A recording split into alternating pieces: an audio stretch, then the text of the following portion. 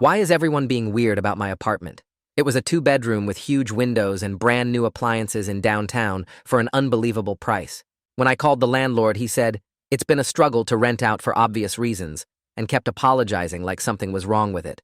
When I said I'd take it, he paused at me for a long time before saying, "Seriously?" I had no idea what he meant, but I signed the lease that afternoon. My friend Josh came to help me move, and when I opened the door to show him the place, he literally backed into the hallway. He asked why I would rent this place, and when I asked what was wrong with it, he just kept shaking his head saying, "Dude, you know what's wrong with it." He helped me carry boxes but refused to come inside, and left everything in the hallway for me to bring in myself. My girlfriend Ruby came over that night with a housewarming gift, but stopped in the doorway like there was an invisible wall. She asked if I was pranking her, and when I said no, she started crying actual tears, saying she couldn't believe I'd chosen to live here. She said she'd wait for me in the car while I got my things because she couldn't stay another second, and we ended up going to her place instead. I Googled the address looking for murders or deaths, but found nothing except normal rental listings going back years. I checked crime statistics for the neighborhood, and it was one of the safest in the city. I searched for structural problems or lawsuits or anything that would explain why everyone acted like my apartment was cursed, but came up completely empty. My parents drove up to visit, and my mom physically recoiled when she walked in. My dad pulled me aside and asked if I was having financial troubles, because surely I could afford something better than this. When I told him this was actually expensive for me, he said, "Son, no amount of savings is worth living in a place like this," but wouldn't explain what he meant. I started inviting people over just to see their reactions, and every single person had the same response of absolute horror. My co-worker Zoe said it was the worst apartment she'd ever seen. My neighbor from across the hall asked why I would do this to myself. The pizza delivery guy asked if I was being held here against my will and offered to call someone for me. I wondered if maybe there was something wrong with how it smelled that I'd gotten used to, so I bought air quality meters and had professional testing done. Everything came back normal with no mold or gas leaks or chemical problems.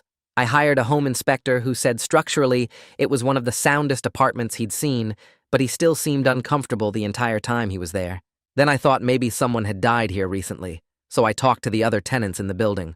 The old woman next door said nobody had lived in my apartment for at least 5 years, and she'd never understood why since it was the nicest unit in the building.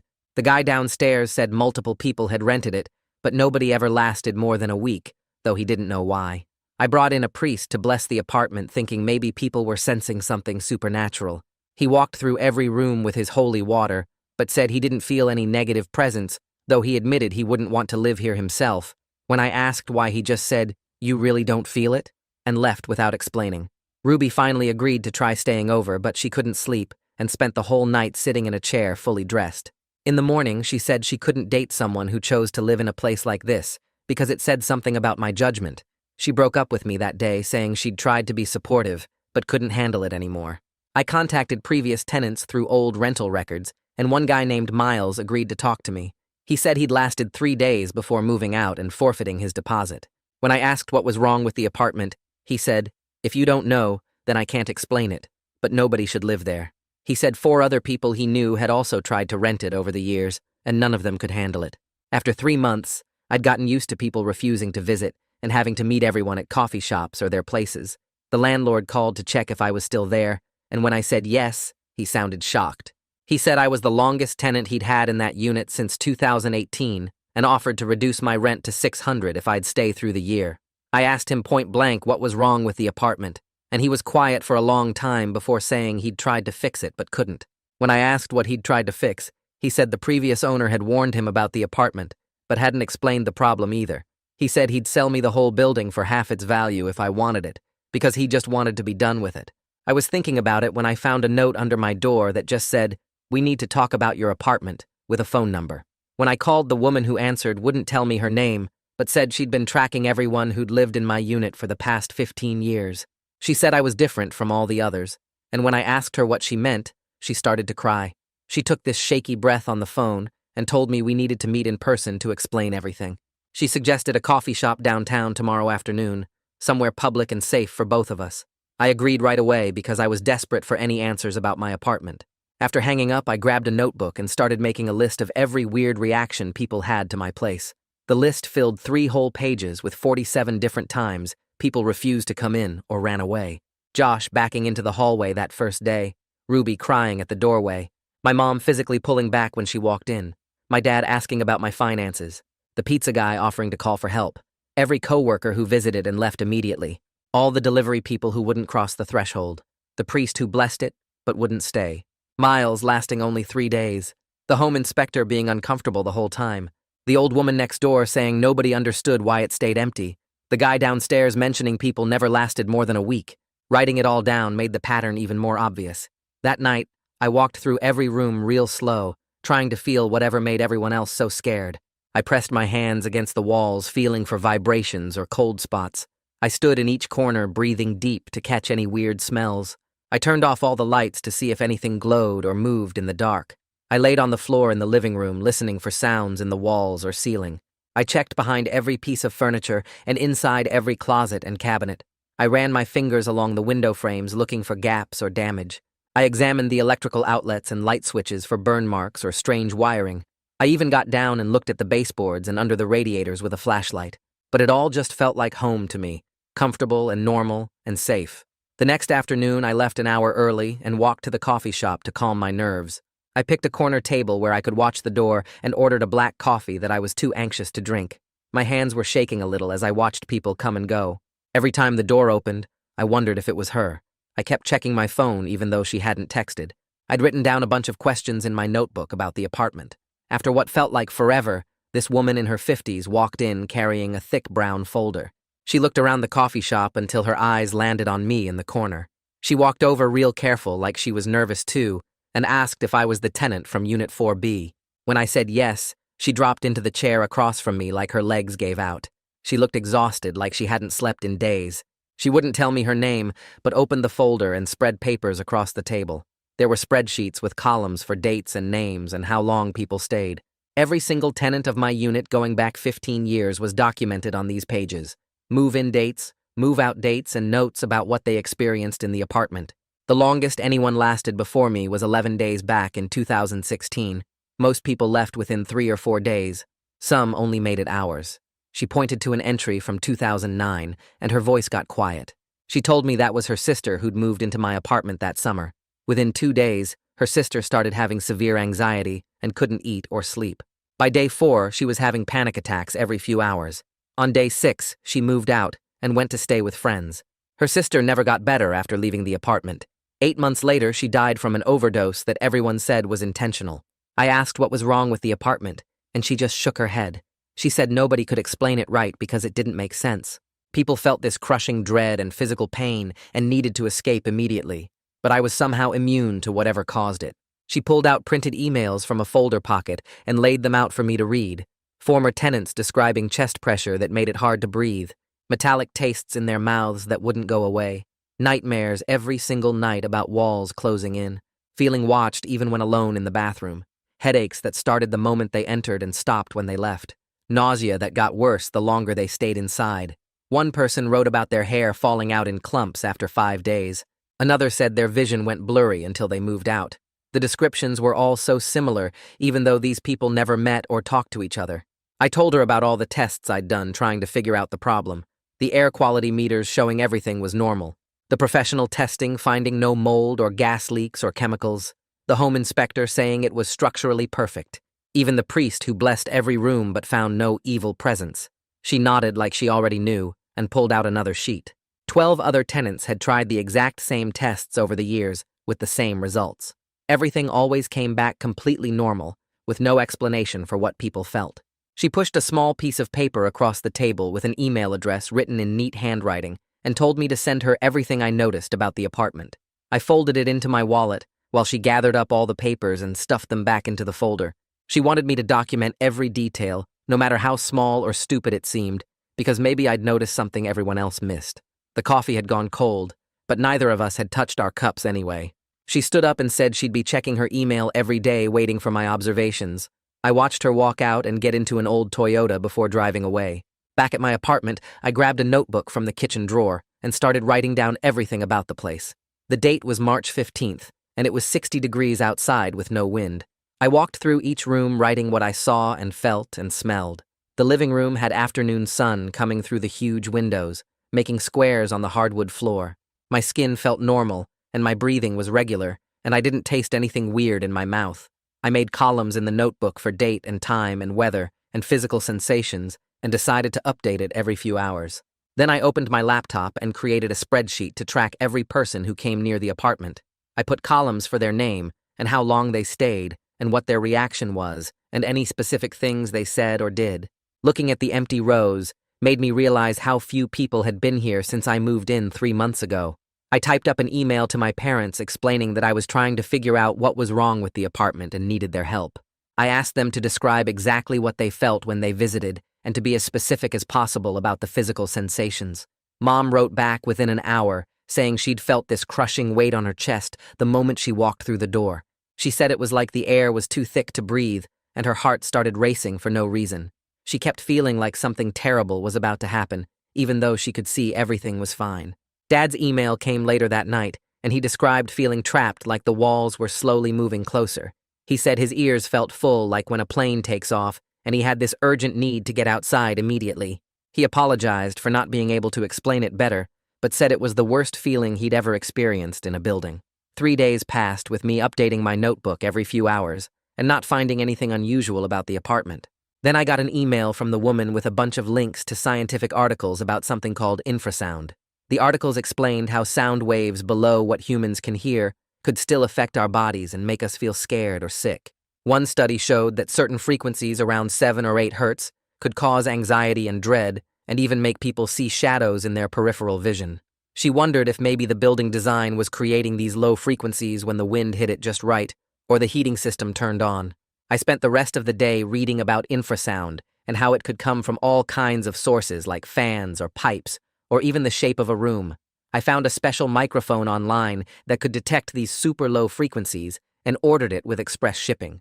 While waiting for it to arrive, I started paying more attention to my neighbors and noticed the old woman next door never seemed bothered when she walked past my open door. She'd smile and wave like everything was normal while other people in the hallway would speed up or look uncomfortable. I knocked on her door one afternoon and asked if she'd ever felt anything weird near my apartment. She touched her hearing aids and laughed, saying she was practically deaf, so she probably wouldn't notice whatever everyone else was feeling. She said she'd lived here for 20 years, and my unit had always been hard to rent, but she never understood why, since it was the nicest one in the building. Her comment about being deaf stuck in my head, because if the problem was sound-related, then maybe she couldn't hear or feel it. The microphone arrived 2 days later in a small box with instructions for connecting it to my laptop. Requested Reds is on Spotify now. Check out link in the description or comments. I downloaded the Analysis app and spent the entire weekend taking recordings in every room at different times. I'd set it up in the bedroom for an hour, then move it to the kitchen, then the bathroom, then the living room. The data started showing these occasional spikes in the low frequencies, especially when the wind picked up outside. Sunday afternoon, when the wind was really strong, the readings showed a clear pattern around 7 hertz, which was exactly in the range that could cause fear responses. I put everything into a detailed report with graphs and timestamps and sent it to the woman. She forwarded it to someone she knew who worked as an acoustic engineer, and he replied saying the readings looked like something called Helmholtz resonance. He explained that the building might be acting like a giant whistle when wind hit it at certain angles, and the sound was at a frequency most people could feel, but not hear. Monday morning, the landlord called to check if I was still living in the apartment, and when I said yes, he sounded shocked again. He offered to drop my rent to $500 a month if I'd sign a 2-year lease right away. I told him I might have figured out what was wrong with the apartment and asked if he'd pay for professional acoustic testing. The line went quiet for a long time before he said he couldn't afford any more investigations into the problem. He'd already spent thousands trying to fix whatever was wrong, and nothing had worked. After hanging up, I went online and started researching the building's history through city records. I found the original building permits from 1978 and noticed something weird in the ventilation plans. The architect had designed a special air chase that ran behind all the north-facing apartments to improve airflow. The chase was basically a hollow channel that connected all the units on that side of the building. If wind hit the building just right, it could turn that whole chase into a resonance chamber, creating infrasound that would affect everyone in those apartments. 2 weeks went by before I got an email from the woman with a subject line that just said, "Found more." She'd tracked down 3 former tenants who were willing to talk about their experiences in my apartment. One guy mentioned something interesting about how the discomfort got way worse on windy days. That matched perfectly with the frequency data I'd been collecting for weeks. I spent the next few days calling acoustic consultants until I found one named Harry Solomon, who didn't hang up when I explained the situation. He was skeptical, but when I offered to pay half his fee up front, he agreed to bring specialized equipment to test the apartment. While waiting for Harry's visit, I decided to try my own experiment with foam panels from the music store. I bought 12 panels and some heavy blackout curtains to see if I could dampen whatever resonance was happening. Josh agreed to be my test subject, even though he still refused to actually come inside. I hung the panels on the walls and put up the curtains, then called him over. He stood at the doorway for about 30 seconds before shaking his head. He said the awful feeling was maybe 20% less intense, but still unbearable. Harry showed up the following Tuesday evening carrying 3 metal cases of equipment. The wind was already picking up outside, which he said would be perfect for testing. As soon as he stepped through the door, he stopped and looked around with this uncomfortable expression. He said something definitely felt off, but he couldn't explain what exactly. We spent the next hour setting up monitors in every room while he explained how infrasound affects the human body. He had devices that looked like small black boxes with antennas sticking out. He placed one in each corner of the living room and bedroom, then set up a laptop on my kitchen table. Around 8 o'clock, the wind really started howling outside, and suddenly all his equipment lit up like a Christmas tree. The laptop screen showed these massive spikes in a frequency he said was exactly 7 hertz. Harry got excited and started taking readings from different spots in the apartment. He explained that 7 hertz is known to cause fear and discomfort in most people because it matches the resonance frequency of human eyeballs. Some people just aren't sensitive to it, which explained why I could live here without problems. He spent another hour tracing the source with some kind of directional sensor that looked like a metal wand. Eventually, he pointed at the wall behind my couch, where the ventilation chase was located. He said the chase was acting like a giant organ pipe when wind hit the building at certain angles. The whole thing was basically turning my apartment into a fear machine. Harry did some calculations on his laptop and estimated that professional acoustic treatment would cost about $8,000. He said they could install special baffles and dampening material that would reduce the resonance by 70%. I asked if that would make it completely normal, and he shook his head, saying nothing could eliminate it entirely. The building's design was fundamentally flawed, but they could make it bearable for most people. I typed up Harry's entire report and emailed it to the landlord that same night.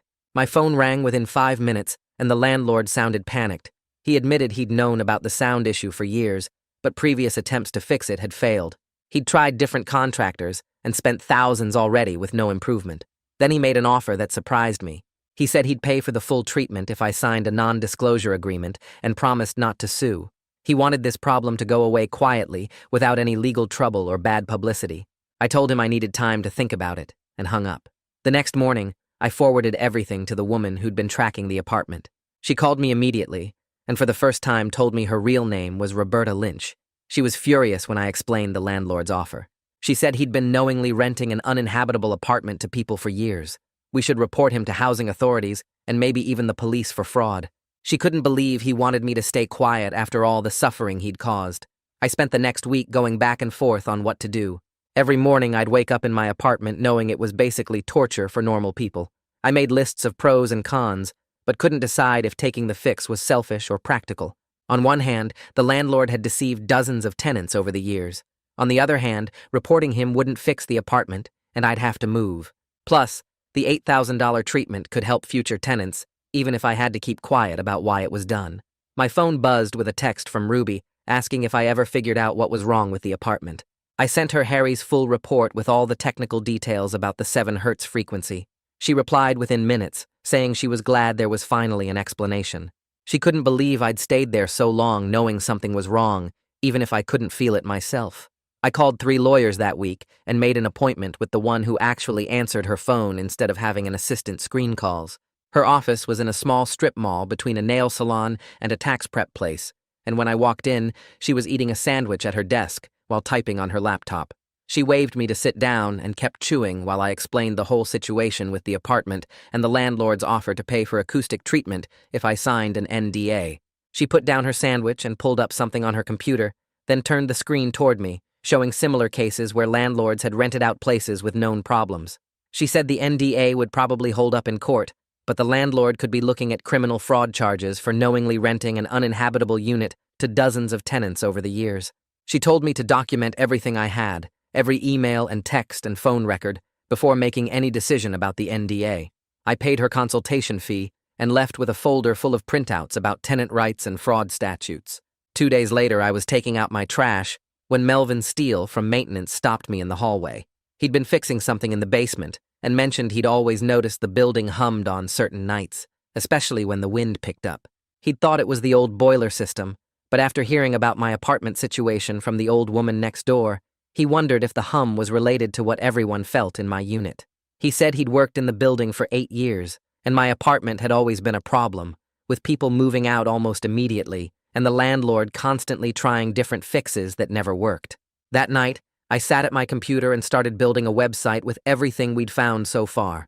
I uploaded Harry's acoustic report with all the technical data about the 7 Hz frequency, then added anonymized quotes from the former tenants Roberta had tracked down over the years. I included the frequency measurements I'd taken myself and created a timeline showing how long each tenant had lasted in the apartment going back 15 years.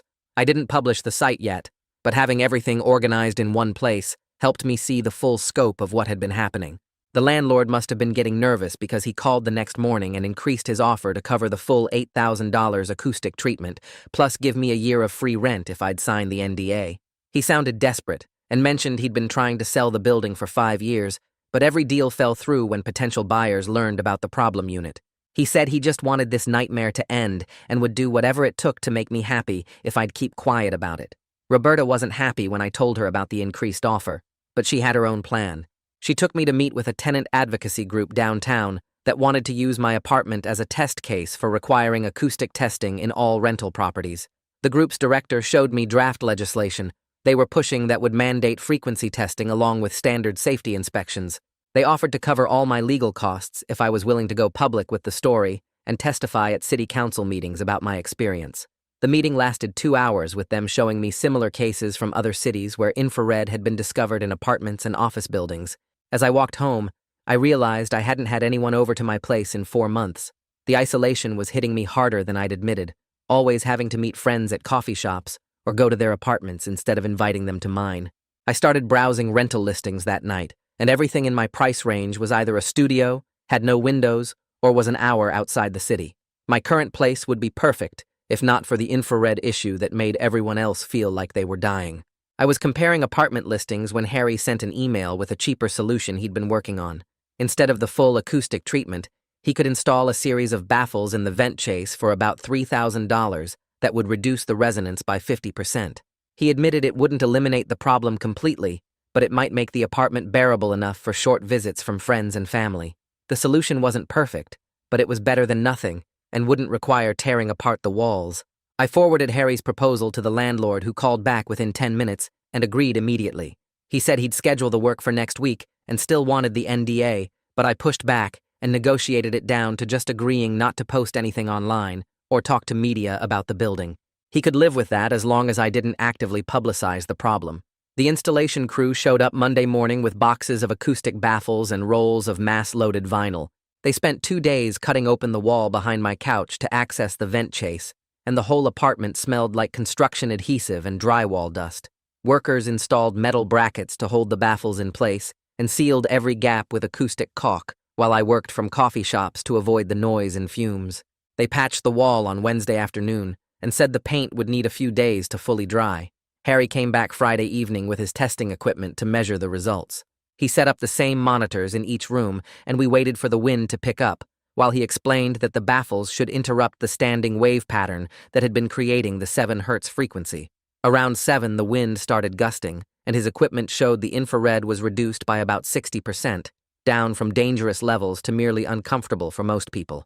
He said it wasn't perfect, but should significantly decrease the awful feeling most people experienced in the apartment. The next weekend, I texted Josh asking if he wanted to test out the changes since he'd been the first person to refuse entering when I moved in. He showed up Saturday afternoon carrying a 6-pack and stood in the hallway for a full minute before taking a deep breath and stepping through my door. His whole body tensed up like he was walking into a freezer, but he made it 3 steps into the living room before stopping. He looked around with wide eyes and said it wasn't as bad as before, but still felt wrong somehow. We stood there counting seconds, and he made it to 5 minutes before backing toward the door saying he needed air. Outside in the hallway, he leaned against the wall, breathing hard, but admitted the crushing feeling wasn't as strong as the first time. I marked it down in my notebook as a partial success, while he headed home still shaking his head. That evening, Roberta called after I'd emailed her about Josh's visit and the acoustic work. She went quiet for a long time before saying she was disappointed I'd taken the landlord's deal instead of going public. I explained about the money and needing a place to live, and she said she understood even if she didn't agree. She asked me to at least keep documenting everything in case future tenants needed the information, which I promised to do. We talked for another 20 minutes about the infrared frequencies, and she mentioned finding 3 more former tenants who'd described the same awful sensations. My parents drove up the following weekend to see if the improvements made any difference. Mom walked in holding Dad's hand and managed to sit on my couch, though her face stayed tight with discomfort. She lasted almost exactly 30 minutes before standing up and saying she needed to leave. Dad sat in my kitchen chair for a bit longer and said it still felt wrong, but not like the walls were attacking him anymore, which was the most specific description he'd ever given. They took me out for lunch instead of staying, and Mom kept patting my arm, saying she was glad I'd figured out the problem, even if the solution wasn't perfect. Back home, I updated my spreadsheet with everyone's reactions and visit times. The data showed the acoustic treatment had made the apartment tolerable for short visits, but nobody could stay comfortably for more than an hour. The infrared was reduced enough that people could enter, but still present enough to affect anyone sensitive to those frequencies. I color-coded the entries and added notes about weather conditions, since wind still made the remaining resonance worse. A month after the treatment, I realized I was sleeping better than I had in months. My usual insomnia had mostly disappeared, and I wondered if the infrared had been affecting me in subtle ways I hadn't consciously noticed. At work, people mentioned I seemed less irritable, and my productivity reports showed improvement. I started tracking my sleep patterns and mood changes in a separate spreadsheet, wondering how much the constant low-frequency exposure had been messing with my brain. One afternoon, the guy from downstairs knocked on my door to thank me for whatever I'd done to fix the vibration.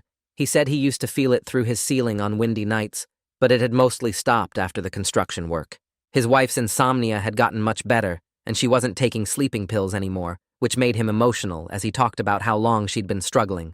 I added their improvements to my documentation, thinking about all the people this building had been affecting, without anyone understanding why.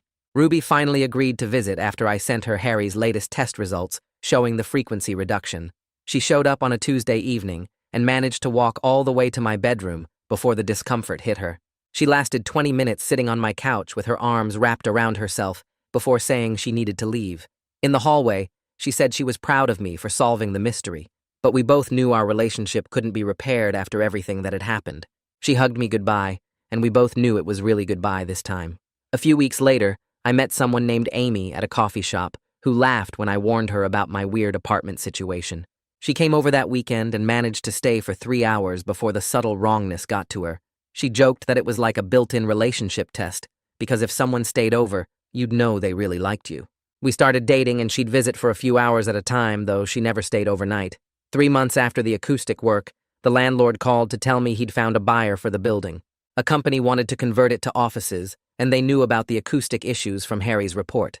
They planned to completely gut the ventilation system during renovation, which would finally fix the infrared problem permanently. He sounded relieved to finally be done with the building after years of struggling with the apartment nobody could stand. The sale went through quickly, and 2 weeks later, I got an official notice giving me 6 months to vacate for renovation. The letter was apologetic and offered moving assistance, but I wasn't upset about leaving anymore. I started apartment hunting seriously and found a normal 1-bedroom where Josh could visit without fleeing and Amy could stay overnight without discomfort.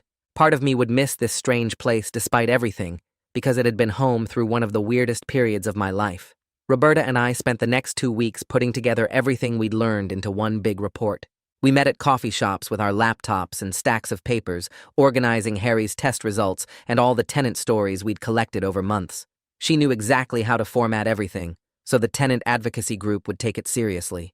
We included graphs showing the infrared frequencies and charts, tracking how long each person lasted in the apartment before leaving.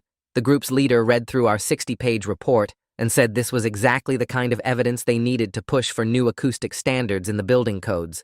She said most cities didn't even test for infrared during inspections because nobody thought about sounds people couldn't hear.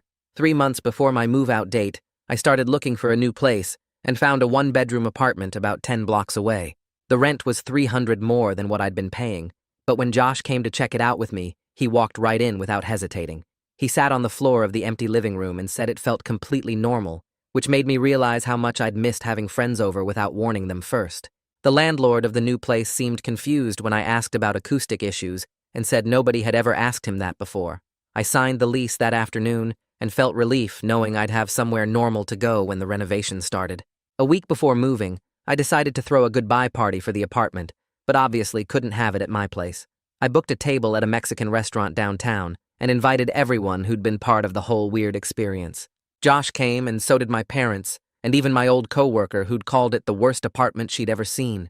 Everyone kept making jokes about my haunted apartment and asking if I'd missed the ghost. Harry showed up with his wife and told the whole table about the infrared discovery, which had people asking questions about whether their own apartments might have the same problem. Roberta brought cake that said, "Goodbye Apartment 4B," and we all laughed about how insane the whole situation had been. While packing up my bedroom, I found the journal I'd started keeping in those first weeks when nobody would visit. Reading through those early entries made my chest tight, seeing how confused and alone I'd been back then.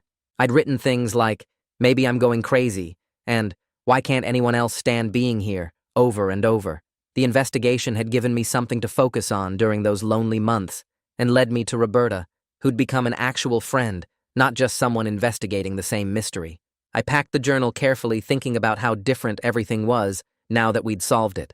Harry came by to collect all his monitoring equipment that had been set up in my living room for months. He disconnected the sensors and microphones while telling me he'd submitted a paper about our case to the Journal of Building Acoustics. He said reviewers were really interested because most infrared cases involved old churches or tunnels, not modern apartment buildings. Before leaving, he shook my hand and said I had golden ears just in reverse, since I couldn't hear what drove everyone else away. His equipment left rectangular marks on the walls where dust had collected around them. The old woman from next door knocked while I was packing my kitchen and said she'd heard I was moving out. She adjusted her hearing aids and told me I'd been the quietest neighbor she'd had in 20 years. She said she never understood why the apartment stayed empty for so long since it seemed perfectly nice to her. I realized her deafness had protected her from the infrared, the same way my weird immunity had protected me. She gave me cookies she'd baked and said whoever moved in after the renovation probably wouldn't be as considerate.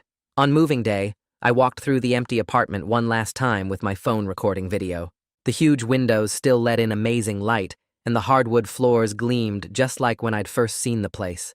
Standing in the empty living room, I felt weirdly grateful for everything this apartment had put me through. It taught me to trust my own experience, even when everyone said I was wrong. It taught me to investigate and document and not give up when things didn't make sense. It connected me with people like Harry and Roberta, who took weird problems seriously. The apartment might have been uninhabitable for most people, but it had been exactly what I needed, even if I hadn't known it at the time. Before leaving, I went to the kitchen and opened the drawer where I used to keep my takeout menus. I left a note explaining the infrared problem and Harry's contact information for whoever did the renovation work. Maybe it would help them design something better than the acoustic baffles we'd installed. Maybe they'd find a way to completely eliminate the resonance so future tenants wouldn't have to deal with any of it. I locked the door and dropped my keys in the landlord's mailbox, feeling like I was closing a really strange chapter. Josh met me at my new apartment with his truck full of my boxes. We carried everything up to the 3rd floor, and he immediately sprawled on my new living room floor without any hesitation. We ordered pizza, and the delivery guy handed it over without asking if I needed help escaping. Josh stayed until midnight helping me unpack, and we watched a movie on my laptop sitting on the floor surrounded by boxes. It felt so normal, I almost wanted to cry. That first week in the new place, I kept waiting for something to feel wrong, but everything stayed completely regular. I slept through every night without weird dreams, or waking up uneasy.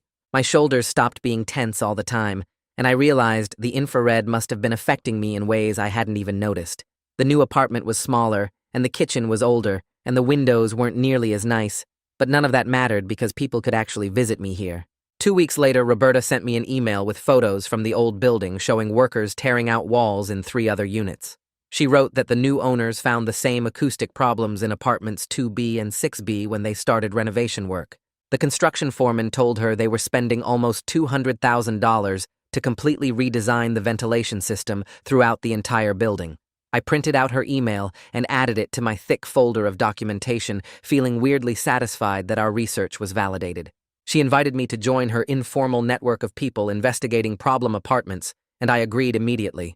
Over the next few months, I helped 12 different people who contacted her about apartments where everyone felt uncomfortable, but couldn't explain why. Most cases turned out to be mold or electrical issues, but 3 had acoustic problems similar to mine. I created detailed guides showing how to test for infrasound using phone apps and cheap microphones.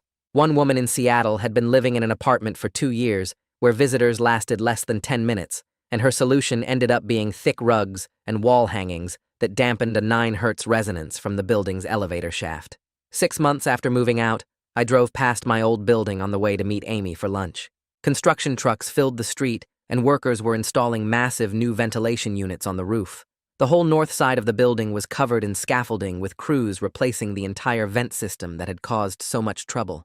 I took photos through my car window, thinking about all the previous tenants who suffered without knowing why. Amy laughed when I showed her the pictures at lunch and said my weird immunity to infrasound should be listed as a special skill on dating apps. We'd been together 4 months, and she still found the whole apartment story fascinating, even though I'd told it dozens of times. She said most people would have just moved out immediately, but I had to turn it into a whole investigation.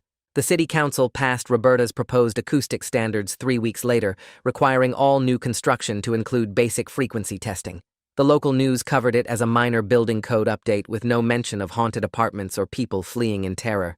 Roberta and I watched the council meeting online, and she said it was a small victory, but could prevent future problems. Harry sent me an email every few months with updates about how my case was used in acoustic engineering courses. He'd written 3 papers about the 4B anomaly and said it was becoming a standard example of how building design can create uninhabitable spaces through sound. Graduate students were using my apartment as a case study for their thesis projects. He attached one paper where a student had created a computer model showing exactly how the wind speed and direction created the specific 7 hertz frequency that affected everyone except me. Life settled into a normal routine where I could have people over without warning them first. Josh came by every weekend to watch games and stayed until midnight without any discomfort. My parents visited and Mom cooked dinner in my kitchen without crying or backing away from invisible walls. The pizza delivery guy handed over my order without offering to call for help. I kept all my documentation in a filing cabinet as proof the whole thing really happened. Sometimes I'd flip through Harry's reports and Roberta's emails and the photos of the acoustic baffles being installed. The apartment that everyone said was cursed had taught me to trust my own experience, even when everyone else said something was wrong. I'd made real friends like Roberta, who took weird problems seriously instead of dismissing them. Harry still called occasionally to discuss new acoustic discoveries and always thanked me for being patient during his investigation. The whole experience taught me about persistence and documentation and not giving up when things didn't make sense. I learned that sometimes the answer to a mystery is something nobody expects, like sound frequencies below human hearing. The apartment everyone fled from ended up connecting me to a whole network of people solving similar problems. Looking back now, I'm genuinely grateful for those lonely months of isolation and confusion because they led to something useful. I helped prevent other people from going through the same experience, and that made all the frustration worth it. My fiancée secretly paid for her dream wedding using my deceased mom's jewelry, so I turned her big day into a wake-up call she'll never forget. Original post: I, 32 male, discovered something 3 weeks ago that made me question everything about the woman I was supposed to marry in 2 months. Still processing it, Tabaha. My mom passed away 4 years ago after a long battle with cancer. She left me her jewelry collection. Nothing crazy valuable, but pieces she'd collected over 40 years. Some vintage stuff from her mom, anniversary gifts from dad, pieces marking big life moments. Total value maybe 15 to 20K, but the sentimental value, priceless. I kept everything in a safety deposit box at the bank. Only visited it maybe twice a year, usually on her birthday and the anniversary of her passing. Just to hold the pieces, remember her. 3 weeks ago, got a call from my cousin Marlene. She owns an estate jewelry shop downtown. Marlene: Hey Jerome, weird question. Did you sell your mom's emerald set? What? No. Why? A woman just came in trying to sell more pieces. I recognized your mom's butterfly brooch from that photo you showed me. The emerald set too. Said her grandmother left them to her. My blood went cold. Only 2 people knew where I kept the key to that deposit box, me and Valentina, 29F, my fiancée of 3 years. Me: Did you buy them? Hell no. Told her I needed to verify provenance first. She got spooked and left. But Jerome, she's been here before. I checked our records. Same woman sold us a pearl necklace set 2 months ago. I didn't connect it then. Me? Send me the security footage. It was Valentina, clear as day. Wearing the baseball cap she thinks makes her unrecognizable. It doesn't. Went straight to the bank. The teller pulled the access records. Valentina had been visiting the box regularly for the past 4 months. Almost weekly. Opened the box with shaking hands. More than half was gone. Mom's wedding set. The anniversary bracelet Dad gave her for their 25th. The Art Deco pieces from my grandmother. The butterfly brooch Marlene mentioned. Gone. But here's the kicker. Valentina had carefully left the less valuable pieces. The costume jewelry. The sterling silver. Made it look like nothing was missing unless you really paid attention. Drove home in a daze. Valentina was at her final wedding dress fitting. Gave me time to think, to process, to investigate. Logged into our shared wedding planning folder. Yeah, I know, modern groom and all that. Started really looking at the receipts, the vendors, the amounts. Our wedding budget was $25. I was paying $15. Her parents promised $10K. Reasonable, right?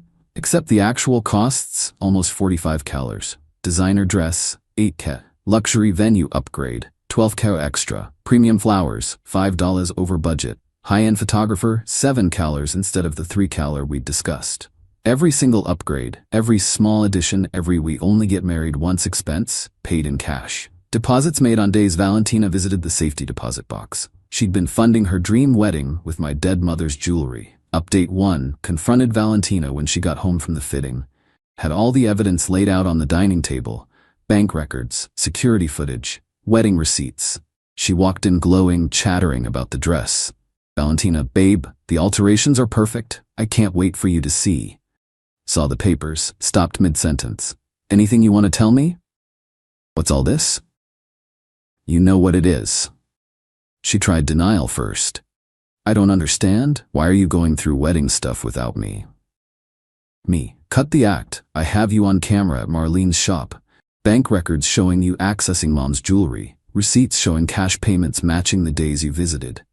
Her face cycled through emotions. Confusion. Fear.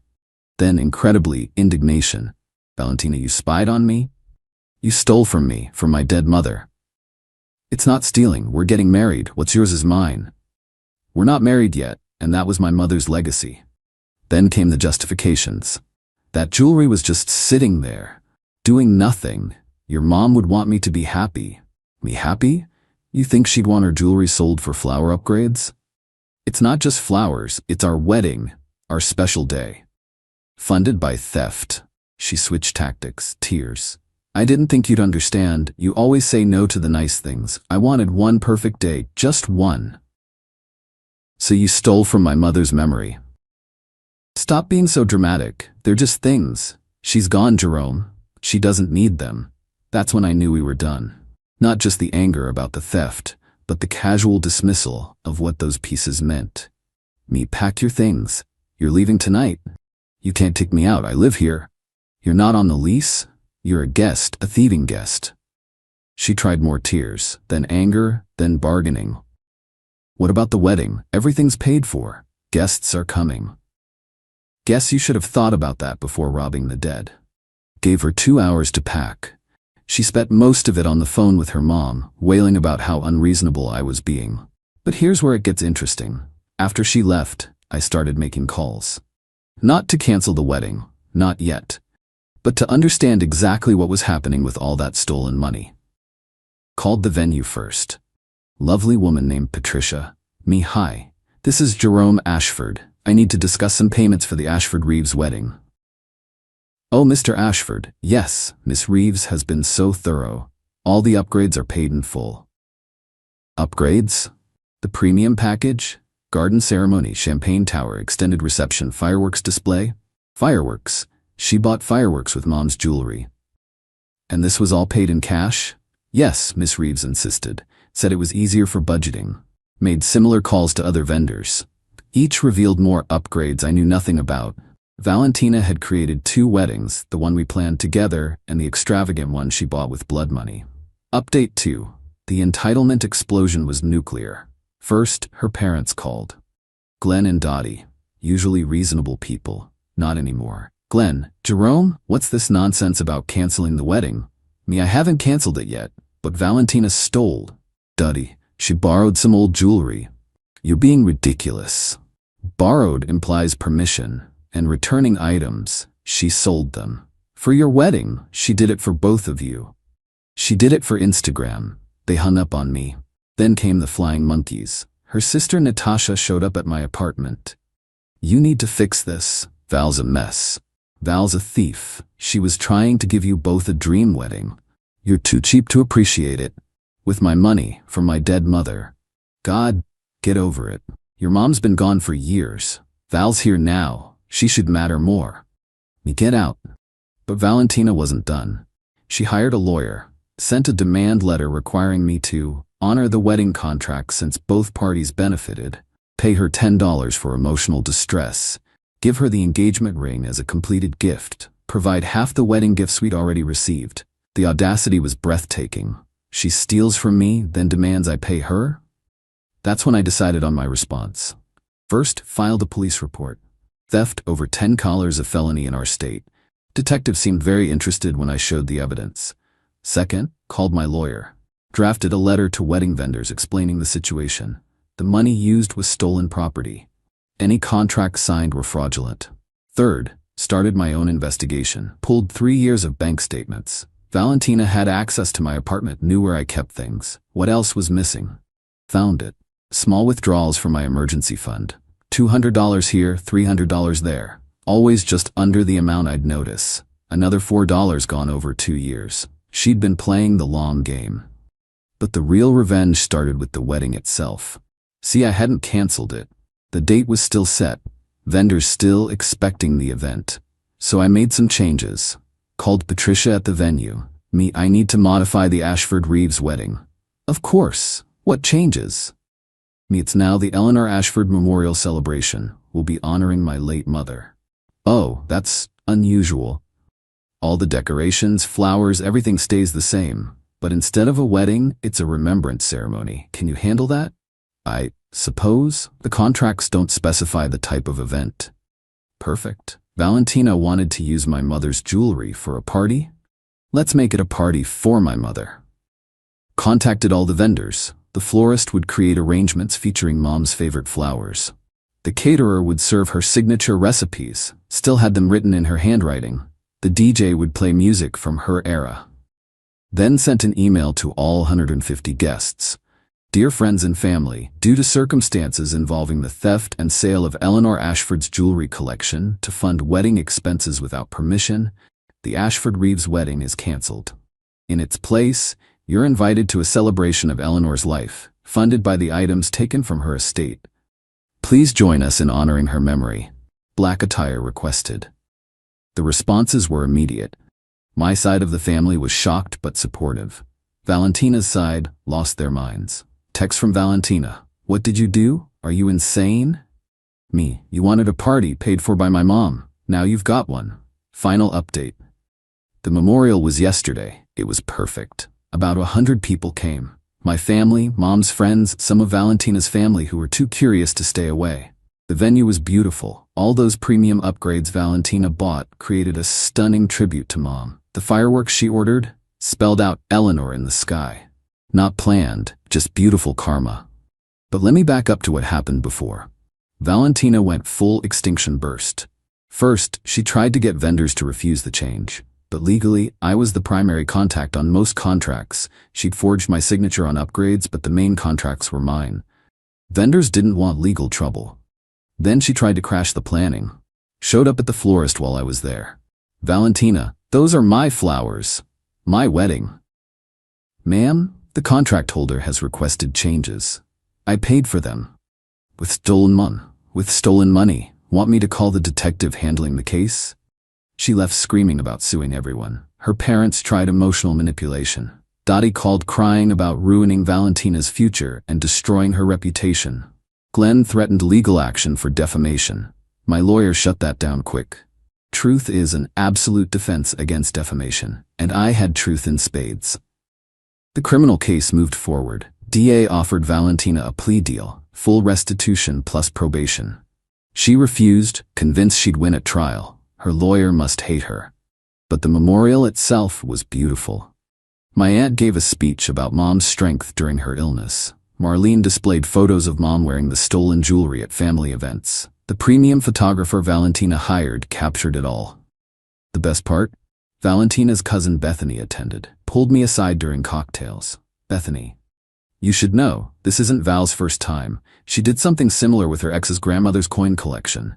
His family never pressed charges. A pattern. She targets sentimental items from deceased relatives, sells them for cash, claims innocence."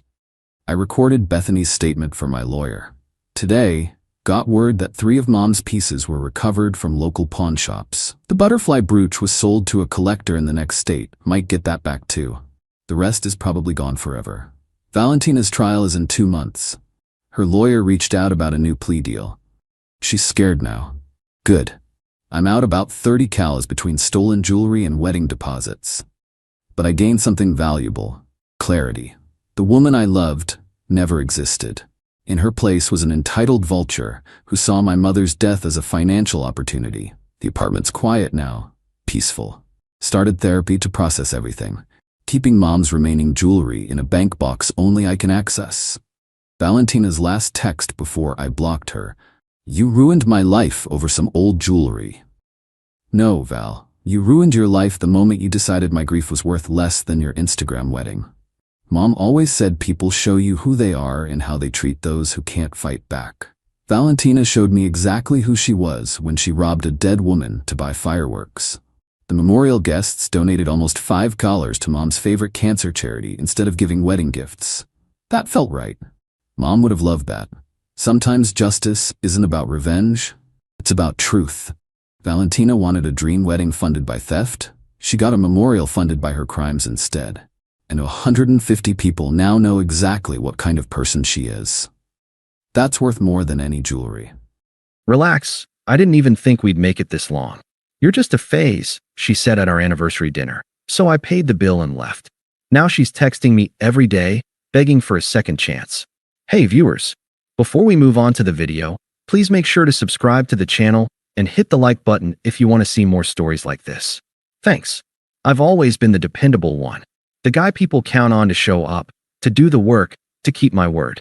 It's not glamorous, and I've never pretended to be the most exciting man in the room. But I thought that was exactly what made me a good partner. When I started dating Melissa 3 years ago, I believe she saw that too. She used to say things like, "I've never felt this secure before," or "You're the only one I can really trust." I liked hearing it, because I wasn't rich, I wasn't flashy, but I worked hard, and I always tried to make her feel cared for. When her car broke down during her last semester of college, I used my savings to help her fix it.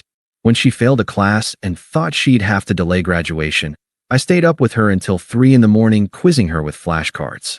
When she couldn't make rent for a couple of months, I covered it without making her feel bad.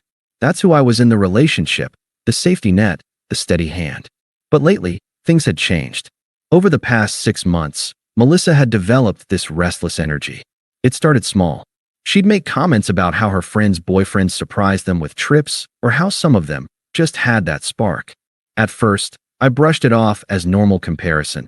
It's hard not to stack your life up against your friends when they're posting every perfect date on social media. Then the remarks turned sharper. When I suggested a movie night, she'd roll her eyes and say, "We always do the same thing." When I cooked dinner, she'd comment, "It's nice, just not very exciting." Once, when I mentioned wanting to save up for a house, she laughed and said, "God, you sound like a 40-year-old suburban dad already." It stung. I didn't fight back, though. I told myself she was just stressed with work, maybe overwhelmed by how serious things were getting. I believe people had phases, and you didn't just throw away 3 years because someone was a little moody. So when our anniversary was coming up, I wanted to do something thoughtful. Something to remind her that I cared and that our relationship was worth celebrating. I booked a reservation at a nice restaurant downtown. Not the fanciest in the city, but nicer than our usual places. I even ironed my shirt and bought a bottle of her favorite wine to leave at her apartment for when we got back. The night of the dinner, I showed up at her door with flowers. She opened it dressed well enough, but her face didn't light up. "Roses?" she asked flatly. "Yeah," I said, smiling anyway. "Happy anniversary." She took them, mumbled thanks, and set them on the counter without much of a glance. On the drive over, she spent most of the time scrolling her phone, laughing at something her friend had posted. I tried to start a conversation about work, but she answered in one-word replies. I told myself she'd warm up once we got to the restaurant. The hostess led us to a small table by the window, candles flickering between us. It should have felt romantic, but Melissa sighed like she was bored already.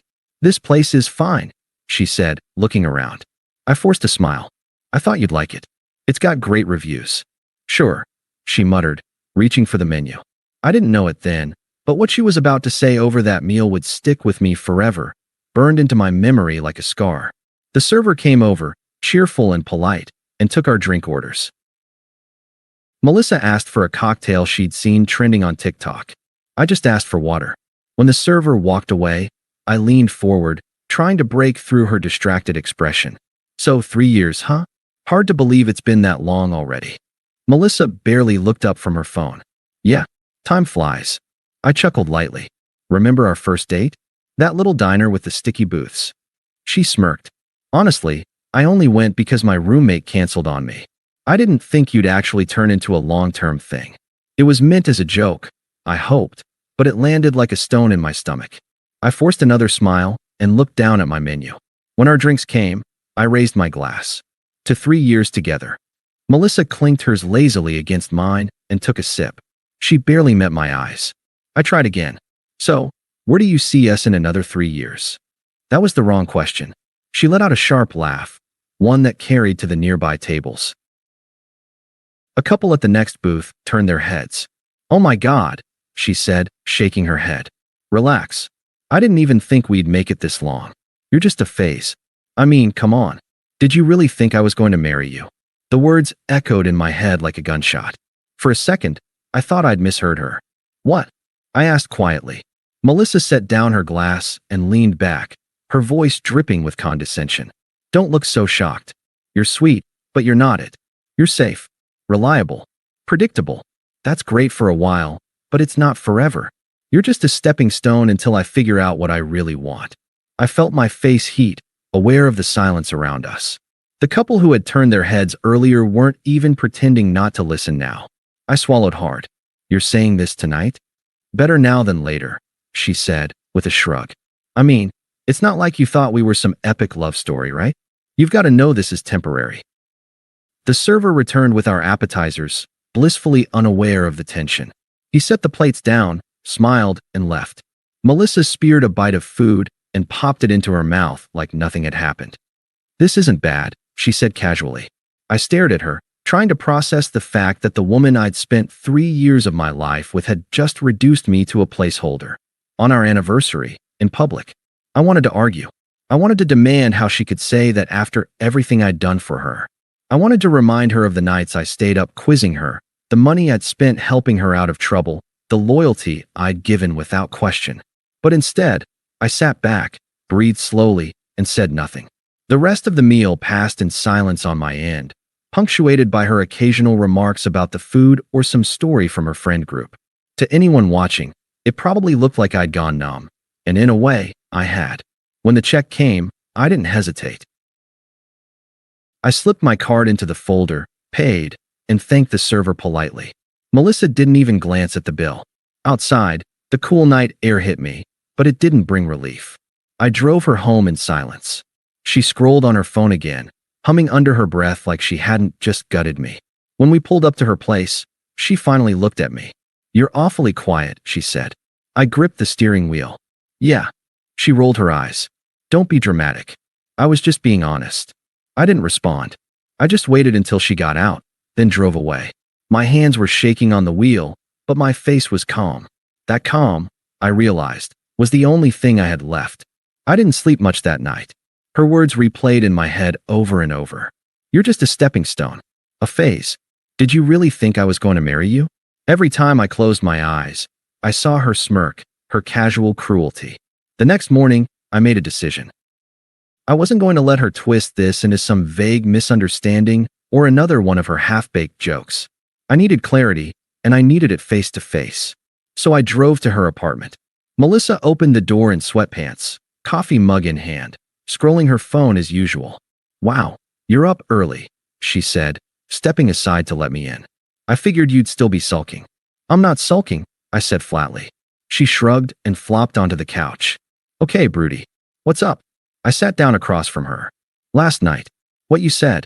I need you to be completely honest with me. Do you actually see this relationship going anywhere? She took a sip of coffee and smirked. You're really hung up on that, huh?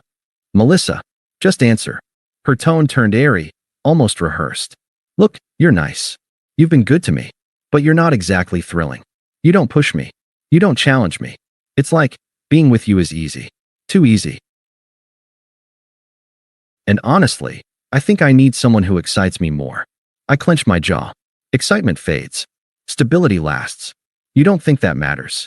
Not to me, she said bluntly. I'm 24, not 40. I don't want to settle down with the safe option. I want passion, adventure, fun. I leaned forward. So what was I then? A placeholder until you find someone who checks your boxes? She laughed. Exactly. Finally, you get it. Something inside me snapped at the casual way she said it, like my 3 years of effort, love, and loyalty were nothing more than background noise in her life. I stared at her for a long moment. Do you even realize how cruel that sounds? Melissa rolled her eyes. Oh, don't make it a big moral thing. It's just reality. You're a good guy, but good guys finish last. You should know that. Good guys finish last, I repeated slowly. So what? You wanted me to bankroll your life, keep you comfortable, while you held out for someone more exciting? She didn't even flinch. Pretty much. I sat back, stunned. She was actually saying it outright. You know what the worst part is? I said quietly. I believed in us. I thought this was going somewhere. I thought we had something worth building. Melissa tilted her head like I was a child who didn't understand the rules of the game. That's your mistake, not mine. I never promised you forever. No, I said. But you let me think it. For the first time, she looked slightly uncomfortable, but she masked it quickly with a smirk. Don't be bitter. I mean, you'll find someone who loves how safe you are. Probably a nice teacher or nurse or whatever. That's your lane. Not me. I stood up. You're right. She raised an eyebrow. I am. Yeah. You're not my forever. You're not even my right now anymore. Her smirk faltered. What do you mean? I mean we're done. I'm not going to sit around being your backup plan until someone better comes along. She set her coffee down a little too hard. Oh, come on. Don't be dramatic. I was just being real with you. No, you were being selfish. And I was stupid enough to put up with it. Not anymore. Her tone shifted, sharper now. So you're just going to throw away 3 years? Over one conversation. I met her eyes, calm and steady. No, Melissa. You threw it away. I'm just finally accepting it. She opened her mouth like she had more to say, but I didn't give her the chance. I walked out. For the first time in 3 years, I felt lighter. The first day after I left Melissa's apartment, I half expected a flood of texts. Instead, I got one. Melissa, LOL, so you're really doing this? Over me being honest? Wild. Your loss. I didn't reply. The next morning, another one popped up. Melissa, hey, just so you know, I'm totally fine. I've already got plans tonight with some friends. Don't stress about me winking faced. Fake confidence. Classic. She wanted me to believe she was moving on effortlessly, that I was the clingy one for taking her at her word. I muted her number and tried to focus on work, but she didn't let up. A few days later, Melissa. So, funny story. Remember that guy I mentioned once, Jason?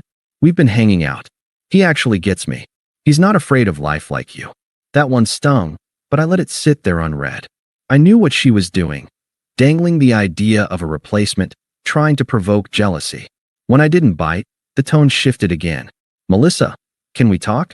Seriously, I think I came off harsher than I meant. I didn't mean to make it sound like you were nothing. You know I care about you. Still, I stayed silent. 2 days later, I came home to find a handwritten note slipped under my door. I miss you. I miss us. Don't let one stupid fight ruin everything. You're the only guy who ever really treated me right. Please call me. I sat there staring at it, and for a split second, I almost felt bad. Almost. But then I remembered her voice in that kitchen, laughing while she told me I was just a stepping stone. The mask was cracking now. That night, I got a barrage of messages. Melissa, why are you ignoring me? Melissa, after everything I did for you? You can't even talk to me. Melissa, wow. You're pathetic. I should have expected this from someone who can't handle a real woman. It was like watching her cycle through every stage of desperation in real time. Smug, needy, pleading, angry. I stayed silent. The final straw came a week later when she showed up outside my work. I was walking out to my car when I heard her voice. Ethan. I turned. She was standing there in sunglasses, arms crossed like she was starring in her own soap opera. We need to talk, she said. No, we don't. She stepped closer. So that's it. 3 years, and you're just done. Melissa, I said calmly. You were done long before I walked out. Her jaw clenched. I didn't mean it the way it came out, okay? You're twisting my words. You know I love you. I shook my head. No, you loved having me around. There's a difference. She frowned, her voice sharpening. You think you're too good for me now? You'll come crawling back. Guys like you always do. I unlocked my car and got in. Goodbye, Melissa. I drove away, watching her shrink in the rearview mirror, her face twisted in a mix of anger and disbelief. That was the moment I realized she wasn't in control anymore. Silence followed after that parking lot scene. For the first time in weeks, my phone was blissfully still. But Melissa couldn't stay quiet forever. 2 weeks later, mutual friends started dropping hints. My buddy Lucas casually mentioned over beers, "Hey, did you hear Melissa's thing with Jason already blew up?" I kept my face neutral. Oh, yeah, apparently he's seeing like 3 other girls at the same time. She caught him messaging one of them while they were out together. Total meltdown. I nodded, sipping my drink. Not my problem. Lucas grinned. Damn, you're ice cold. Maybe. But I wasn't about to give her the satisfaction of knowing I cared. After that, the cracks spread quickly. I heard from another friend that Melissa had been venting online, posting cryptic quotes about betrayal and fake men. A week later, she showed up at a mutual friend's party alone, trying way too hard to look carefree. People noticed. People talked. Her image, carefree, in control, untouchable, was unraveling. And right on cue, the messages started again. Melissa, I made a mistake. You're the only one who ever truly cared about me. Melissa, Jason was trash compared to you. He never treated me like you did. Melissa, can we please talk? Just dinner, no pressure. I just want to see you. I didn't respond. A few days later, another note appeared under my door. This one wasn't confident or polished. It was messy, written in rushed handwriting. I don't know what I was thinking. You're the only real man I've ever been with. Everyone else just uses me. Please don't shut me out. I'll do better. I'll be better. I tossed it in the trash without a second thought. But Melissa wasn't done. The following weekend, she ambushed me again, this time outside a cafe where she knew I grabbed coffee every Saturday morning. She looked thinner, worn out, eyes a little too red like she hadn't been sleeping. Ethan, she said, stepping into my path. Please, just listen to me. I sighed. Melissa, no, let me say this. Her voice cracked slightly. I know I messed up. I know I said things I shouldn't have. I was stupid, okay? I thought I wanted excitement, but all I got was chaos. I thought I was trading up, but I traded down. You were the best thing I ever had, and I threw it away. I stood there quiet. She grabbed my wrist, desperate now. Just give me another chance. Please. I'll prove it to you. We can start over. Her eyes were wet, and for the first time, there wasn't even a hint of that smug smile. Just desperation. And in that moment, I felt it, clarity. I didn't hate her. I didn't even feel angry anymore. I just didn't care. I gently pulled my wrist free. Melissa, this isn't my burden anymore. Her face fell, but I walked past her into the cafe. That was the last time I saw her up close. A month passed without a word from Melissa. I thought maybe she'd finally accepted it. Then came Sam's birthday party. Sam was one of those everybody shows up kind of friends, so I knew Melissa might be there. I debated skipping, but ultimately, I wanted to prove, to myself more than anyone, that I could walk into a room with her and not flinch. When I arrived, people greeted me warmly.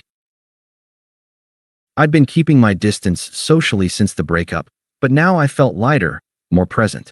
And apparently, people noticed. About an hour in, I saw her. Melissa was in the corner nursing a drink, trying to act casual, but her smile never quite reached her eyes. She looked drained, smaller somehow. The queen bee had lost her sting. She spotted me and froze. Then, as if rehearsed, She straightened her shoulders and walked over. "Ethan," she said, voice soft, almost rehearsed. "Can we talk?" I kept my tone polite, detached. "What is there to talk about?" Her eyes darted around. She didn't want an audience. "Not here. Just step outside with me for a minute." I shook my head. "If you've got something to say, say it." Her mask cracked, just a little. "Okay, fine." She took a breath. "I was wrong. About everything. About you. About us. I thought I wanted someone exciting, someone different. But all I got was guys who didn't care, who treated me like trash. You were the only one who ever showed up for me. You're the one who actually mattered." The words hung in the air. A few people nearby pretended not to listen, but I could feel the attention. Melissa's eyes glistened. "Please. I just want another chance. We can start fresh. I swear I won't take you for granted this time." I studied her for a moment. Not with anger, not with longing, just clarity. "No, Melissa," I said evenly. Her face tightened. "Why not? After everything we had. Because what we had died the moment you told me I was just a phase. A stepping stone. Remember?" Her lips parted like she might deny it, but she knew I was right. I continued, calm and steady. "I gave you everything I had. Time, loyalty, love. And you laughed in my face for it. You wanted excitement, adventure, chaos. You found it. But that's not my world. Not anymore." Tears welled in her eyes. "So that's it. You're just done." I gave a small, polite smile. "I've been done. I just didn't realize how much until now." For the final time, I turned away. The conversation was over. I spent the rest of the night laughing with friends, actually enjoying myself. Melissa lingered on the edge of the crowd, but nobody rushed to her side anymore. She wasn't the center of attention. She was just there, background noise. And for the first time since that disastrous anniversary, I felt free.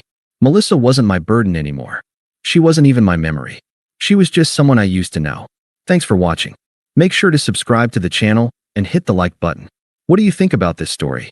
Share it in the comments. My brother stole our dad's credit card and turned pale when he got home and said, "Who's the thief that stole my $20,000? I laughed. "My name is David, and I'm 25 years old. If someone asked me to describe my family in one word, I'd probably say complicated. But let me start from the beginning, because this story needs context to make sense. I live with my parents and my younger brother in a modest 2-story house in suburban Ohio. My brother is 23, just 2 years younger than me. But sometimes it feels like we're from completely different planets. While I've been working since I turned 18, saving every penny I could get my hands on, dreaming about the day I could open my own auto repair shop, my brother has dedicated his life to what he calls enjoying his youth. Every weekend, without fail, he's out partying until dawn. He knows every bar in town, every club, every place where young people gather to drink and dance. His phone never stops buzzing with messages from different girls, and he changes girlfriends like he changes shirts. Last month, it was the blonde from the coffee shop. This month, it's the brunette who works at the mall. Meanwhile, I spend my weekends either working extra shifts at the garage where I'm employed or studying mechanical engineering books I borrowed from the library. I know it sounds boring to most people, but I have a plan. I've calculated that if I keep saving at this rate, in 2 more years I'll have enough money to rent a small space and buy the basic equipment I need. My parents see things very differently, though. They think my brother is charismatic and knows how to live life. They love hearing his stories about parties, about the adventures he has with his friends, about the girls who are crazy about him. When he comes home at 3 in the morning, reeking of alcohol and cigarettes, they just shake their heads with that indulgent smile parents give to their charming children. But when I come home from work, covered in grease and exhausted from a 12-hour shift, they barely look up from the television. "You work too much," my mother always says, as if it were a character defect. "You should go out more, have fun like your brother." The irony is that my brother has never held a steady job in his life. He's had maybe 5 or 6 different jobs since graduating high school, but he never lasts more than a few months in any of them. There's always some excuse. The boss was unfair, the co-workers were boring, the schedule interfered with his social life. Right now, he's technically between jobs, which is a fancy way of saying he's unemployed. But somehow, he always has money for his night outs. He always has cash for drinks, for new clothes, for gas for his car. I've never asked where this money comes from because, honestly, I preferred not to know. I suspected our parents were giving him money, and that bothered me, but I tried to focus on my own goals. The contrast between us couldn't be more obvious. While I wear the same 3 pairs of jeans and rotate between work shirts and a couple of casual ones, my brother always has something new to wear. While I drive a 15-year-old pickup truck that I bought with my own money, he drives our dad's almost new sedan whenever he wants. Sometimes I wonder if they realize that being a hardworking person isn't a consolation prize. Sometimes I wonder if they understand that I'm building something real, something solid, while my brother is just floating through life without any direction. But I've learned to keep these thoughts to myself. In this house, questioning my brother's lifestyle is considered being jealous or resentful. So I just keep my head down. Keep working, keep saving, and keep dreaming about the day when I can prove that consistency and dedication are worth more than charm and empty promises. The worst part about living in my family isn't just the obvious favoritism, it's the way they justify it. My parents have convinced themselves that their different treatment of us is somehow fair, even logical. Take last month, for example. My brother came home from what he called a networking event, but what was obviously just another night of heavy drinking. He was so drunk he could barely stand, but instead of being angry, my father actually seemed impressed. "Look at him," he said to my mother. "He knows how to make connections, how to be social. That's how you get ahead in life." Meanwhile, that same week, I had worked 68 hours because one of the senior mechanics was out sick, and we had a deadline to meet. When I mentioned it at dinner, hoping for maybe a word of recognition, my mother just sighed and said, "You're going to burn yourself out. Work isn't everything." It's like they live in some alternate reality where being responsible and hardworking is a character flaw, while being reckless and irresponsible is a sign of having spirit and personality. My brother has figured out how to work this system perfectly. He knows exactly what to say to get our parents' approval. When he talks about his party adventures, he frames them as building relationships and expanding his social circle. When he talks about quitting jobs, it's because he's looking for the right opportunity, or because he refuses to settle for less than he deserves. And our parents eat it up. They nod along, completely convinced that his chronic unemployment is actually a sign of his high standards and ambition. They're so proud of him for not settling that they don't seem to notice he's never actually achieved anything. The financial double standard is even more obvious. Last week, my brother asked our dad for $200 to buy a new jacket. Not just any jacket, mind you, but a designer leather jacket he saw at the mall. Dad gave him the money without even asking why he needed such an expensive jacket. 2 months ago, I asked to borrow $50 because my work boots were literally falling apart, and I needed a new pair before my shift the next morning. Dad made me sit through a 20-minute lecture about budgeting and financial responsibility before reluctantly lending me the money, which I paid back in full the following week. The emotional wounds from this kind of treatment run deeper than I like to admit. Growing up, I always thought that if I just worked harder, if I just proved myself more, eventually our parents would recognize my efforts and give me the same respect they give my brother. But over the years, I've realized that's not how it works. They don't see my work ethic as admirable. They see it as boring. They don't see my savings as responsible. They see it as obsessive. They don't see my plans for the future as ambitious. They see them as small and unimaginative. My brother, on the other hand, can do no wrong. When he stumbles home drunk at 4 a.m. and wakes up the whole house, they laugh about it the next day. Young people will be young people, my mother always says, as if being 23 gives him a permanent pass to be inconsiderate and irresponsible. When he brings different girls home every few weeks, they think it's charming that he's so popular. When he spends entire days sleeping off hangovers instead of looking for work, they say he's taking time to figure out what he really wants to do. But what really hurts is how they talk about our futures. They're constantly making grand predictions about my brother's success. "He's going to do something big someday," my father loves to say. "He's got that spark, that charisma that opens doors." They talk about him like he's destined for greatness, like his current behavior is just a phase. When they talk about my future, if they talk about it at all, it's with this patronizing acceptance. "David will always be fine," they say. "He's steady, reliable. He'll always have work." They make it sound like being dependable is the participation trophy of life achievements. It started about 6 months ago, right around the time my brother quit his job at the electronics store. He'd only been there for 2 months, but according to him, the manager was totally unreasonable for expecting him to show up on time and actually work during his shifts. I was in my room counting the money I'd saved that month when my brother knocked on my door. This was unusual because we rarely talked unless we had to, and he never came to my room. "Hey, David," he said, leaning against my doorframe with that casual smile he uses when he wants something. "Can I talk to you for a minute?" I should have known right then what was coming, but I was naive enough to think maybe he wanted to have an actual conversation, maybe even ask for advice about finding a new job. "I'm going out with some friends tonight," he continued, "and I'm a little short on cash. Could you lend me $40? I'll pay you back next week." The request caught me off guard, not because he was asking for money, but because he was asking me. I looked at the bills in my hand, money I'd earned by working extra shifts and skipping meals, and felt something twist in my stomach. "Why don't you ask Dad?" I said, trying to keep my voice neutral. His smile faltered just a little. "I already did. He said I need to learn to budget better, and that $40 is too much for one night out. So I was his second choice. His backup plan when our parents actually showed some financial sense for once. The realization stung, but what bothered me more was the assumption that I would just hand over money I'd worked so hard for. "I can't," I said simply. "I'm saving this for my business." The change in his expression was immediate. The friendly, casual mask slipped, and for a moment I saw something cold and calculating underneath. "Come on, man. It's just $40. You've got like thousands saved up. Don't be so stingy." Stingy? The word hit me like a slap. I worked 60 hours last week for this money. If you want cash for partying, get a job.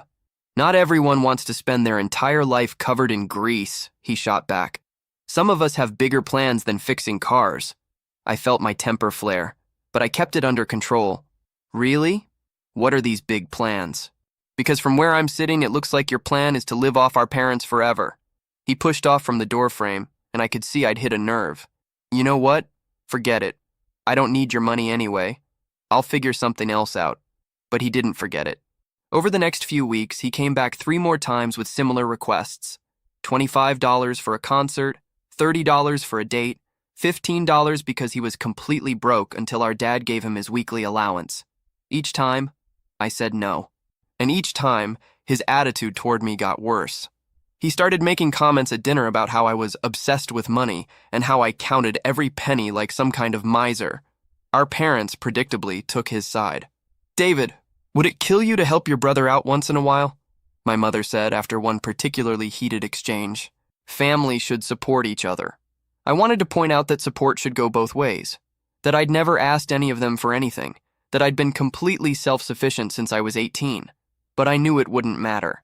In their eyes, I was the selfish one for not sharing my hard-earned money with my unemployed brother. The breaking point came on a Friday night in March. I was getting ready for bed after a particularly exhausting week when my brother barged into my room without knocking. He was clearly tipsy, probably from drinking at home before going out, and his usual fake friendliness was completely gone. "I need $60, he announced, not asked. "No," I replied immediately. "Come on, David, don't be such a tight ass. It's not like you're using the money for anything fun." "I'm not using it for anything fun because I'm an adult with actual goals and responsibilities." He laughed, but it wasn't a pleasant sound. "Goals? You mean that pathetic little garage dream of yours? You're going to spend your whole life fixing other people's broken cars, and you think that makes you better than me? At least I'm working towards something real instead of just partying my life away." "You know what your problem is?" he said, stepping closer to my bed. "You're jealous. You're jealous that people actually like me, that I know how to have fun, that I'm not some boring workaholic who counts pennies like an old man. And you know what your problem is?" I shot back, finally losing my patience. "You're a spoiled brat who's never had to work for anything in his life. You think the world owes you something just because you can charm our parents." The look he gave me then was pure hatred. For a moment, I thought he might actually take a swing at me. Instead, he just smiled that cold smile again. "We'll see about that," he said quietly, and walked out of my room. At the time, I thought it was just an empty threat. I had no idea that he was already planning to take what he wanted, whether I was willing to give it or not. It started small, so small that I questioned my own memory at first. I keep my money in a small metal box under my bed, hidden behind some old textbooks. I know the exact amount because I count it every week, tracking my progress toward my business goal. The first time I noticed a discrepancy was on a Tuesday morning in early April. I was sure I had $467, but when I counted, there were only $447. $20 was missing. I spent the entire day at work trying to figure out if I'd miscounted or if I'd spent the money and forgotten about it. But by the time I got home, I was certain something was wrong. I'd been tracking every penny for years. I don't make mistakes like that. Still, $20 seemed like such a small amount that I convinced myself I must have miscounted. Maybe I was being paranoid. Maybe the stress of saving for so long was making me obsessive about every little detail. 2 weeks later, another $30 was gone. This time, there was no room for doubt. I'd counted the money the night before, and I distinctly remembered the total. $512. Now there were only $482. I felt sick to my stomach. Someone had been in my room, going through my things, stealing from me. In my own house, in what should have been my safe space, someone was taking the money I'd worked so hard to save. There was only one person it could be. I waited until my brother got home from whatever he'd been doing that day. He strolled in around dinner time, wearing a new shirt I'd never seen before, looking completely relaxed and carefree. "We need to talk," I said, following him up to his room. "About what?" he asked, but something in his voice told me he already knew. "About the money that's been disappearing from my room." He didn't even try to deny it, didn't even look surprised that I'd figured it out. He just shrugged and sat down on his bed like we were discussing the weather. "Oh, that," he said casually. "I needed some cash, and you weren't exactly being cooperative with the whole lending thing." I stared at him, amazed by his complete lack of shame or remorse. "You stole from me. I borrowed from you. There's a difference. Borrowing implies you asked permission. This is stealing." He rolled his eyes like I was being dramatic. "Come on, David. It's not like you're going to miss $50 out of all that money you've got hoarded away. You act like every penny is sacred or something." "Every penny is sacred," I exploded. "Do you have any idea how hard I work for that money? Do you know what it means to me?" "Yeah, I know," he said, his tone becoming mocking. "It's for your precious little garage, your big dream of spending the rest of your life with your hands covered in motor oil. At least I have a dream. At least I'm working towards something instead of just taking whatever I want from other people." "Look," he said, standing up and facing me. "I figured you'd probably notice eventually, and when you did, we'd work something out. I'm not trying to screw you over permanently. I'll pay you back when I get a job." "When you get a job?" "You've been saying that for months. You don't even look for work." "I'm being selective about opportunities," he said, using the same phrase our parents always used to defend his chronic unemployment. "I'm not going to take just any crappy job like you did." The casual cruelty of that comment, the way he dismissed my work and my efforts, made something snap inside me. "Get out of my room from now on," I said quietly. "Stay away from my things." He laughed. "Or what? You'll tell on me to Mommy and Daddy?" "Maybe I will." His smile faded. "You know they won't believe you, right? Even if they do, they'll just think it's a misunderstanding between brothers. They'll probably make me apologize and then give me money to pay you back." The worst part was that he was probably right. Our parents had such a blind spot when it came to his behavior that they'd likely find a way to excuse even outright theft. Over the next month, the stealing continued and escalated.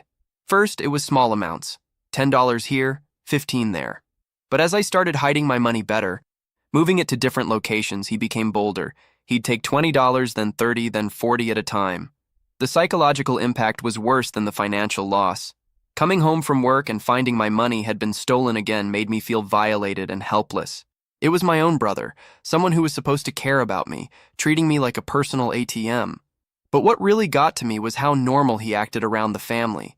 At dinner, he'd chat with our parents about his day, make jokes, ask about their work, all while knowing he'd stolen from me that morning. He'd even make comments about how hard I was working, as if he was proud of my dedication, all while spending the money he'd taken from me. I started sleeping with my remaining cash in my wallet, keeping it with me at all times, but even that didn't feel safe. I found myself constantly checking to make sure my money was still there, patting my pocket obsessively, unable to relax even when I was supposedly safe at home. By May, I'd become hyper-aware of my brother's patterns. He usually stole from me when the house was empty, or when he thought I wouldn't notice for a while.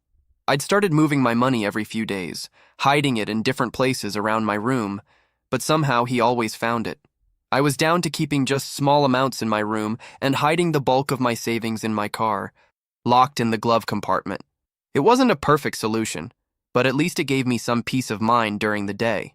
Then my father created the perfect storm of opportunity without even realizing it. It was a Thursday morning, and I was getting ready for work when Dad called me into his home office. He was sitting at his desk with his laptop open, looking frustrated with whatever he was trying to do online. "David, I need your help with something," he said, holding up a piece of paper with some writing on it. "Your mother wants me to order this watch for her birthday next week. It's one of those fancy fitness trackers she's been talking about." I looked at the paper. Mom had written down the exact model number and specifications of the watch she wanted, along with the website where Dad could order it. It cost $349. "The problem is," Dad continued, "I can never figure out these online stores. All the clicking and entering information and confirming this and that. It gives me a headache." "You want me to order it for you?" I asked. "Would you mind? I'll give you my credit card and the password for my account. You can do it tonight when you get home from work, right? That way it'll arrive by Tuesday, and I can give it to her on Wednesday for her actual birthday." He pulled out his wallet and handed me his main credit card, the one he used for all major purchases.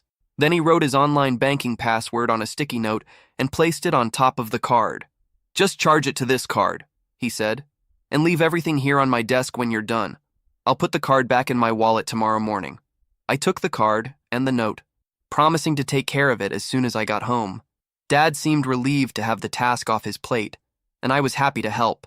It was such a simple request, and I knew I could have it done in 15 minutes.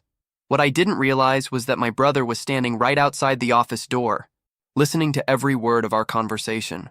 I went off to work thinking nothing of it. The card and password were safe in my wallet, and I made a mental note to order the watch as soon as I got home around 7 o'clock. It was going to be a long day. We had 3 cars that needed to be finished before the weekend, but at least I had something easy to take care of afterward. Around noon, I got a text from my brother asking what time I'd be home. This was unusual because he never cared about my schedule, but I figured maybe our parents had asked him to help with something around the house. "Around 7, I texted back. "Why?" "Just wondering," he replied. "I'm going out with friends later." I didn't think much of it. My brother went out with friends most nights, and his plans rarely affected me in any way. I finished my shift, helped lock up the garage, and drove home looking forward to getting the watch ordered quickly. The house was quiet when I walked in. Both of my parents' cars were in the driveway, but I could hear the television in their bedroom upstairs, which usually meant they were settling in for the night. My brother's shoes weren't by the front door, which meant he'd already left for whatever plans he had. I went straight to my dad's office, ready to take care of the online order. That's when I noticed something that should have been a red flag. The office door was closed. Dad never closed his office door unless he was having an important phone call or working on something private. But I was tired from work and focused on getting the task done, so I didn't think too much about it. I opened the door, flicked on the light, and went to the desk where I'd left the credit card and password earlier that morning.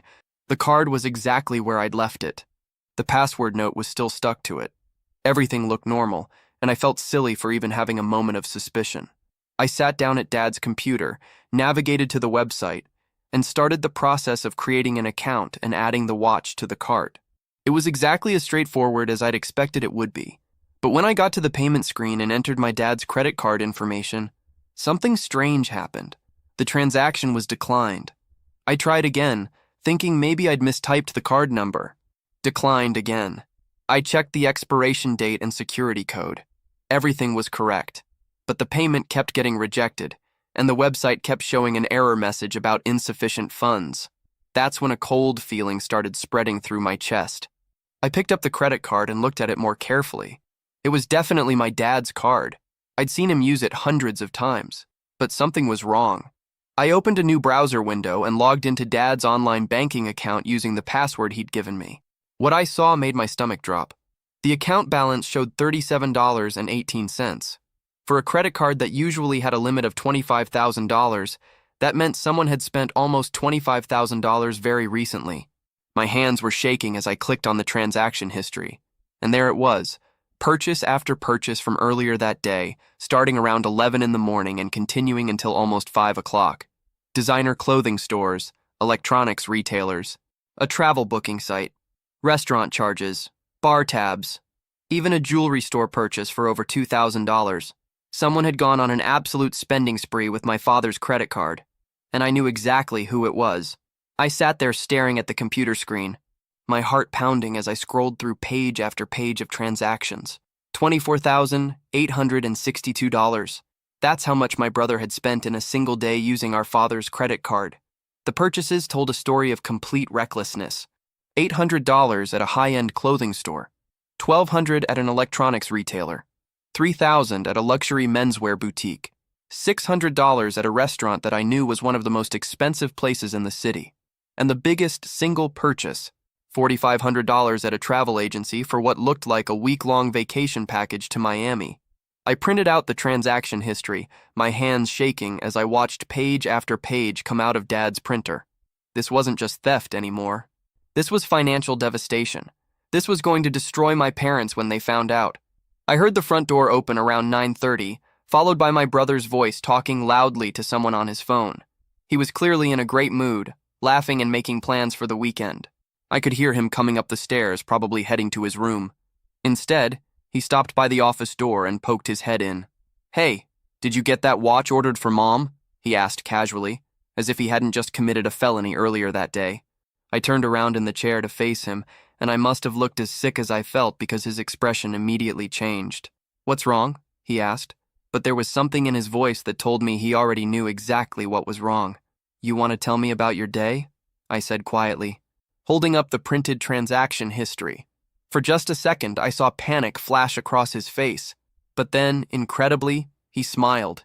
That same confident, charming smile he used on our parents when he wanted something. "Oh, that," he said, walking into the office and closing the door behind him. "Yeah, I was going to talk to you about that. You were going to talk to me about stealing $25,000 from Dad?" "I didn't steal anything," he said, sitting down in the chair across from Dad's desk as if this were just a normal conversation.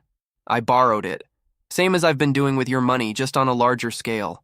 I stared at him, amazed once again by his complete inability to understand the seriousness of what he'd done. You can't borrow money without asking permission. That's called stealing. And you can't possibly pay this back. "Sure I can," he said, but his confidence was starting to crack around the edges. "I'll get a job, make payments. Dad will understand. Dad will understand that you spent $25,000 in one day? On clothes and restaurants and a vacation to Miami?" His face flushed slightly. "How do you know about Miami?" "Because I have the entire transaction history right here," I said, waving the papers. "Every single purchase you made today. The question is, how are you going to explain this to Dad?" "I'm not," he said simply. "You are." "What?" "You're going to help me figure out how to handle this. We're brothers. This is what family does for each other." I felt like I was losing my mind. Family doesn't steal from each other. Family doesn't ruin each other financially, and family sure as hell doesn't ask each other to cover up major crimes. "It's not a crime," he insisted. "It's a family matter. It's fraud. It's identity theft. Do you have any idea what kind of legal trouble you could be in?" For the first time, he looked genuinely worried. But instead of expressing remorse or asking for help figuring out how to make things right, he just got angry. "This is all your fault anyway," he said, standing up and starting to pace around the small office. "If you had just been reasonable about lending me money when I asked, none of this would have happened." "My fault?" I couldn't believe what I was hearing. "You're blaming me for your decision to steal $25,000? I wouldn't have had to take such drastic measures if you hadn't been so selfish with your savings. You forced me into this situation." I stood up too, facing him across the desk. "Nobody forced you to do anything. You chose to steal from me. And when that wasn't enough, you chose to steal from Dad. These were your decisions. Look," he said, his tone becoming more desperate. "We can fix this. We can return some of the stuff I bought. We can cancel the Miami trip. We can figure out a payment plan for the rest. Some of the stuff. What about the $600 you spent at restaurants? What about the bar tabs? You can't return food and drinks." His face was getting redder, and I could see sweat starting to form on his forehead despite the cool evening air. The reality of what he'd done was finally starting to sink in. "You know what the worst part is?" I said quietly. "This isn't even about the money anymore. Dad trusted you. He left his credit card information where you could see it, and instead of respecting that trust, you saw it as an opportunity to steal from him." "I didn't plan it," he said weakly. "I heard him talking to you about the watch, and I saw the card sitting there. And I don't know. I started thinking about all the things I needed, and before you knew it, you'd spent $25,000 that wasn't yours." We sat in silence for a moment, the weight of the situation settling over both of us. Then I heard movement upstairs, our parents getting ready for bed. "They're going to find out," I said. "Dad will check his account tomorrow, or he'll try to use the card and it'll be declined. There's no way to hide this." My brother's face went pale. "You can't tell them it was me." "I don't have to tell them anything. The transaction history speaks for itself." "David, please." For the first time since I'd known him, my brother was begging. "You don't understand what this will do to me. They'll kick me out. They'll never forgive me." I looked at him sitting there, finally understanding the consequences of his actions, and I felt something strange happen. Instead of anger or satisfaction, I started to laugh. Not because anything was funny, but because the absurdity of the situation had finally hit me. Here was my brother, who had spent months stealing from me and treating me like I was selfish for not funding his lifestyle, now asking me to protect him from the consequences of stealing from our father. The same brother who had called me boring and pathetic, who had dismissed my dreams and mocked my work ethic, was now depending on me to save him. "What's so funny?" he asked, looking confused and hurt by my reaction. "You," I said, still laughing. "You're sitting here asking me to cover for you after everything you've done. Do you have any idea how ironic this is?" "I'm serious, David. I need your help." "And I'm serious too," I said, my laughter fading. "You're going to have to face Dad yourself. I'm not covering for you anymore." I barely slept that night. Every time I started to drift off, I'd think about what was going to happen in the morning when Dad discovered what my brother had done. Part of me felt guilty for not warning our parents immediately, but a larger part of me felt like my brother needed to face the consequences of his actions on his own. Around 6 in the morning, I heard Dad's alarm go off. He was always an early riser, usually up by 6:30 to read the news and drink his coffee before getting ready for work. I lay in bed listening to his footsteps as he went downstairs to start his morning routine. I must have dozed off again because the next thing I heard was my father's voice, loud and angry, coming from downstairs. At first, I thought he might be on a work call that had gone badly, but then I heard my brother's name being shouted, and I knew the moment of reckoning had arrived. "What the hell is this?" Dad's voice boomed through the house. $25,000? I got up and quickly threw on some clothes, knowing I was probably going to be pulled into this situation whether I wanted to be or not. I could hear my mother's voice too now, confused and alarmed, asking what was happening. When I came downstairs, I found my father standing in the kitchen holding his laptop, his face redder than I'd ever seen it. My mother was beside him in her bathrobe, looking bewildered as she tried to read the screen over his shoulder. "Where is he?" Dad demanded when he saw me. "Where's your brother?" "I think he's still sleeping," I said, though I suspected my brother was probably awake and hiding in his room, hoping this whole thing would somehow blow over. "Well, he's not sleeping anymore," Dad said grimly, heading toward the stairs. "Not after what he's done." I followed them upstairs, along with my mother, who was still asking what was going on. Dad didn't bother knocking on my brother's door. He just threw it open and stormed into the room. My brother was indeed awake, sitting on the edge of his bed fully dressed, as if he'd been preparing to make a quick escape. When he saw Dad's face, he went completely pale. "Dad, I can explain," he started to say. "Explain," Dad interrupted, his voice rising to a shout.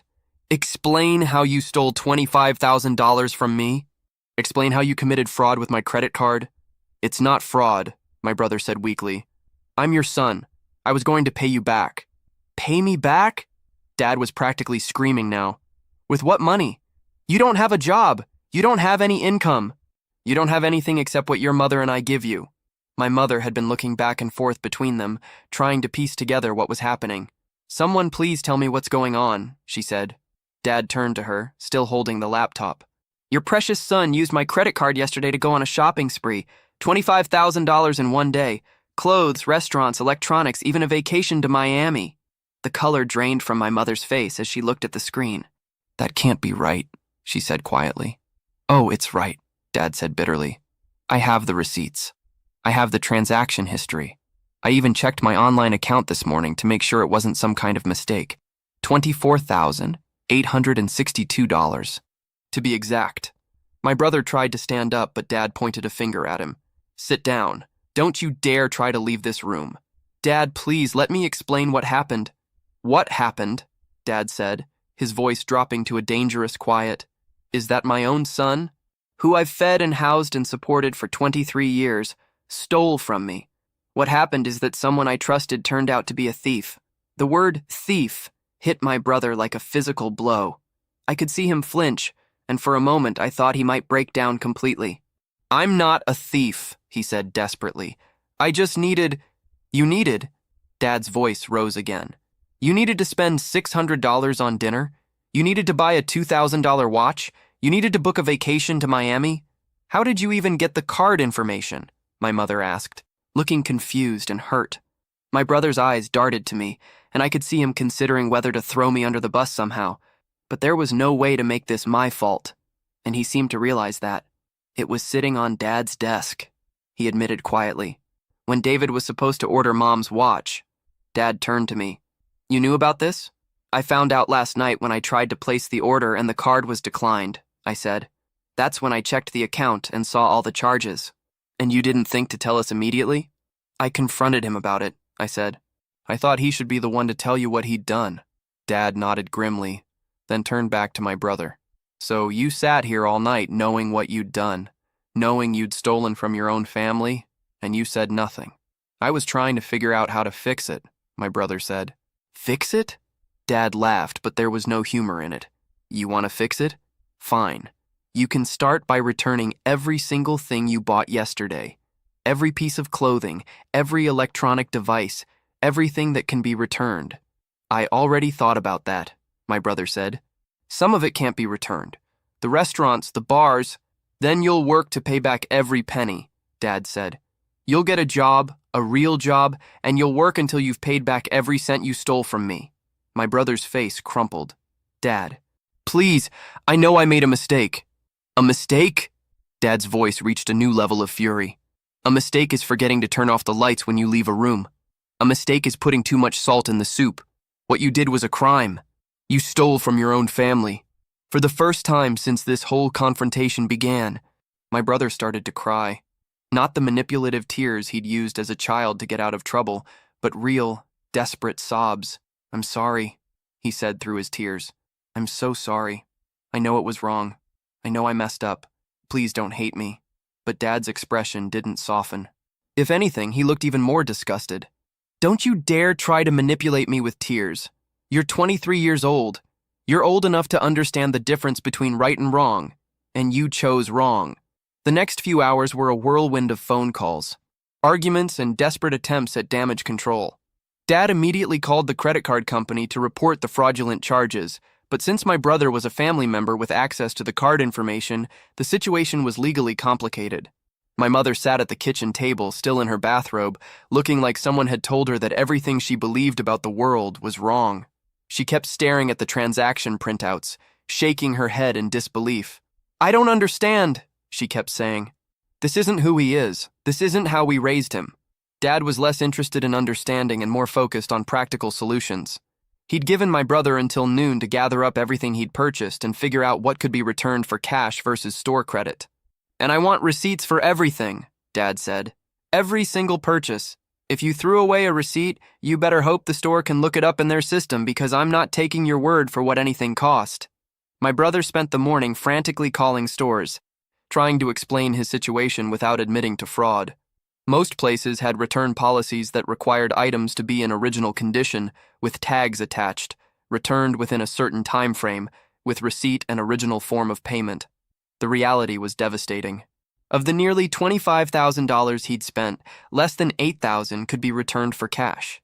The rest was either non-returnable like the restaurant and bar charges, only returnable for store credit, or had already been used or damaged. The Miami vacation was the biggest single loss.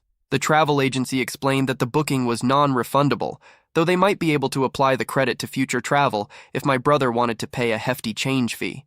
"Future travel?" Dad said when my brother explained this. "You think you're going to be taking vacations anytime soon? Cancel it. I don't care if we lose the entire $4,500. You're not going to Miami."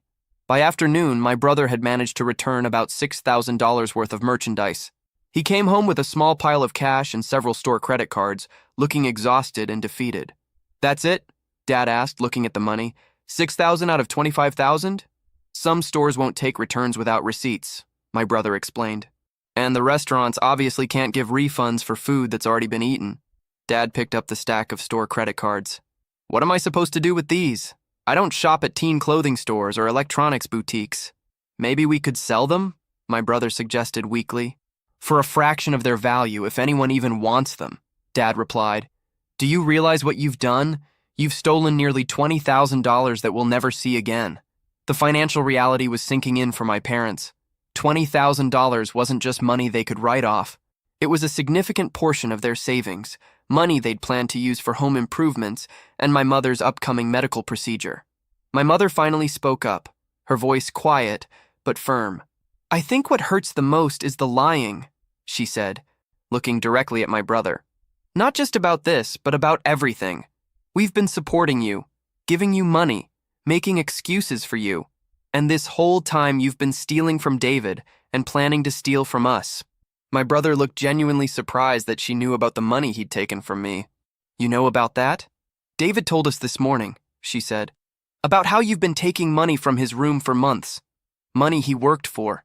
Money he was saving for his future. For the first time since this whole situation began, my brother looked ashamed rather than just scared or angry. Maybe it was easier to justify stealing from our parents because he saw them as authority figures who owed him support. But stealing from me, his brother who had never done anything but work hard and mind his own business, was harder to rationalize. I was going to pay him back too, he said quietly. With what? Mom asked. You don't work. You don't have any income. You don't have any way to pay anyone back.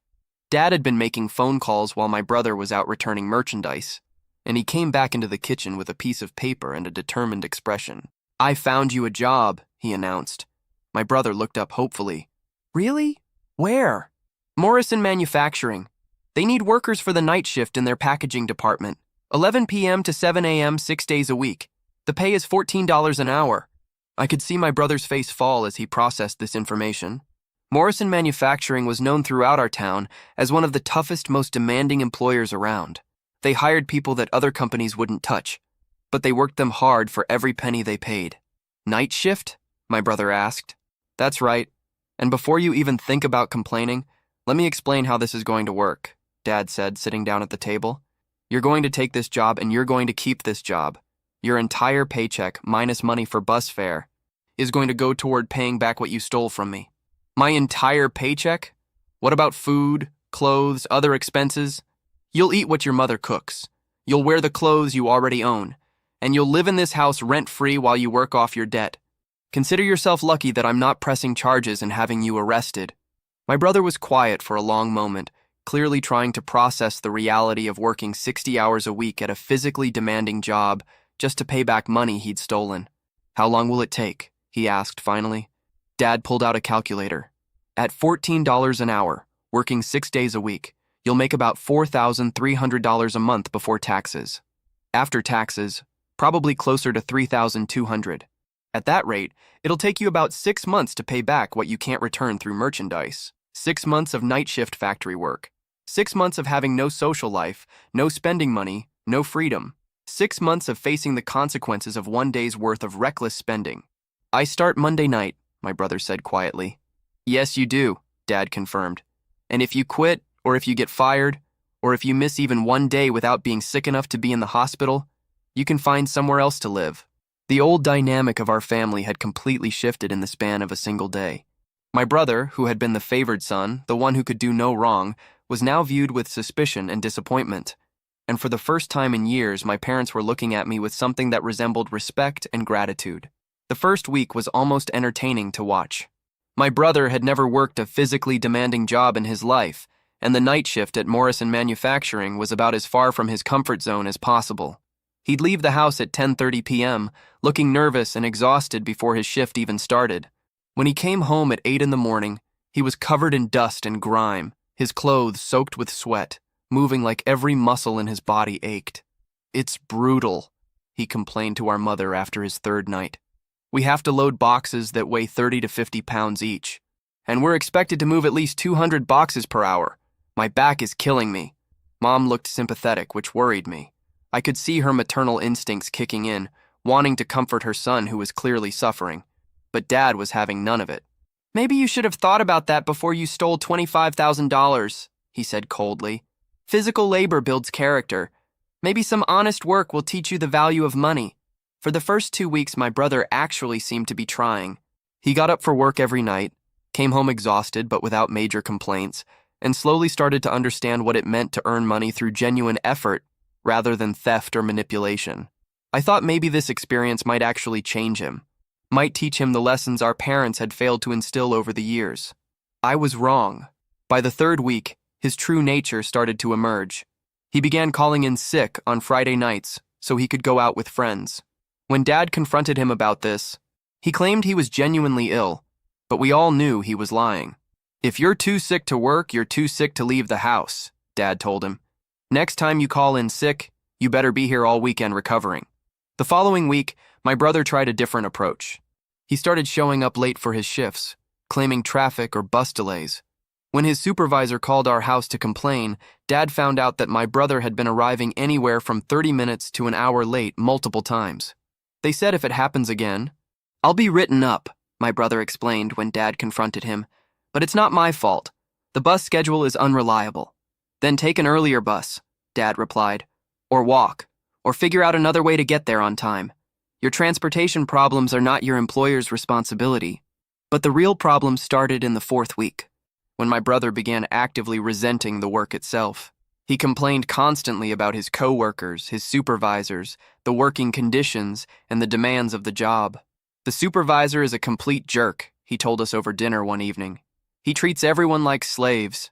And my coworkers are all uneducated losers who don't understand that I'm only there temporarily." I could see Dad's jaw tighten. Those uneducated losers show up on time and do their jobs without complaining. Maybe you could learn something from them. "I'm better than that place," my brother continued. "I shouldn't have to work in a factory like some kind of manual laborer. I have potential that's being wasted there." "You have a debt that needs to be paid," Dad said firmly. "And right now, your potential is worth exactly what someone is willing to pay you for it, which is $14 an hour, assuming you can keep the job." The breaking point came during his 6th week at Morrison Manufacturing. My brother had been increasingly vocal about his dissatisfaction with the work, the hours, and the expectations.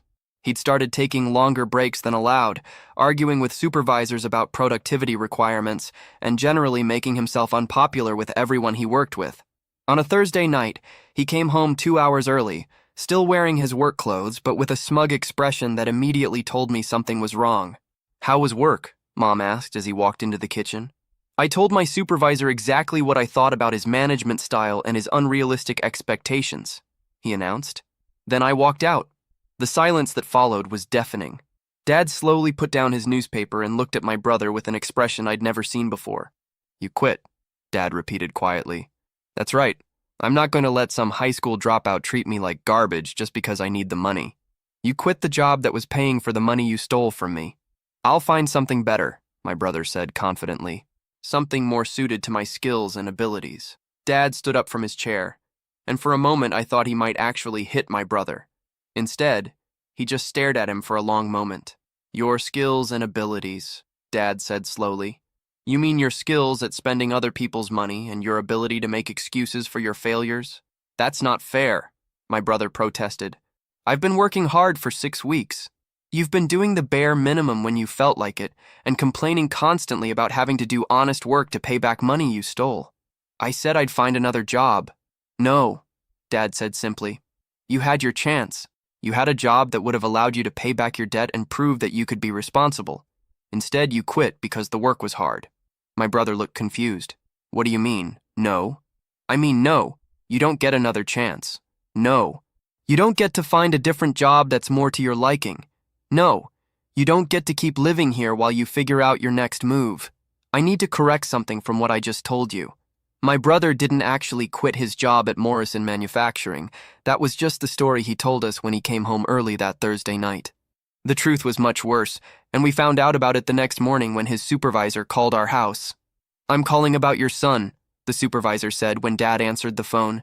"He was terminated yesterday evening for insubordination and creating a hostile work environment." Dad put the phone on speaker so the whole family could hear. "What exactly happened?" "Well, it started about 2 weeks ago with attendance issues. He was consistently late, sometimes by over an hour. When we talked to him about it, he said it wasn't his fault, and that we needed to be more understanding of his transportation challenges. I watched my brother's face as the supervisor continued. He was sitting at the kitchen table looking increasingly uncomfortable as the real story came out. Then there were the productivity issues. He couldn't keep up with the basic requirements of the job, and when other workers tried to help him, he told them he didn't need advice from people who would be working in factories their whole lives. Mom winced at this. Dad's expression was getting darker by the minute. The final straw was yesterday. He got into an argument with me about break times. Company policy allows for 2 15-minute breaks per shift, but he'd been taking 30 to 40-minute breaks. When I spoke to him about it, he told me that he was entitled to adequate rest time and that our policies were unreasonable. Then what happened? Dad asked, though I could tell he already knew this wasn't going to end well. He said, and I quote, "I don't have to listen to this from someone who probably never even graduated high school." Then he called me an ignorant supervisor who didn't recognize talent when I saw it. The silence in our kitchen was deafening. My brother was staring at his hands, no longer able to maintain eye contact with anyone. I told him that kind of attitude was unacceptable and that he needed to apologize and get back to work. Instead, he said he was too good for this job and that he deserved better treatment. That's when I terminated him. "I understand," Dad said quietly. "Thank you for calling to let us know. I will say this," the supervisor added before hanging up. "In 15 years of managing night shift workers, I've never had someone show such complete disrespect for the job, the company, and the people trying to help him succeed. I hope he learns from this experience." After Dad hung up, we all sat in silence for a moment. My brother finally looked up, and I could see he was preparing to make excuses or try to spin the story in his favor. "Before you say anything," Dad said, holding up a hand, "let me tell you what I heard. I heard that you were consistently irresponsible about showing up on time. I heard that you couldn't do the basic requirements of the job. I heard that you insulted your coworkers and supervisor. And I heard that you thought you were too good to do honest work." "That's not exactly what happened," my brother started to say. "Then tell me exactly what happened," Dad challenged. My brother took a deep breath, and for a moment, I thought he might actually tell the truth and take responsibility for his actions. Instead, he launched into a story about unfair treatment, unreasonable expectations, and a hostile work environment. "The supervisor had it out for me from day one," he claimed. "He gave me the worst assignments and expected me to work twice as hard as everyone else. And my coworkers were jealous because they could see I was smarter than them." "Stop," Dad said simply. "What?" "Just stop talking. Every word out of your mouth is making this worse." Mom had been quiet during the whole conversation, but now she spoke up. "Did you really tell your supervisor he probably never graduated high school?" My brother shifted uncomfortably in his chair. "He was being disrespectful to me first." "That's not an answer," she said firmly. "Did you say that or not?" "I might have said something like that, but he deserved it." Mom shook her head sadly. "I'm disappointed in you. Not just about losing the job, but about how you lost it. That supervisor was trying to help you succeed, and you treated him terribly. He wasn't trying to help me. He was trying to control me. He was doing his job," Dad said, "which was to manage employees and make sure they met basic standards of performance and behavior. Standards you couldn't or wouldn't meet." The reality of my brother's situation was becoming clearer. It wasn't just that he'd failed at one job. He'd failed in a way that showed fundamental character flaws. He couldn't accept authority, couldn't work with others, couldn't take criticism or feedback, and couldn't do physical labor without complaining. "So what happens now?" my brother asked. "Now you face the consequences," Dad said. "You've proven that you can't or won't do what's necessary to pay back what you stole. You've shown that you don't respect honest work or the people who do it, and you've demonstrated that you haven't learned anything from this experience." "I can find another job," my brother said desperately. "Where?" Dad asked. "Morrison Manufacturing is known for hiring people that other companies won't touch. If you can't succeed there, where exactly do you think you'll find work?" It was a good question. My brother had now been fired from Morrison Manufacturing for attitude and behavior problems. Word gets around in a small town, especially about problem employees. Most local businesses would probably hear about his termination before he even applied. "I'll look in other towns," he said. "Maybe I need a fresh start somewhere else." "With what money?" Mom asked. "You don't have a car, you don't have savings, and you've only worked for 6 weeks in the past year. How are you going to support yourself while looking for work in another town?"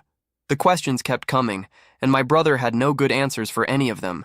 He'd painted himself into a corner through his own poor choices and bad attitude, and now he was realizing that there might not be an easy way out. The final conversation happened 3 days after we learned the truth about my brother's firing. Dad had spent those days making phone calls to Morrison Manufacturing, to other potential employers, even to some family friends who owned businesses. The message was consistent. Nobody wanted to hire someone with my brother's attitude and work history. On Sunday evening, Dad called my brother into the living room. Mom and I were both there, though I got the sense this was more for witness purposes than because Dad wanted our input on his decision. "I've spent the last few days trying to find you another opportunity," Dad began. "I called 6 different employers to see if they'd be willing to give you a chance despite what happened at Morrison. 2 of them hung up on me when I mentioned your name. The other 4 said they'd heard about your attitude problems and weren't interested." My brother sat on the edge of the couch, looking smaller and younger than his 23 years. "What about places outside of town? I called businesses in 3 neighboring towns," Dad continued. "Same response.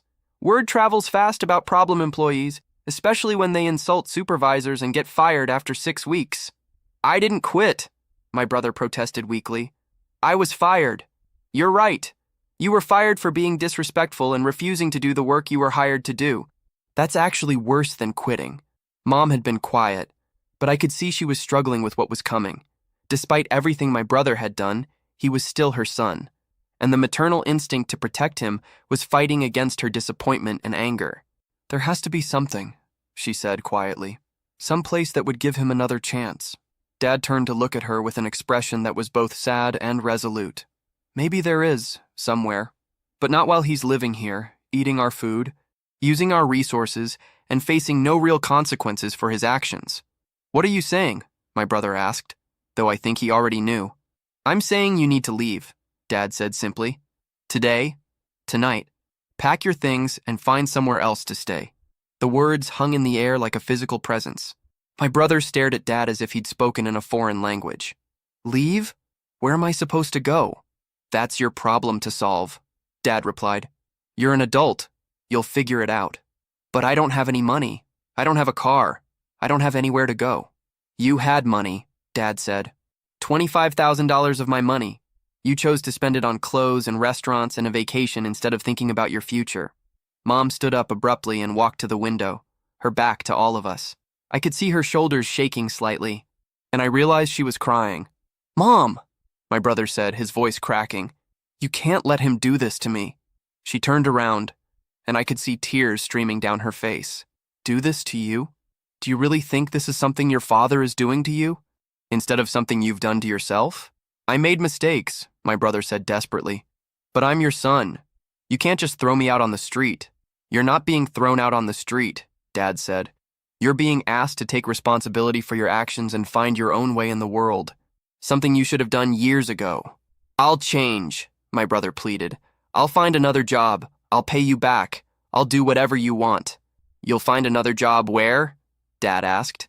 "You've burned bridges with every employer in this area. You've shown that you can't handle authority, can't work with others, and think you're too good for honest work. I'll go to another city. I'll start over somewhere new." "With what money?" Mom asked through her tears. "How will you get there? How will you eat while you look for work? How will you pay for a place to stay?" The questions kept coming, each one highlighting how completely unprepared my brother was for independent adult life. He'd never had to budget money, never had to find his own housing, never had to worry about basic survival because our parents had always provided everything he needed. "You could give me some money to get started," he suggested, "just enough to get on my feet somewhere else." Dad's laugh was harsh. "Give you money after you stole from us? After you've shown that you can't be trusted with money? After you've proven that you'll waste whatever you're given?" "Please," my brother said, and for the first time since I'd known him, he sounded genuinely frightened. "I don't know how to do this. I don't know how to live on my own." "Then you'll learn," Dad said. "The same way millions of other people learn, by necessity. But what if I can't? What if I fail?" "Then you'll fail," Dad replied. "And maybe that failure will teach you lessons that our support never could." My brother turned to me, his eyes desperate. "David, please. Tell them this is crazy. Tell them they can't do this." I looked at him sitting there, finally facing the consequences of years of irresponsible behavior, and I felt nothing. No sympathy, no desire to help, no urge to convince our parents to give him another chance. You stole from me for months, I said quietly. You stole from them. You had a job that could have fixed this, and you threw it away because you thought you were too good for honest work. This is what consequences look like. I'll pay you back, he said to me. I'll pay everyone back. Just convince them to let me stay. How? I asked. You don't have a job. You can't get a job. You don't have any money or any way to earn money. What exactly are you going to pay me back with? He had no answer because there was no answer. He'd created a situation where he had no income, no prospects, and no resources, all while owing thousands of dollars to his own family. I need to pack, he said finally, his voice barely above a whisper. You have 2 hours, Dad said. Take whatever clothes and personal items you can carry. Everything else stays here. 2 hours? But where will I go tonight? That's your first adult decision to make, Dad replied. Choose wisely. My brother stood up slowly, looking around the living room as if he were seeing it for the last time. Then he went upstairs to pack, leaving the three of us in heavy silence. 2 hours later, my brother came downstairs with a duffel bag and a backpack. He looked lost and scared, younger than his 23 years, despite everything he'd done. This is really happening? He asked one last time. This is really happening, Dad confirmed. My brother walked to the front door, then turned back to look at us. I love you all, he said. I hope someday you'll forgive me. Then he walked out the door, and for the first time in months, the house was quiet. It's been 8 months since my brother walked out that door, and I'm writing this from the office of my own auto repair shop. Yes, I finally did it. The money I'd been saving, the money he'd tried to steal piece by piece, became the foundation for everything I'd dreamed of building. The first few weeks after he left were strange. The house felt different, quieter, but not in a bad way. It was like we'd all been holding our breath for years, and suddenly we could exhale. Mom went through a period of guilt and worry, wondering if we'd done the right thing, but Dad remained firm in his decision. He needed to learn that actions have consequences, Dad told her during one of their late-night conversations that I overheard. We failed him by protecting him from those consequences for so long.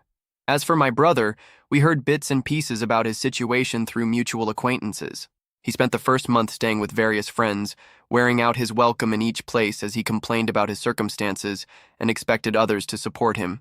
Eventually, he ended up at a homeless shelter in the next town over. The shelter required residents to actively look for work and follow strict rules about behavior and sobriety. According to what we heard, my brother lasted 3 weeks before being asked to leave for arguing with staff and refusing to participate in job training programs. After that, the updates became sporadic and concerning. Someone saw him working as a day laborer for cash under the table. Another person mentioned seeing him begging for money outside a grocery store. Each piece of news was painful for my parents, especially my mother, but they held firm to their decision. The transformation in our family dynamic was remarkable. Without my brother's constant drama and financial demands, our parents began to see me differently. They started asking about my work, my plans, my progress toward opening my own business. For the first time in my life, I felt like they were actually proud of me. When I told them I'd saved enough to put a down payment on a small garage space, Dad insisted on co-signing the lease to help me get better terms. When I needed to buy equipment, Mom helped me research the best deals online. They became partners in my success instead of just spectators.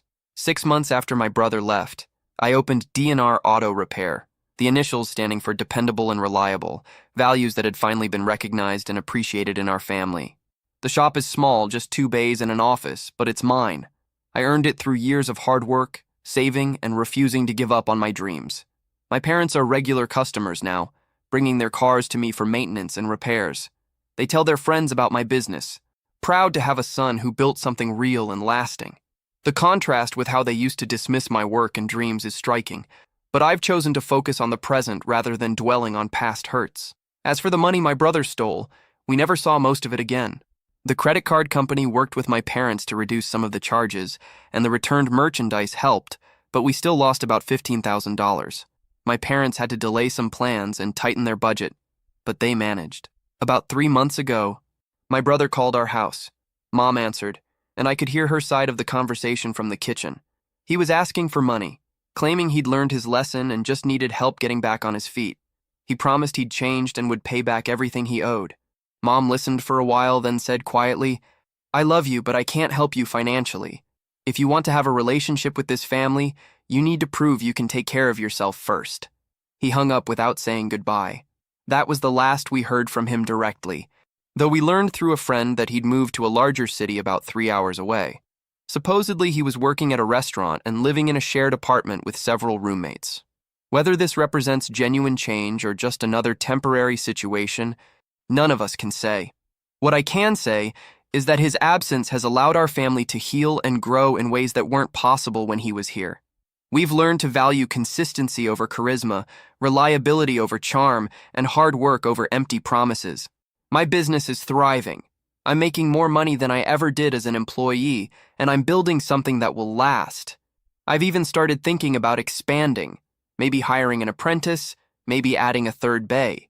Dreams that seemed impossible when I was constantly worried about money being stolen from my room now feel achievable. Now, when I lock up my shop each evening and count the day's receipts, I think about the journey that brought me here. Every dollar I save, every customer I serve, every repair I complete successfully is proof that hard work and persistence pay off. My brother chose a different path. He chose immediate gratification over long-term planning, charm over character, taking over earning. Those choices led him to where he is now, just as my choices led me to where I am. I don't hate him for what he did. In a strange way, I'm almost grateful. His theft and the family crisis it created forced everyone to confront the truth about our dynamics. It made our parents see the difference between a son who takes and a son who builds. The house is still quiet in the evenings, but it's a peaceful quiet now. A quiet filled with possibility rather than tension. A quiet where I can finally breathe freely and plan for a future that belongs entirely to me. And that, more than any revenge I could have imagined, is the sweetest victory of all. Fiancé invited my high school bully to our wedding as a surprise guest and called it a harmless prank. Then when I called off the wedding, he posted on social media calling me crazy and controlling. Had things been normal, or rather ideal, I would have been on my honeymoon at this moment, instead of writing a stupid Reddit post to get perspective from people I don't even know. I had no idea life would turn around to be so cruel and unpredictable. I should be in Greece right now, with the man I consider to be the love of my life before he broke my trust, carved a dagger out of it, and pierced my heart with it. I was supposed to get married to Duncan, M28, who I've been in a relationship with for 3 years now. The relationship was never problematic, so I had never anticipated that something like this could happen. It was actually one of my best and most secure relationships, which is why now I feel like maybe I did overreact and cause such a fuss over what was a harmless prank. In high school, there was a guy named Aaron who was the stereotypical bully. He was good at sports, a little dumb otherwise, and unnecessarily cruel. There was no reason for him to be this wicked and wild. I know there is a general tendency for everyone to look for some sob story and try to whitewash every villain that they come across. Thanks, Disney, but there was absolutely no redeeming quality to Aaron. He was just pathetic, disgusting, and a bonehead, and honestly, with the kind of stunts he used to pull off in school, he should be rotting in some kind of remand home.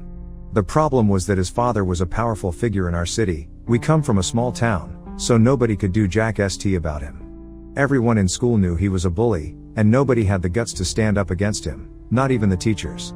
One day, I had had enough. I went to the principal of the school to complain, and he said that he would look into it and do something about it. A month passed, and nothing happened. Aaron hadn't stopped, so I knew the principal hadn't done anything. I went to the office again, this time with my dad. My dad forced the principal to make a written complaint so that it was in the school records. I was too young to understand that at the time, but now I do. Dad knew that if we tried to escalate the situation outside the school, the principal could just claim that I had never come to them with a complaint. So Dad ensured that we created a paper trail that couldn't be refuted. Things got serious. Aaron was called to the office, and his father was called. The father didn't turn up, he was too busy, you see. On another day, his mother was called, but she didn't turn up. This happened 3 times, and no parent came. So ultimately, it just boiled down to the principal giving him a verbal warning that this should not be repeated, and if it did, the school would have to take action against him. Everyone knew that the school wouldn't take any action against him. But most importantly, Aaron knew that nobody could touch him.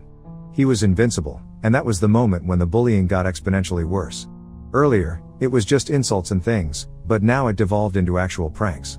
Like he would tip the guy in the school cafeteria to put a roach in my food. He would lace my usual class seat with gum, and that would stain all my clothes. He was clever about it. He wasn't abusing me either physically or verbally, but had resorted to some mean and twisted kind of mental torture, which was somehow hilarious to everyone else around me. Whenever I tried to create a fuss about it, I was called a prude and a snob, and that I had no funny bone in my body. All in all, the experience was horrible, and even though it was a decade ago, I sometimes still have nightmares from it, and I hate Aaron with every fiber in my being. There is no way that I would ever forgive him. Even if he has changed, which the grapevine tells me he has, I don't care. I don't owe him forgiveness, and I am never going to forgive him. Aaron became a part of my past that I buried deep inside me once I left for college. I went out of state, graduated, and have never been in contact with him or in touch with him since. Both of us have a few mutuals on social media, so I would get to see him in a group photo or something once in a while, but that was the extent of it. For me, the Aaron chapter was over the minute I stepped out of school, and even though I am still traumatized by what he put me through, I had mentally just stopped engaging with his memories or that part of my life. When I met Duncan around 3 years ago, we hit it off pretty quickly. 6 months into the relationship, however, he tried to pull a funny prank on me. He was the self-proclaimed prankster of his group and was quite proud of it. I had come to know this in the initial few weeks of us dating. However, I had made it very clear to him that I was not one for pranks and that it just triggered bad memories in me. He seemed to understand it, but 6 months in, he tried to play a prank on me. I got wind of it beforehand, and I thwarted his plans. We had the biggest fight of our relationship at that point in time, and I was very close to breaking up with him. I told him that if he couldn't respect such a basic demand that I had from him, I actually had no words, and he could do whatever the hell he wanted to. I was out of this mess. It was a bad fight because he said that it wasn't such a big deal and I needed to grow a funny bone. It just kept on getting worse, and I got horrid flashbacks from school. That was when I broke down and told him what had happened to me when I was in school. He was quiet for a moment and then apologized profusely. He said that he had no idea that I had gone through this, and he was very sorry. He seemed sincere about it, and I thought that I should give him the benefit of the doubt because he didn't know all my trauma associated with pranks. This was 2.5 years ago, and he had never pranked me again, until the day of our wedding. I had honestly completely forgotten about that incident. I had no reason to remember it. I know it was a massive fight, but things got resolved, and he was genuinely remorseful, so we pushed past that bump. Now, coming to the day of the wedding, everything was going smoothly. It was a small ceremony that we had planned with a couple of friends and family, and I was very happy. I was certain that he was the guy I wanted to spend the rest of my life with, and I thought that everything was perfect. Duncan had mentioned that he had invited a special guest to the wedding a few weeks ago, but I didn't really pay much heed to it. I thought that it would be his old grandmother. I love her, she's a sweetheart, and she had told us that she wouldn't be able to make it. I had thought she had somehow managed to come anyway. It's around half an hour before I am to walk down the aisle. There are a million things running through my mind. I try to call Eloise, my maid of honor, but the call isn't going through. I panic a little, calm myself, and then call Samantha, a bridesmaid. The same thing. The call isn't going through. I try Neha, another bridesmaid, and it says the same thing. By this point, alarm bells are blaring in my head. I call Jonah, Duncan's best man, and he says that he can't see anyone for my wedding party, essentially the bridesmaids and my maid of honor, and he was about to call me to check if everything is okay. I ask Mom, who was with me at the time, to call Dad up and find out what was happening, and she comes back all flustered, saying that nobody has any idea where these guys are. I am hyperventilating at this point, and I am genuinely scared because I can't get through to anyone. I ask Jonah to not tell Duncan, because I don't want him to get worried.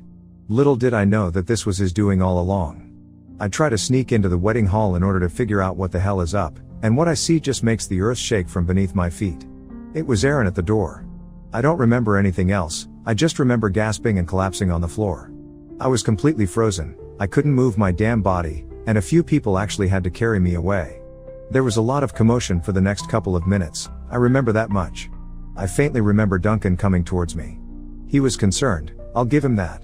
But when I got better, I don't even know how long that took, he started laughing. He said that I should have seen my face, and that it was the best prank he had pulled in ages. I looked at him in disbelief. By that time, my maid of honor and bridesmaids had come, so I asked them where they were. They said that they had been locked inside a room and their phones weren't reachable. Duncan was the one who had called them there, and he had even taken away the phones of some of them, and Aaron was the one who had locked them inside. I hissed at Eloise, she has been my friend since school, and she knows about the entire Aaron thing. I asked her why he was here, and she said that Aaron was the special guest Duncan was talking about. Even at that point, I couldn't get what these guys were saying, So I asked all of them to leave and told Duncan that I wanted to talk to him. He said that we could talk after the ceremony, because it was getting late anyway. I didn't budge, and I asked him why Aaron was there. The thing is, he knew who Aaron was. I had shown him photos from school, so it wasn't as though he had no idea who Aaron was. Apparently, Aaron got a job in the same office building as Duncan, and both of them actually hit it off a few months ago. When Aaron found out that I was the one Duncan was engaged to, he was overjoyed. What an absolute moron, because he thought that since we had a friendly history together, things would be better. I asked Duncan why he encouraged Aaron, or even became friends with him, and his response was that Aaron had actually told him the truth of the matter. Apparently, Aaron's version was that he was not a bully, but rather a jokester, and I used to be very sensitive. That was why Duncan decided that it was best if Aaron came to the wedding and we could bury the hatchet. I was too stunned to speak. I don't know what came over me, but I took off my ring and handed it to him. I told him that we were over, and there was no wedding happening. All hell broke loose. I went outside, announced that the wedding was off and thanked everyone for coming, and just took off with my family. I really don't know how my friends handled the mess after that, but they did, and they haven't told me what they did because they don't want to stress me out. This was last week, and Duncan has gone crazy. He has been blowing up my phone, my parents' phones, his family is continually trying to get in touch with me, but I have just iced him out. I have been so numb these past few days, and I can't even think straight. And if that's not all, he has been slandering me all across social media, saying things like I couldn't have taken a single prank, and that I was a prude and whatnot. It is a mess, and I really don't know how the hell I got into this mess. Things were perfect between us, and it wasn't supposed to be this way. I don't know what made him pull that prank. I don't even know what led me to take that decision. I saw Aaron, and everything came flooding back. And I think even at that point, I hadn't thought of calling the wedding off. When I heard Duncan's excuse and justification for what he did, I just lost it. I couldn't believe that the man who had known me for so long, whom I had confided in and shared the most traumatic part of my life with, had suddenly decided to believe my abuser over me. He had no reason to do that. He hadn't even told me that Aaron was working in the same building. To me, even associating with him was wrong, but maybe I am overreacting. Because I am all across social media, and Duncan has been cussing me out. Everyone says that I have been very dramatic about all of it, and that it was foolish to throw away 3 years over one stupid joke. My parents and my friends support me, and they say that I was in the right to do what I did, but they also say that eventually I will have to talk to Duncan, and I can't keep avoiding it for all time to come. I know that I will need to talk to him, but God, I don't know what to say. I am second guessing my own decision right now. Maybe all the others are right. Maybe I could have handled it better. Even if I was annoyed, I could have just resolved it in a different way rather than choosing to go all nuclear. I don't know what to do, and I don't know where life is going to take me. Update 1. It has been 2 weeks since my last post, and I have finally had some time to think about what happened and why I reacted the way I did. It wasn't easy, but it had to be done. I also went through every single comment that you guys posted, and though I didn't reply to some of them, I have read all of them. I am so thankful for you and your advice, and I'm glad I came to Reddit for help. You guys have opened my eyes to so much that I was willing to brush under the carpet because my ex-fiancé was a prankster. I didn't even realize exactly how bad the situation was and how demeaning and insulting it was to me as a partner. To all those who pointed out just how big of an a-hole Duncan is, I want to say thank you. Because even though he has been great in all the years before this is something that is not excusable, at least in my eyes. The funny part is that because I still haven't spoken to him about what happened on the wedding day, he is continuing to spew st about me everywhere. In public, he is acting as though everything is my fault, but privately, he has been begging me to talk. I wanted to be done with the drama, so I had gone to meet him yesterday. He wanted to come home, but I said that I would only be willing to meet him in a public place. We met at a cafe, and the meeting was a disaster, to say the very least. I had hoped, stupidly, I admit, that he would at least have had some remorse, that he would have used this time to introspect and dig deep to understand why I reacted the way that I did. But no. He was his usual cocky self, and I had had enough of it. He started off by saying that I had reacted very poorly, and it had shamed him in society. He also said that it wasn't that big of a prank, and it certainly did not warrant such an overreaction. I let him speak to his heart's content and then tore his argument apart bit by bit. I told him that the fact that he had even invited Aaron to the wedding was weird as hell. Why would you even think of bringing my abuser to the day that is supposed to be the most special one in my life? He had the audacity to scoff at me and say, I know how big of an abuser he was, Mel. I had never in my life imagined that he would stoop to this level and say something so cruel to me, but well, maybe I had never seen this side of him. It took every ounce of strength in me to not jump across the table and slap him square in the face. I told him that if he believed a literal stranger over me, the woman he wanted to marry, then I had nothing more to say, and that I was glad I called off the wedding. He rolled his eyes, and I believe he was still treating it like a minor fight and not a breakup. He said that I was being dramatic for no reason, and I needed to calm down and talk rationally. I told him that there was no more talking to be done between us because he clearly didn't believe what I said. Moreover, he chose to believe my abuser, call him to the wedding, all for what? A few cheap laughs. And nobody found it funny except him. It wasn't even a good prank at that. He then said something that just made me lose all respect for him. He said that he was willing to forgive me and take me back, in spite of my silly shenanigans. But I needed to publicly admit that I was being dramatic. It was like talking to and listening to a goddamn wall. He was being so obtuse about the entire thing, as if I was the one at fault. And at that point, I realized that he genuinely believed that it was me at fault. He kept on insisting that I needed to stop taking all this so seriously, and I had had enough. He was being a bonehead, and I had no interest in talking to him anymore. I just handed him my ring, and I think that is when he realized that I was dead serious about us not being together anymore. His entire demeanor changed in an instant. It was pathetic to watch, honestly. He started begging me to reconsider, saying that he made a mistake and whatnot. The change was disgusting because I knew it wasn't genuine. I told him that if it took me returning the ring to realize how big of a mistake this was, then he is an immature little schoolboy. I told him that we were done and that I was not reconciling with him. He begged me to sit down so that we could talk more about this, but I was done. I walked out of the cafe, and I felt so much relief and power in that single instant. The feeling is indescribable. He has been blowing up my phone since then, apologizing, saying that he now realizes that he was wrong. But I haven't been responding at all. What is the point of realizing all this now, when I have called off the wedding and given my ring back? I don't need his sick apologies anymore. I know it's going to hurt in the longer run. We've been together for 3 years, we had planned an entire life with each other. So yeah, it is going to be difficult, and it will probably hit me in a couple of days, the magnitude of it all. But it is what it is. I can't force myself to be with him again. He hasn't just betrayed my trust. I have also lost all respect for him, and for me, there is no coming back from that. None at all. So yeah, there goes 3 years, and there goes everything else, but at least I can sleep at night knowing that I made the right choice for myself. Update 2. I took the advice of a lot of you around here and decided to clear the air myself.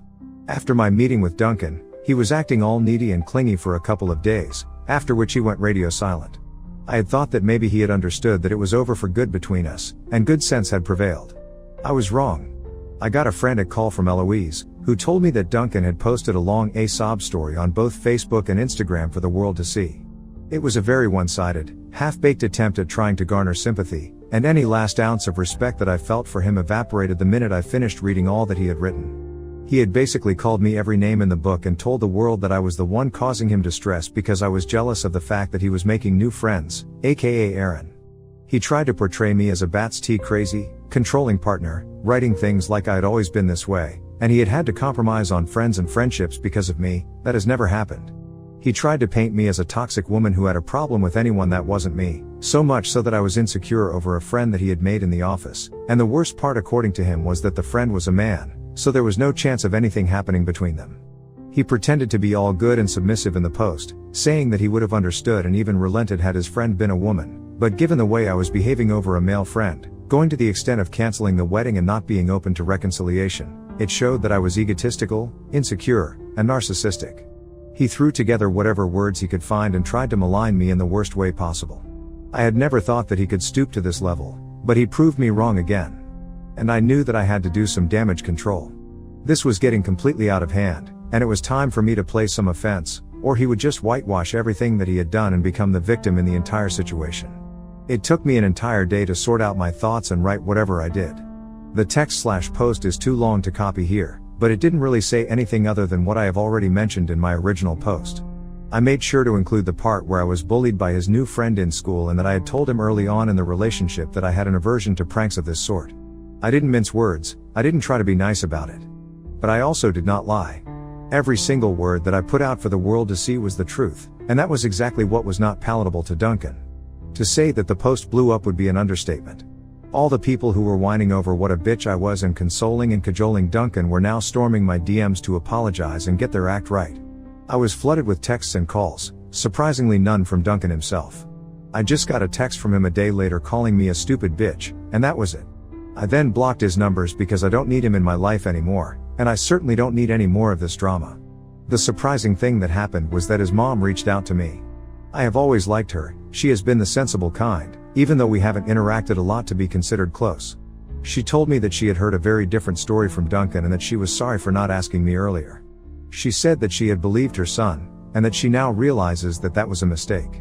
She apologized on his behalf, and I told her that she didn't have to. Out of all the people that reached out to me, her apology and message seemed the most genuine, and she didn't even have to apologize if I am being honest. It wasn't her fault that her grown son was behaving this way. I thankfully haven't had anything from Aaron yet, and I know I won't. If he still had the gall to stand in front of me and play that stupid prank on the day of my wedding, I can make a fairly accurate estimate of how much he would have matured in all these years. 0. The narrative has changed now, and people are boycotting Duncan, both for being in a hole and for lying about everything for social media brownie points and sympathy from internet strangers. It's sad how things have turned out for him. It's sad for me, too, because the adrenaline rush from all this drama is going to wear off soon, and I am dreading that because that is when I will have to face reality. It's not something that can be avoided, and now I think it's time I rip the band-aid off. It has been a long time now, me swimming and drowning alternatively in this godforsaken mess. It's time I got myself out of it. I owe it to myself and my parents and friends who have stood by me in this entire episode. Thanks to all of you who supported me and made me stand firm on my decision because I was very close to retracing my steps and going back to Duncan when I had first posted. I am glad I didn't go through with it, and I didn't let him gaslight me into thinking that I was the one overreacting. Hopefully, things will get better from here onwards. Update 3, I'm going on a trip.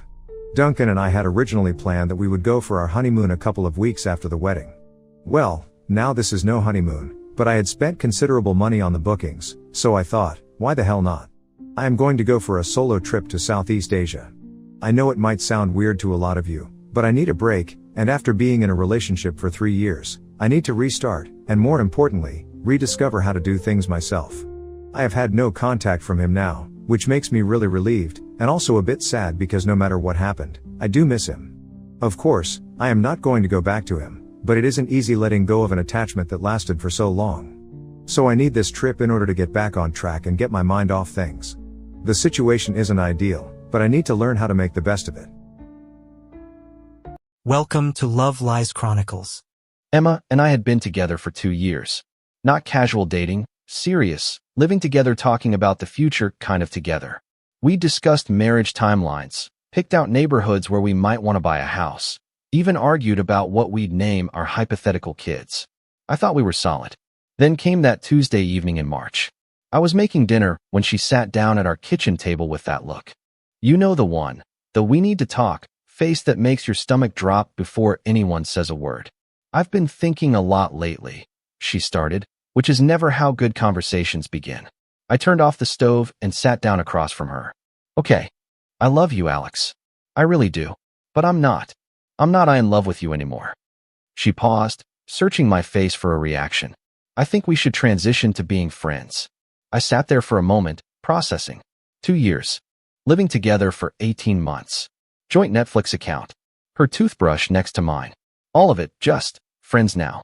I know this is hard, she continued, but I think we're better as friends than as partners. We get along so well. We have the same friend group, similar interests.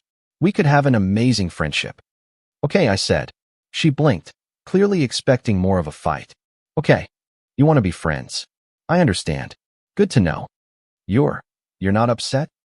I'm processing it, but if that's what you want, then that's what we'll do. Friends it is. She actually smiled, relief washing over her face. Oh, thank God. I was so worried you'd make this difficult or hate me or something. This is exactly why I know we'll be great friends. You're so reasonable and mature about everything. What she didn't say, but what I could see in her eyes, was that she expected everything to stay essentially the same. Same apartment, same daily routines, same emotional support and attention from me, just without the official title and physical intimacy. I'll start looking for a new place tomorrow, I said. Her smile faltered. What? Why? Because friends don't live together unless they're roommates by choice. And I don't think us being roommates is a good idea right now. But I can't afford this place on my own. Then you should probably start looking too. That's when the first crack appeared in her composure. I thought we could work something out. Make it work as friends. Friends help each other out sometimes, but they don't subsidize each other's rent. That's more of a relationship thing. She stared at me like I'd grown a second head. You're really going to just leave? After everything we've built together? We built a relationship together. You want a friendship. Friendships have different foundations. Day 1, communication boundaries. The next morning, I woke up and did exactly what I'd do with any friend. Nothing special. For the past 2 years, my mornings had started with good morning, beautiful texts when one of us left for work first. Little check-ins throughout the day. How's your meeting going? Thinking about you. Can't wait to see you tonight. That Wednesday, I got up, got ready for work, and left. No text. No special goodbye. Just a normal see you later, like I'd say to any roommate.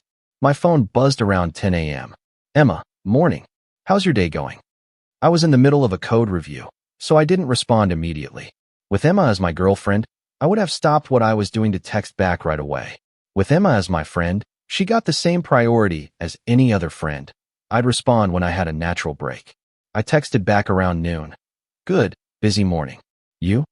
Emma, same. Want to grab lunch? Me. Can't today, have a working lunch with the team. Emma, dinner then. Me. Already made plans with Jake. This was true. Jake and I had our monthly catch-up dinner planned for weeks. But normally, I would have canceled or rescheduled to spend time with Emma instead. Friends don't automatically get priority over other friends. Emma, tomorrow. Me. I'll check my schedule and let you know. 3 dots appeared and disappeared several times. Finally, you're being weird. Me, how so? Emma, you're being so formal and distant. Me, I'm being friendly. This is how I text with my friends. Emma, but I'm not just any friend. Me, according to yesterday's conversation, friendship is exactly what you are. Read receipt. No response for the rest of the day. That evening, I came home from dinner with Jake around 9 p.m. Emma was on the couch watching Netflix, our shared account that she'd logged into on her laptop. Hey, I said, same tone I'd use greeting any roommate. Hey. Her voice was tight. How was dinner? Good. Jake says hi. I headed toward my bedroom. That's it. You're not going to tell me about it? I paused. For 2 years, I'd come home and immediately launched into detailed recaps of my day, asking about hers, settling in for long conversations about everything and nothing. What do you want to know? I don't know. Anything? We went to that new Italian place downtown. Jake's thinking about proposing to Sarah. His promotion came through. Basic friend-level information sharing. That's nice about Jake and Sarah. And the promotion. She was clearly waiting for more. I'm pretty tired, so I'm going to head to bed. Night. Wait. She paused the show. Can we talk for a bit? Like we used to? What did you want to talk about? I don't know. Just talk. About our days, about random stuff. I miss that. Emma, that's boyfriend behavior. Friends don't have mandatory daily decompression sessions. So we're just going to be strangers living in the same apartment? We're going to be friends living in the same apartment until one of us finds a new place. Friends are friendly, but they don't have the same level of emotional intimacy as romantic partners. She looked like I'd slapped her. I didn't think friendship meant we'd become strangers. We're not strangers. We're friends. This is what friendship looks like. Day 3, social media reality check. By Friday, Emma had started paying attention to my social media behavior. For 2 years, I'd been that boyfriend who liked every single one of her posts within minutes, left sweet comments, shared her stories. The works. As her friend, she got the same treatment as my other friends. I scrolled past posts that didn't interest me, liked ones that genuinely caught my attention, commented when I had something meaningful to add. She posted a selfie Friday morning with the caption, Friday mood hot beverage sparkles. I scrolled past it. Nice picture, but not something that warranted engagement from me. I wouldn't comment gorgeous on Jake's selfies, so I wasn't going to do it for Emma's. She posted a story about her lunch salad. I didn't watch it. She shared an article about workplace productivity. I read it, found it interesting, and liked it. Friday evening, she confronted me about it. You liked my article, but not my selfie. The article was interesting. The selfie was just a selfie. You used to like all my posts. I used to like them because I was your boyfriend, and I thought everything about you was amazing. Now I engage with your content the same way I engage with everyone else's, when it interests me or when I have something to add. That feels really impersonal. It is impersonal. That's what friends do. They don't have personal investment in each other's every social media post. She stared at me. So you just don't think I'm amazing anymore? I think you're a good person and a good friend. But the everything you do is perfect mindset is romantic love, not friendship. I can't believe you can just turn feelings off like that. I'm not turning feelings off. I'm adjusting my behavior to match the relationship you asked for. Week 2, the birthday test. The real test came the following Tuesday, Emma's birthday. For the past 2 years, I'd gone all out. Last year, I'd planned a surprise weekend trip to wine country, complete with a couple's massage and dinner at her favorite restaurant. The year before, I'd thrown her a surprise party with all her friends and family. This year, I sent her a text at 9 a.m. Happy birthday? Hope you have a great day birthday cake. That was it. No gift, no special plans, no elaborate gestures. My phone rang before 10 a.m. That's it. Her voice was shaky. Just a text. I wished you happy birthday. That's what friends do. Your other friends don't get you gifts? Sometimes. If I think of something they'd really like and I have the budget for it, maybe I'll grab something small. But it's not automatic. Something small? Like what? I don't know.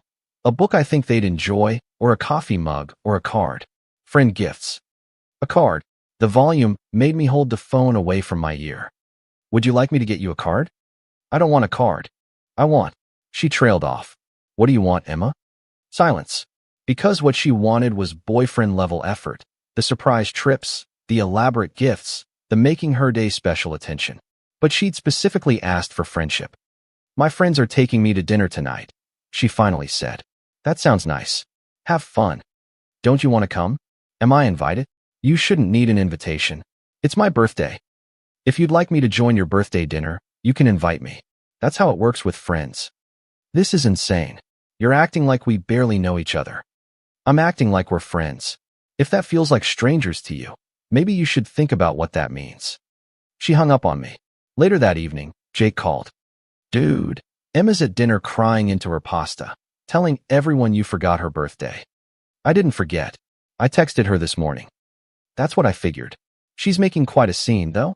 Says you used to be so thoughtful, and now you don't care about her at all. I care about her the way I care about all my friends. How much effort do you put into my birthday? I thought about it. I usually buy you a beer when I see you and tell you happy birthday. Exactly. And we've been friends for 8 years. Right. She's not getting that, man. She wants friend privileges with boyfriend effort. Week 3, the new person. The third week brought an unexpected development. I'd been going to the gym regularly since the breakup, needed something to do with all the time I used to spend in couple activities. That's where I met Sam. Sam was straightforward in the best way. She asked me out for coffee after we'd been chatting for a few sessions. No games. No, let's see where this goes. No mixed signals. Just, I like talking to you. Want to get coffee this weekend? We went out Saturday afternoon. It was refreshing. Conversation flowed naturally. She was genuinely funny, and she seemed to actually know what she wanted. When I dropped her off, she said, I had a really good time. I'd like to do this again. So we did. Tuesday dinner. Thursday coffee. Nothing serious yet, just getting to know each other without any of the emotional baggage or mixed signals I'd been dealing with at home. Emma found out through Instagram. I'd posted a story from the restaurant where Sam and I had dinner, just a picture of my food, but Sam was partially visible in the frame across from me. Emma texted within an hour. Who's the girl? Me, a friend from the gym. Emma, on a date. Me, yeah. Emma, how can you already be dating someone? We just broke up 3 weeks ago. Me, we broke up 3 weeks ago. Friends don't dictate each other's dating timeline. Emma, but what about what we had? Doesn't that mean anything to you? Me, what we had was a relationship. You ended it because you wanted friendship. Friends don't get a say in who their friends date. Emma, I can't believe you're doing this to me. Me, I'm not doing anything to you. I'm living my life. Emma, by immediately replacing me? Me, by dating someone who actually wants to date me. Week 4, the manipulation attempts. By week 4, Emma had shifted tactics. Instead of complaining about my boundaries, she started trying to make me jealous. She posted pictures with random guys, drinks with Marcus from accounting, and coffee date with this cutie. Clearly expecting me to have some kind of reaction. I liked a couple of the posts where she looked genuinely happy and ignored the rest. Same as I do with any friend's dating life. She also started coming to me with detailed stories about these dates, clearly fishing for signs of jealousy or possessiveness. Marcus took me to that new rooftop bar downtown. You know, the one you said was overpriced? That's nice. Did you have fun? Yeah, the cocktails were amazing. He spent like $200. Sounds like a good time. He's talking about planning a weekend trip to Napa. Cool. She waited for more reaction. When none came. You really don't care at all? I hope you have fun if you decide to go. You deserve to be happy. But doesn't it bother you? Even a little bit? Why would it bother me? You're my friend. I want my friends to have good dating experiences. You used to get jealous when other guys even looked at me. That was when you were my girlfriend. Girlfriends and friends are different categories. She tried a different approach. She started having problems that required emotional support. Her work was stressful. Her family was being difficult. She was having anxiety about turning 30 next year. I listened and offered the same level of support I'd give any friend. Empathetic responses, practical suggestions when asked, but no special emotional investment or prioritization. You used to drop everything when I was upset. She complained after I told her I couldn't come home early from my date with Sam when Emma was having a crisis about her sister's wedding planning drama. I used to do that because you were my girlfriend and your emotional state directly affected our relationship. Now you're my friend, and while I care about your well-being, your emotional crises don't require me to cancel other plans. That's so cold. It's friendship. Friends support each other, but they don't manage each other's emotions. Week 5, the group chat drama. Our mutual friend group had a group chat that included me, Emma, Jake and his girlfriend Sarah, and Emma's work friends Tom and Jenny. For 2 years, I'd been very active in this chat. Quick responses, lots of back and forth with Emma, participating in every conversation. As Emma's friend instead of boyfriend, I treated it like any other group chat. I responded when I had something meaningful to contribute, ignored conversations that didn't interest me, and didn't feel obligated to keep discussions going. Emma noticed immediately. You've been really quiet in the group chat, she texted me privately. I participate when I have something to add. Tom was asking for restaurant recommendations yesterday, and you didn't respond. Because I haven't been to any new restaurants lately and didn't have recommendations to share. You usually participate more in group conversations. I participate when I have something meaningful to contribute. I'm not going to force conversation just to be chatty. Everyone's noticing that you're being different. I'm being consistent. If it feels different to you, that might say something about the extra attention you were getting before. She screenshot this conversation and sent it to the group chat with the caption, "Look how mean he's being to me." Jake called me an hour later. "Bro, what's going on with Emma? She's telling everyone you're being cruel to her." "I'm treating her like a friend. She's the one who wanted to be friends." "She's saying you've completely changed, that you're cold and distant and acting like you hate her." "I don't hate her. I just don't treat her like my girlfriend anymore because she's not my girlfriend." She seems to think there's a middle ground. The middle ground is called friendship. This is what it looks like. Jake was quiet for a moment. "Honestly, man, what you're describing sounds like how you treat me and Sarah and everyone else. Pretty normal friend behavior." "Exactly. I think she might have expected you to, like, pine for her while she figured things out. That's not friendship. That's keeping someone as a backup plan." Week 6, the apartment situation. By week 6, our apartment situation was becoming untenable. I'd found a new place and given our landlord notice. Emma was scrambling to find roommates or a cheaper place, but she was also escalating her attempts to get me to stay. "I can't afford this place alone," she said for the 100th time. "That's not my responsibility anymore. We're friends, not partners." "But you agreed to the lease." We both agreed to the lease as a couple. The relationship ended. The shared financial obligations end too. Friends help each other out. Friends help with temporary problems. They don't subsidize each other's lifestyle indefinitely. She tried a different angle. "What if I started paying more rent? Like 60-40 split?" "Emma, I don't want to live with you as roommates. It's not about money." "Why not?" "Because living together as exes isn't healthy for either of us. You need space to move on, and I need space to build my new life." "I don't want to move on. I want us to figure this out. There it was. The truth she'd been dancing around for 6 weeks. Figure what out? You wanted friendship. We're friends. I want us to be close friends. Like, really close. Like we were before. What we had before was a romantic relationship. You can't have romantic relationship closeness without the romantic relationship. Why not? Because that's not how it works. You don't get to keep all the benefits of being my girlfriend while dating other people. She stared at me like I'd spoken a foreign language. That's not what I'm asking for. That's exactly what you're asking for. You want me to prioritize you over everyone else, support you financially and emotionally, be available whenever you need me, and put your needs before mine. That's girlfriend treatment, not friend treatment. Week 7, the Sam factor. Things with Sam were progressing naturally. We'd been on 6 dates over 3 weeks, and I was really starting to like her. She was clear about her intentions, communicated directly, and didn't play games. The contrast with Emma's behavior was striking. Emma was not handling this well. "You're spending too much time with her," she said when I told her I wouldn't be home for dinner because Sam and I were trying a new restaurant. "I'm spending time with someone I'm dating. That's normal. But we barely spend any time together anymore. We live in the same apartment. We see each other every day. That's not the same thing." "You're right. It's friend time, not relationship time." "I miss relationship time." "Then you shouldn't have ended the relationship."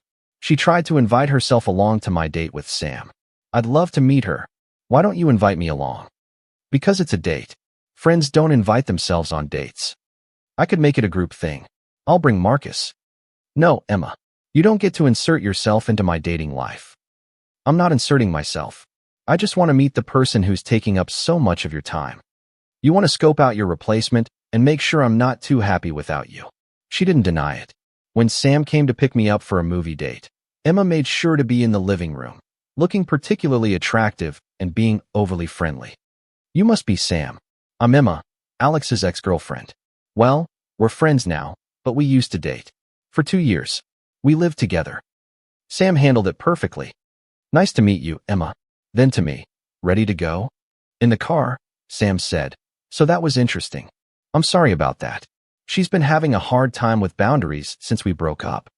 "She introduced herself as your ex-girlfriend, not your friend." "Yeah, she's been doing that.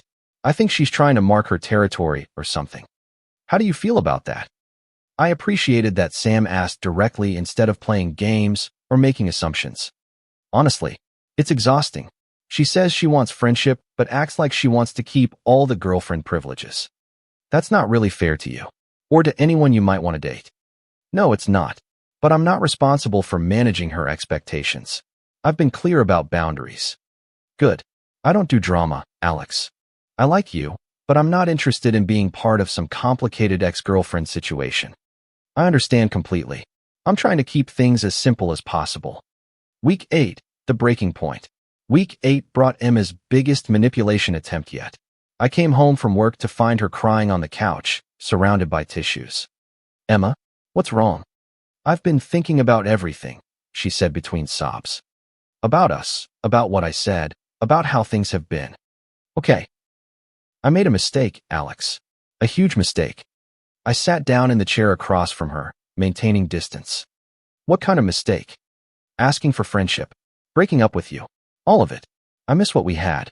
I miss you." "Here we go, I thought." "Emma. No, let me finish. I know I hurt you. I know I confused you with all this friend stuff. But I was scared, and I thought maybe if I could step back and get some perspective, I'd figure out what I really wanted." "And what do you really want?" "You. Us. I want to try again." I looked at her for a long moment. 6 weeks ago, this might have been everything I wanted to hear. Now, after seeing how she'd behaved when she didn't get her way, after experiencing what her version of friendship looked like, after meeting Sam and remembering what it felt like to be with someone who actually knew what they wanted, Emma's offer felt more like manipulation than reconciliation. "I'm dating Sam now," I said simply. "But you barely know her. We have 2 years of history together. 2 years of history that you decided to throw away because you wanted something different." I was confused. I didn't know what I was giving up. "You knew exactly what you were giving up. You just thought you could have it both ways." "What do you mean?" "You wanted to explore other options while keeping me as your safety net. You wanted all the emotional benefits of having a devoted boyfriend without the commitment or exclusivity. That's not. Emma, for the past 6 weeks, you've been upset about every single boundary I've set. You wanted me to keep treating you like my girlfriend while you dated other people. You wanted financial support, emotional prioritization, social media attention, birthday celebrations, and exclusive access to my time and attention. That's not friendship. That's having a boyfriend without calling him your boyfriend. She was quiet for a moment. Maybe I didn't understand what friendship would really mean. You understood perfectly. You just thought I'd be too pathetic to actually treat you like a friend. I never thought you were pathetic. You thought I'd wait around while you figured out if you could find someone better. You thought I'd be grateful for whatever scraps of attention you gave me while you explored other options. You thought I'd continue to prioritize you and support you and be available whenever you needed validation. I wanted to know you'd always be there for me. As your boyfriend, I would have been. As your friend, I'll be there the same way I'm there for Jake or Sarah or anyone else I care about. But I won't be your emotional support animal while you date other people. So that's it. You won't even consider trying again? Emma, you've spent 6 weeks showing me who you really are when you don't get your way. You've been manipulative, entitled, and frankly kind of cruel. You tried to sabotage my new relationship. You've been spreading drama in our friend group, and you've made living here miserable because I won't cater to your emotional needs. I was hurt. Being hurt doesn't excuse treating people badly. And honestly, watching how you handle not getting your way has made me realize we probably weren't as compatible as I thought. She stared at me. You're really choosing her over me? I'm choosing someone who knows what she wants and treats me with respect over someone who wants to keep me as a backup plan. Week 9, the nuclear option. Emma's final attempt came the following week, and it was her most desperate yet. I was at work when my boss called me into his office. Alex, I got a concerning call about you this morning. What kind of call? Someone claiming to be your emergency contact said you were having some kind of mental health crisis and needed time off work. My heart sank. What exactly did they say? That you'd been acting erratically since a recent breakup, that you weren't taking care of yourself, and that they were worried about your well-being. They suggested you might need some professional help. And this person identified themselves how? As Emma Walsh. Said she was your girlfriend. I rubbed my temples. Emma is my ex-girlfriend. We broke up 2 months ago. She is not my emergency contact, and I am not having a mental health crisis. My boss looked concerned. So this was, what exactly? Harassment. She's been escalating her behavior since I started dating someone else. Do you need to involve HR? I think I might have to. I documented everything with HR and updated my emergency contacts to remove Emma. Then I went home and had the conversation I'd been dreading. We need to talk, I said when I found Emma in the kitchen. About what? About you calling my workplace and claiming I was having a mental breakdown.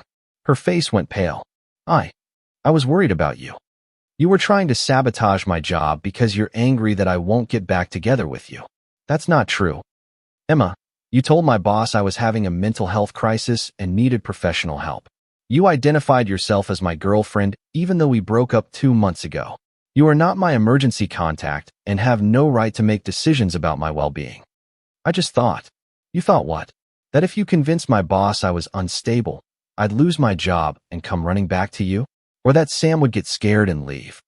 She didn't answer, which was answer enough. I've documented this with HR. I continued. If you contact my workplace again, I'll have to consider legal options. Legal options? She looked genuinely shocked. Emma, what you did today is harassment. If you keep escalating, I'll have to protect myself. I can't believe you'd threaten me with lawyers. I can't believe you try to sabotage my career because I won't be your backup boyfriend. That evening, I called Sam to give her a heads up about Emma's behavior. Sam listened without judgment, then said, I think you should consider whether living with her is safe for either of you. She was right. The next morning, I started looking for temporary housing until my new lease started. Emma's behavior was becoming unpredictable, and I didn't trust what she might do next. Week 10, the consequences. By week 10, Emma's behavior was affecting more than just me. Her obsession with our friendship and my relationship with Sam had started impacting her work, her other relationships, and her mental health. Jake called me on a Thursday night. Dude, I need to talk to you about Emma. What about her? She's been calling Sarah constantly, crying about how you've changed and how you're being cruel to her. Sarah's getting tired of it. What's she saying exactly? That you've turned into a completely different person since the breakup. That you're cold and mean and you're dating Sam just to hurt her. That you're trying to turn all your mutual friends against her. And what does Sarah think? Honestly, Sarah's starting to see through it. Emma called her at 11 p.m. last night sobbing because you went to dinner with Sam instead of staying home to comfort Emma about her bad day at work. Sarah pointed out that boyfriends comfort girlfriends about bad days, not ex-boyfriends. How'd Emma take that? Not well. She accused Sarah of taking your side and hung up on her. Emma was also struggling at work. She'd been distracted, emotional, and calling in sick more frequently. She'd gotten a warning from her supervisor about her performance and attendance. Her dating life wasn't going any better. Marcus had stopped calling after she spent an entire dinner talking about me. The coffee date guy had ghosted her after she asked him what he thought about exes staying friends. Meanwhile, my life was actually improving. Work was going well, my new apartment was great, and things with Sam were developing into something really nice. We'd been dating for 6 weeks, and she was everything Emma wasn't: direct, emotionally stable, and genuinely supportive. The contrast was becoming obvious to everyone who knew us. Week 11, the final meltdown. The final confrontation came when Emma saw Sam and me together at our favorite coffee shop. We weren't hiding our relationship, but we also weren't broadcasting it. Emma, however, had apparently been checking my social media obsessively and figured out our regular weekend routine. She walked in while Sam and I were having a perfectly normal Saturday morning coffee date, marched over to our table, and sat down uninvited. "We need to talk," she announced, ignoring Sam entirely. "Emma, this isn't appropriate," I said calmly. "Sam and I are having a private conversation. I don't care. I need you to explain to me how you can sit here playing happy couple when you know I'm falling apart." Sam looked at me questioningly. I nodded toward the counter. "Would you mind ordering me another coffee? I'll handle this." After Sam stepped away, I leaned forward. "Emma, you need to leave. Now." "No, not until you explain how you can be so heartless. I told you I made a mistake. I told you I want to try again. And you're just flaunting her in front of me." "I'm not flaunting anyone. I'm having coffee with someone I'm dating. At a public coffee shop. In the middle of the day. Like a normal person. But you know how much this hurts me. Your feelings about my dating life are not my responsibility. You ended our relationship. You asked for friendship. Friends don't control who their friends date. I'm not trying to control you. I just want you to consider my feelings. I have considered your feelings. For 11 weeks, I've watched you struggle with the consequences of your decision. But I'm not going to put my life on hold while you figure out what you actually wanted. I know what I want now. I want us. Well, I don't. I want someone who knows what they want from the beginning. Someone who doesn't play games or try to manipulate situations. Someone who treats me with respect even when they're upset." Emma's voice was getting louder. "So that's it. You're just going to throw away 2 years for some girl you barely know?" "I'm not throwing away anything. You threw away our relationship when you decided you wanted something different. I'm just not going to pretend that didn't happen. But I changed my mind. And I moved on. That's what happens when you break up with someone." People in the coffee shop were starting to stare. Sam caught my eye from across the room, and I could see she was ready to intervene if needed. "You're doing this to punish me," Emma said, tears streaming down her face. "I'm doing this because I deserve to be with someone who actually wants to be with me. Not someone who keeps me around as a safety net." "I never." "Emma, for 11 weeks, you've been angry about every boundary I've set. You wanted me to treat you like my girlfriend while dating other people. You sabotaged my job. You've harassed Sam. You've made living with you impossible. That's not love. That's possession." She sat there crying for a moment, then gathered herself. "Fine. You want to be with her? Be with her. But don't come crying to me when you realize what a mistake you made." "I won't," I said simply. She looked at me like she was seeing me clearly for the first time. "You really don't love me anymore, do you?" "I loved who I thought you were. But the person you've been for the past 11 weeks? No, I don't love her. And I don't want to be in a relationship with her."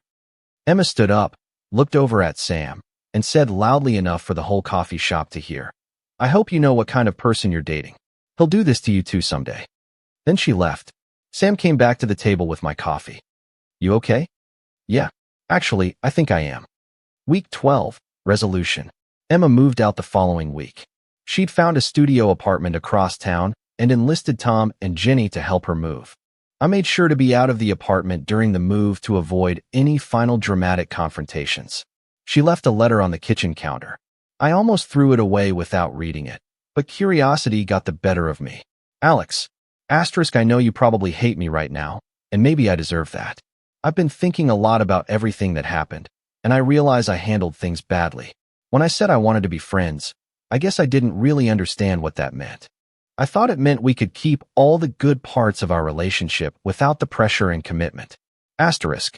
I see now that what I really wanted was to have you as my backup plan while I figured out if there was something better out there. That wasn't fair to you, and I'm sorry. Asterisk.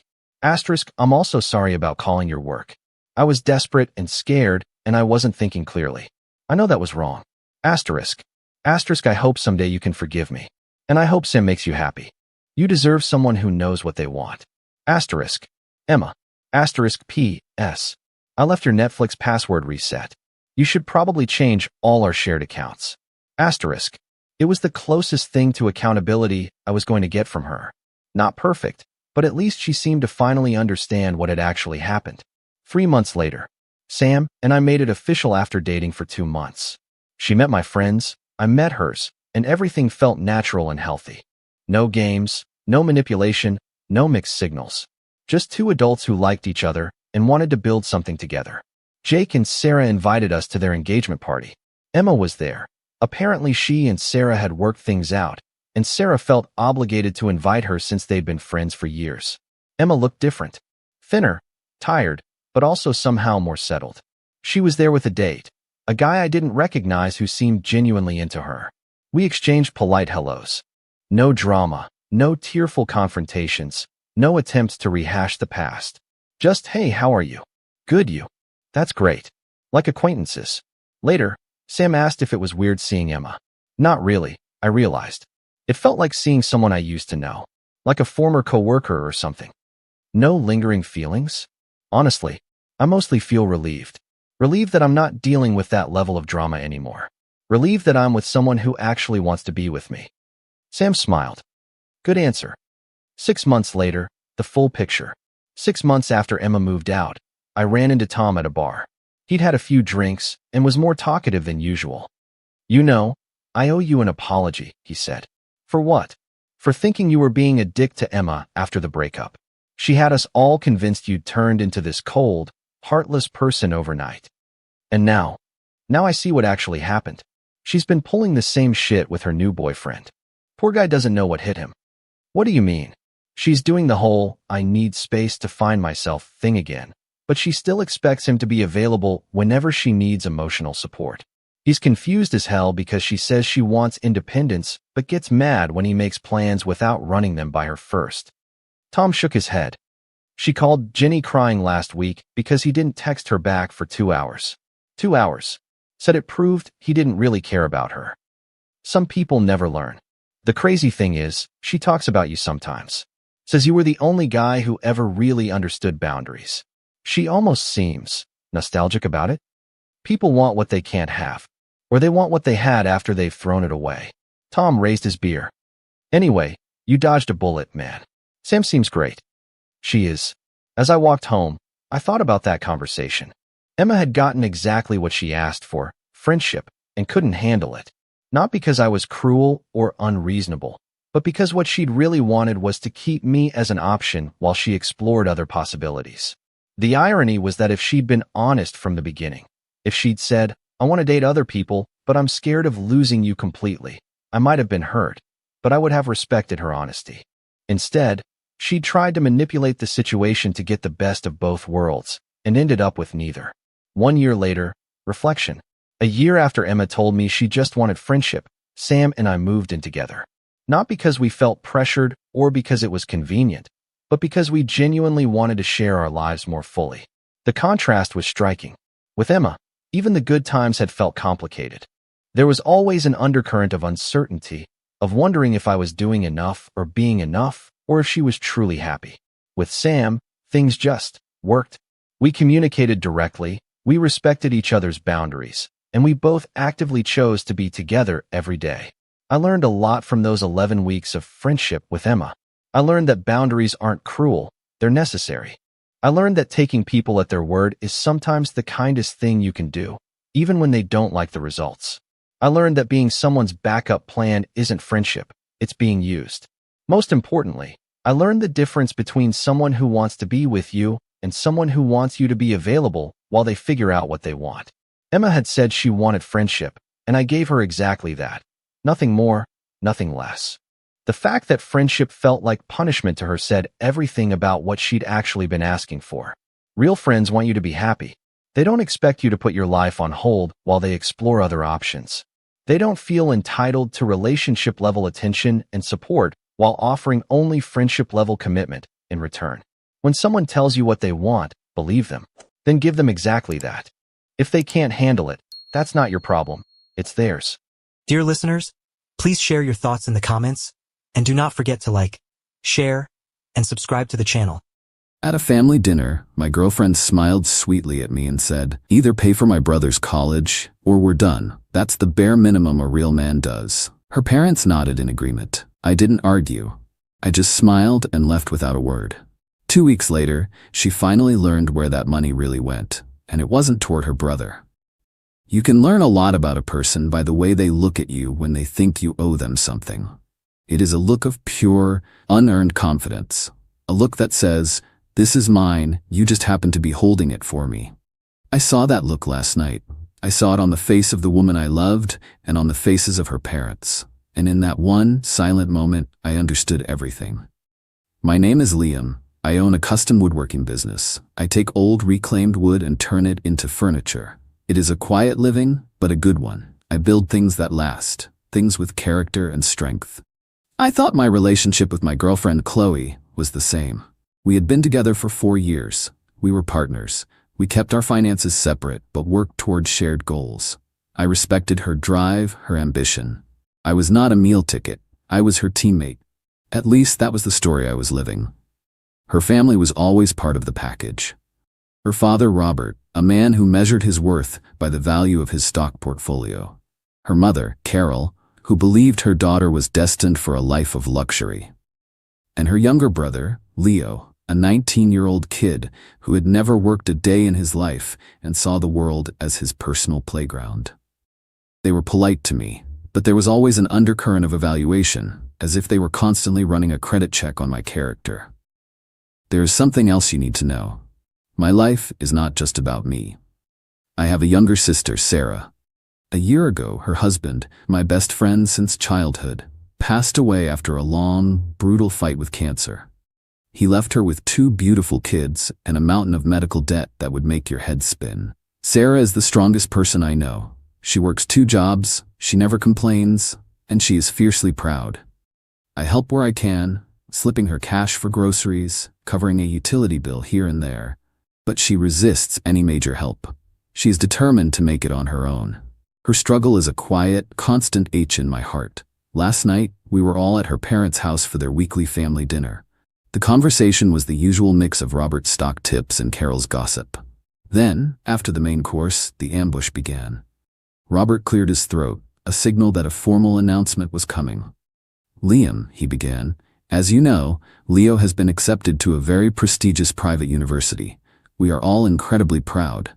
I nodded and congratulated Leo, who just shrugged and kept looking at his phone.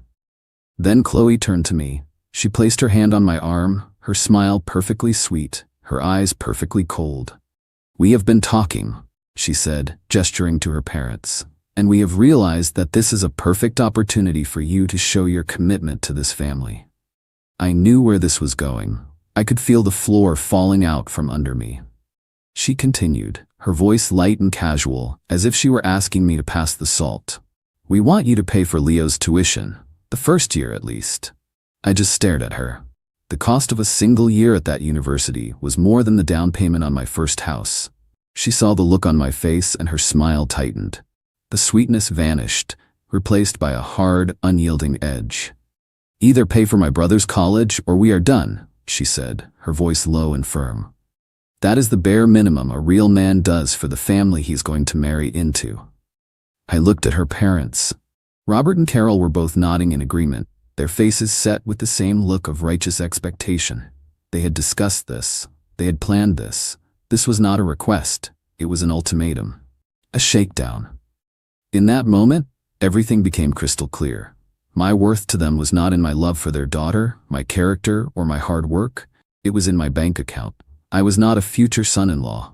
I was a resource to be tapped. I did not argue. I did not raise my voice. I did not defend myself. I looked at each of them, at their confident, entitled faces. I saw my entire future with this woman laid out before me. A future of endless expectations, of constantly having to prove my worth through financial transactions. And then I thought of my sister. I thought of her getting up at 5 in the morning to work a shift before getting her kids ready for school. I thought of her trying to figure out which bill she could skip this month to afford a new pair of shoes for her son. The contrast between her quiet struggle and their loud, greedy demands was so stark it almost made me laugh. I stood up from the table. I placed my napkin neatly beside my plate. I smiled, a real, genuine smile, and I walked out of the dining room without saying a single word. I heard Chloe call my name, first in confusion, then in anger. I did not stop. I walked out the front door, got in my truck, and drove away. I did not know exactly what my plan was yet, but I knew one thing for certain. My money was going to support a family. It just was not going to be hers. Update 1. It has been 1 week since I walked out of that dinner. A week of absolute silence from me, and a week of escalating hysteria from them. Thank you for the messages of support. It is good to know that the world is not entirely populated by people who see relationships as a business transaction. The night I drove away, I did not go home. I drove straight to my sister Sarah's house. It was late, but she was still up, sitting at her kitchen table surrounded by a sea of paperwork. Bills, insurance forms, letters from debt collectors. She was trying to make sense of an impossible situation. When she saw me, she tried to put on a brave face, but I could see the exhaustion in her eyes. The weight of the world was on her shoulders. We did not talk much that night. I just made her a cup of tea and sat with her while she worked. I watched her kids sleeping, their faces peaceful and innocent, completely unaware of the storm their mother was weathering for them. I left before the sun came up, my resolve hardened into something unbreakable. The first thing I did the next morning was go to my bank. I have been saving for years, building an investment portfolio. It was my future fund, the money I had set aside for a house, for a family, for a life with Chloe. I liquidated the entire thing. It was a significant sum, enough to change a life, and that is exactly what I intended to do. Meanwhile, the messages from Chloe and her family started pouring in. At first, they were angry and confused. From Chloe, "What was that last night? You just walked out? You are being so childish. Call me." From Robert, "Liam, I am very disappointed in your behavior. You embarrassed my daughter and disrespected my family. We expect an apology." I did not reply. I spent the day with my financial advisor and a lawyer, setting up a trust for my sister's children. By day 3, their tone had shifted to a kind of confused bargaining. From Chloe, "Okay, I get it. You were surprised. We should have talked about it first, but it is a good investment in our future. My parents will respect you for it." From Carol, "Liam, Chloe is very upset. You know how much her brother means to her. A real man provides for his family." The constant repetition of that phrase, "a real man," was starting to get under my skin. They had a very specific and very expensive definition of what that meant. I continued to ignore them. I packed up every single thing Chloe owned that was at my house. She had not officially moved in, but she had accumulated a lot of stuff. I boxed it all up, labeled it, and put it in my workshop for safekeeping. I changed the passcodes on my home security system. Then, I went back to my sister's house. I did not tell her what I was about to do. I just told her I needed her to sign some papers for a family investment fund I was setting up for the kids. She was hesitant, always wary of charity, but I framed it as a legal thing to protect their future. She signed them. The next day, 2 things happened. First, a check from the trust was delivered to the hospital that held the majority of her late husband's medical debt. The check paid off the entire balance, every last penny. Second, another check was delivered to the bank that held her mortgage. It paid off the entire remaining balance on her house. Sarah called me, her voice choked with tears. She could not speak at first. She just kept saying, Liam, what did you do? I told her I had just made a sound investment in the only family that mattered to me. I told her that her husband would have wanted her to be free, to be able to raise their kids without that crushing weight on her shoulders. For the first time in a year, I heard her really, truly laugh. It was the best sound in the world. That same afternoon, I finally responded to Chloe. She had been sending me messages all day, each one more desperate than the last. Her brother's tuition deposit was due at the end of the week. My response was a single email, sent to her, her brother, and her parents. The subject line was, "A real man." The body of the email was simple. You are correct. A real man provides for his family. He supports them, protects them, and invests in their future. That is why my savings, the money you demanded for Leo's education, has been used to pay off the medical debt and the mortgage for my widowed sister and her 2 children. I consider this the bare minimum. Our relationship is over. A courier will be delivering Chloe's belongings to your house tomorrow. I attached 2 documents to the email. The first was a copy of the paid-in-full statement from the hospital. The second was a copy of the paid-in-full statement from the mortgage company. I hit send. Then I blocked their numbers on my phone and their email addresses. The silence that followed was a relief. I knew the storm was not over, but I had redirected it. I had taken their greed, their entitlement, their ugly ultimatum, and I had transformed it into something good. Something real. Let them rage. I had a family to take care of. Update 2. It has been 2 weeks since I sent that email. The silence from my end has remained unbroken, but the shockwaves from my decision have spread in ways I never could have predicted. I have not spoken to Chloe or her family, but the story has come back to me through multiple sources. The first thing that happened was an explosion of rage. I heard from a mutual friend that Chloe had a complete meltdown. She called me every name she could think of. She accused me of betraying her, of stealing her money. Her father, Robert, apparently tried to call his lawyer, screaming about suing me for emotional distress and for breaking a verbal contract. His lawyer, a man with a functioning brain, must have told him he did not have a case because the legal threats never materialized. Their anger was based on a simple delusional belief that my money was already theirs. They were not angry because I had helped my sister. They were angry because the bank they had planned to rob had suddenly closed its doors. After the rage came the smear campaign. Chloe and her mother started telling everyone who would listen a twisted version of the story. In their telling, I was an unstable, cruel man who had dangled the promise of a secure future in front of Chloe, only to snatch it away. They claimed I had stolen their family's chance at a better life by giving the money to my sister, who they painted as irresponsible and undeserving.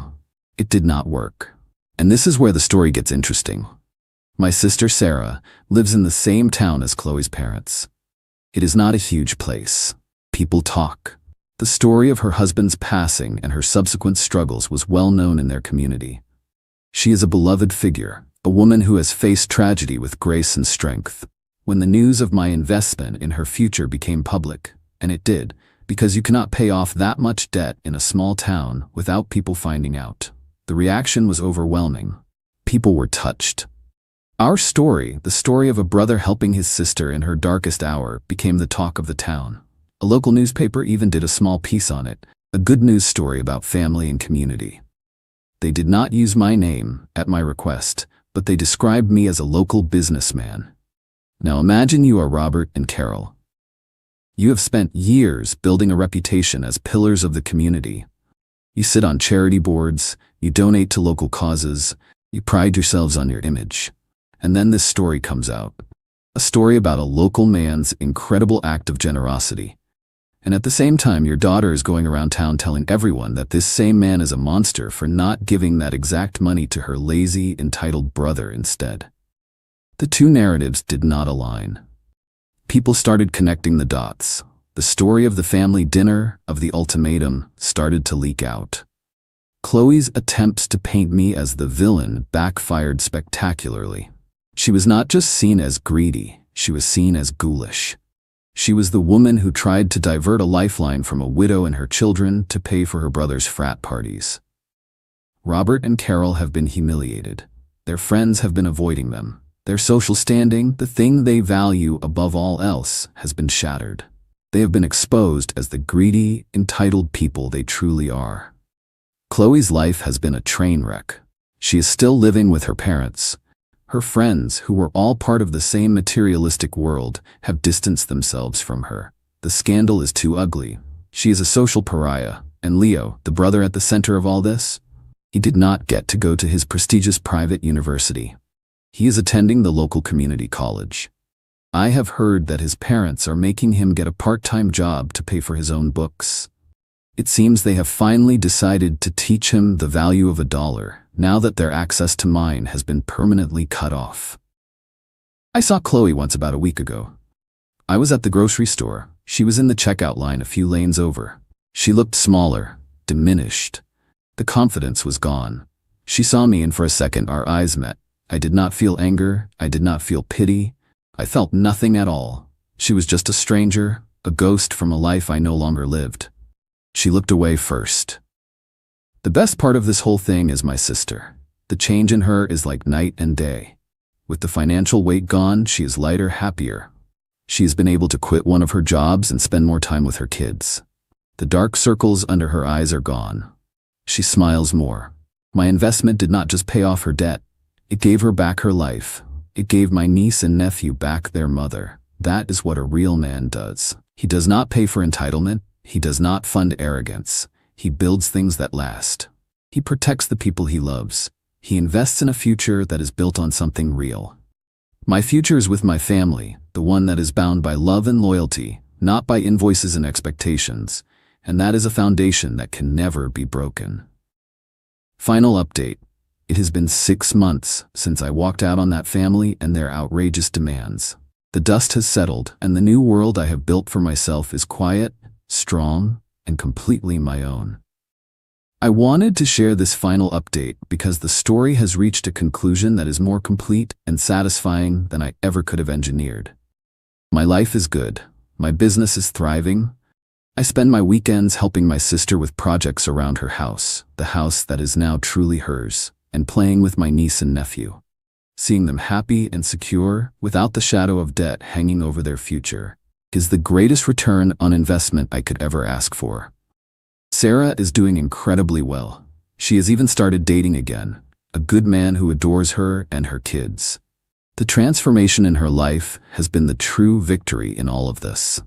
As for Chloe and her family, their story is a quiet tragedy of their own making. The social humiliation they suffered was not a passing storm. It was a permanent change in their climate. Robert and Carol have become recluses.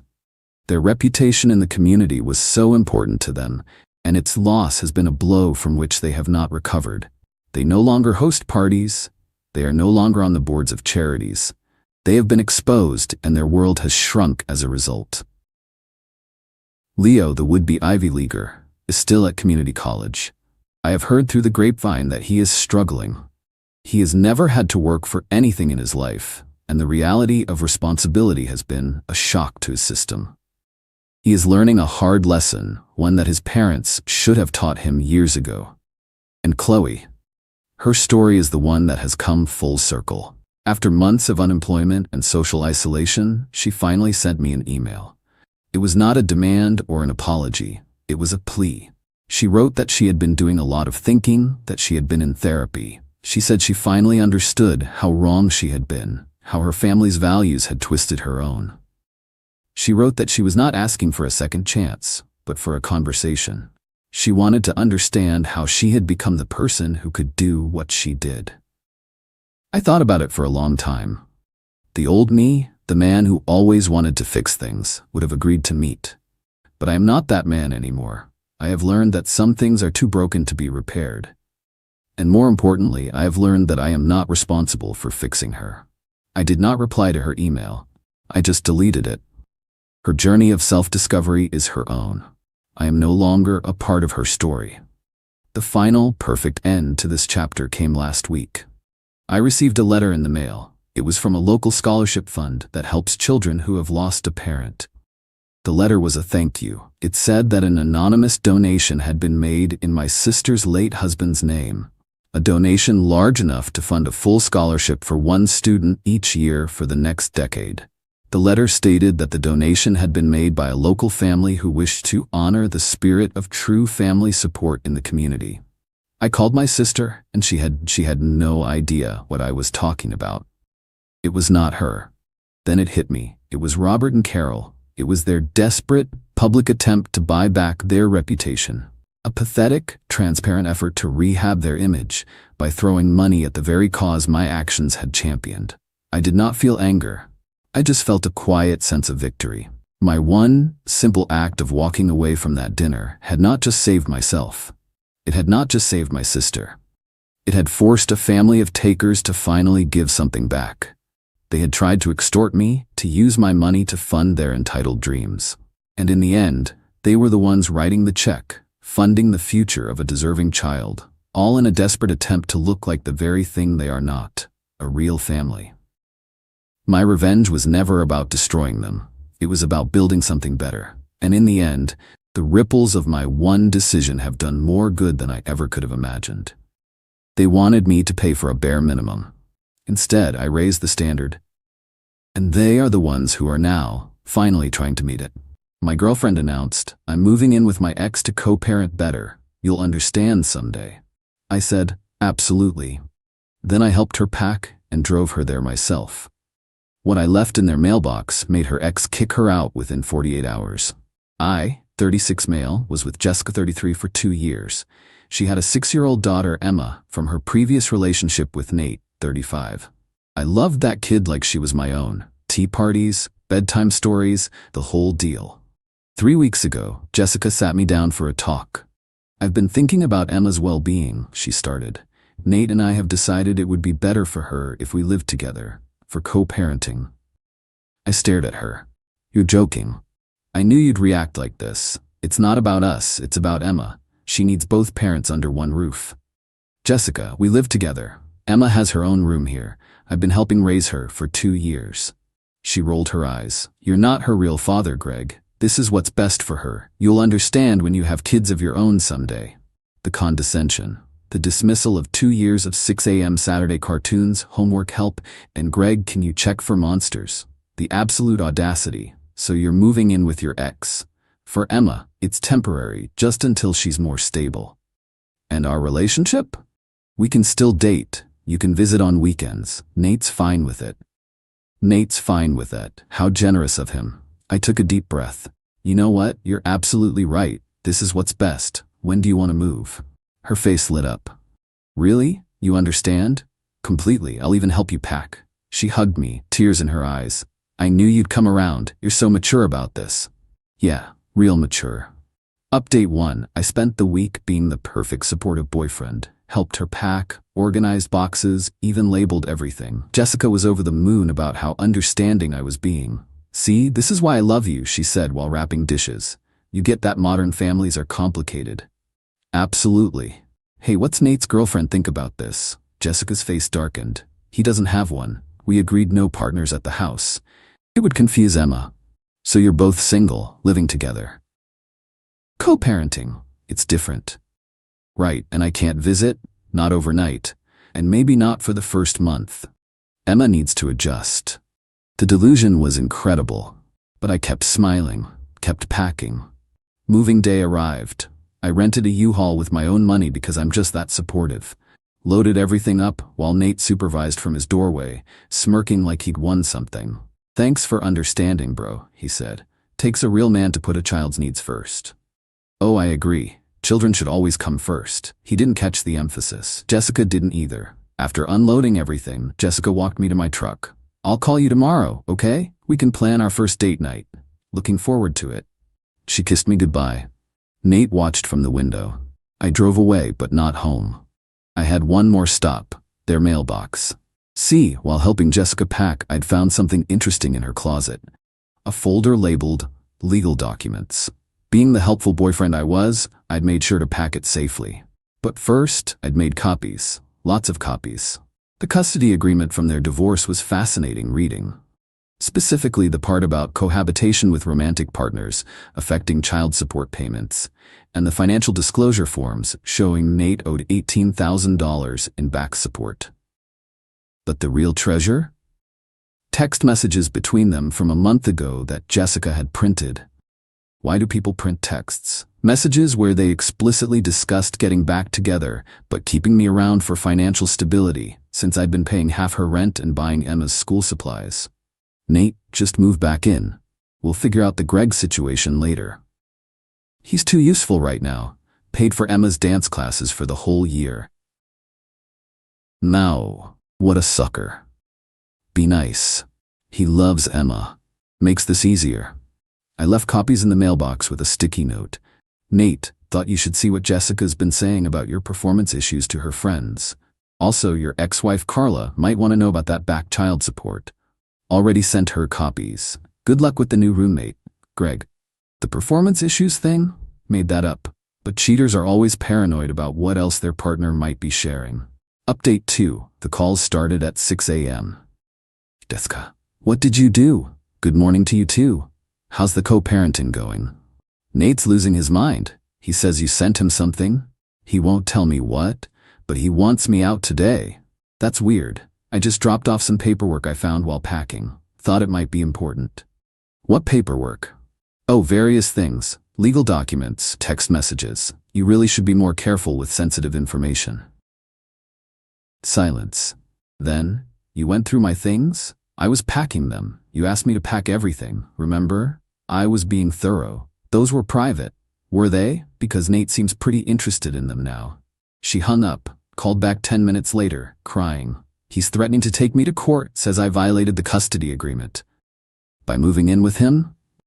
By planning to keep dating you while living with him. Apparently, that counts as cohabitation with a romantic partner. Oh no. Who could have known? You did. You knew, and you did this on purpose. I did what? Share information? I thought co-parents should have full transparency. Isn't that what you told me? She started screaming about betrayal and trust. I hung up. Nate called next. You think you're clever? I think I'm single. My ex-girlfriend just moved in with her ex. How's that working out? She played you for 2 years, man, and you for longer, apparently. Did you know she told her friend group about your crying episode? The one after you couldn't perform? It's not. She said she never told anyone. Check the screenshots I left. Page 3. There was no page 3. But paranoia is powerful. I'm kicking her out. That's between you two co-parents. I'm just a guy who helped his ex move. Have a great day. But the real explosion came from Carla, Nate's ex-wife. She'd received my package with documentation of his back child support and screenshots of him bragging to Jessica about hiding income. She called me that afternoon. Is this real? Every word. Check the metadata on the screenshots if you want. $18,000. That bastard told me he was broke. Apparently not too broke to rent a nice 3-bedroom house for Jessica to move into. Oh, he's done. My lawyer's going to destroy him. Sorry you're dealing with this. Don't be sorry. You're a hero. That money is for my kids' college funds. Update 3. Jessica's world imploded faster than a house of cards in a hurricane. First, Nate kicked her out after finding more evidence I hadn't actually left. His paranoia had him convinced Jessica had been sharing all his secrets with me. She hadn't, but guilty people always assume everyone else is guilty too. She showed up at my door with her car packed full of boxes. Please, I need somewhere to stay. Just for a few days. What happened to co-parenting? He's being ridiculous. He thinks I told you about his private issues. Did you? No, I mean maybe mentioned 1 or 2 things but nothing serious. Sounds like a trust issue between co-parents. Not my problem. Greg, please, I have Emma with me. That hit hard. I loved that kid, but I stood firm. You have parents, you have friends, you made your choice. I chose what was best for Emma. No, you chose to use me as a wallet while planning to get back with your ex. I saw the text, Jessica. Her face went white. Those were taken out of context. He's too useful right now, needs context. I didn't mean it like that. How about, what a sucker? What context makes that better? She started ugly crying. Emma was watching from the car, and I felt terrible for the kid. But enabling Jessica wouldn't help Emma in the long run. There's a motel 2 miles down the road. They have weekly rates. You're really gonna do this to Emma? You did this to Emma when you decided to play games with the adults in her life. Don't put this on me. She left, still crying. Posted on social media about men who punish children for adult problems and fake fathers showing their true colors.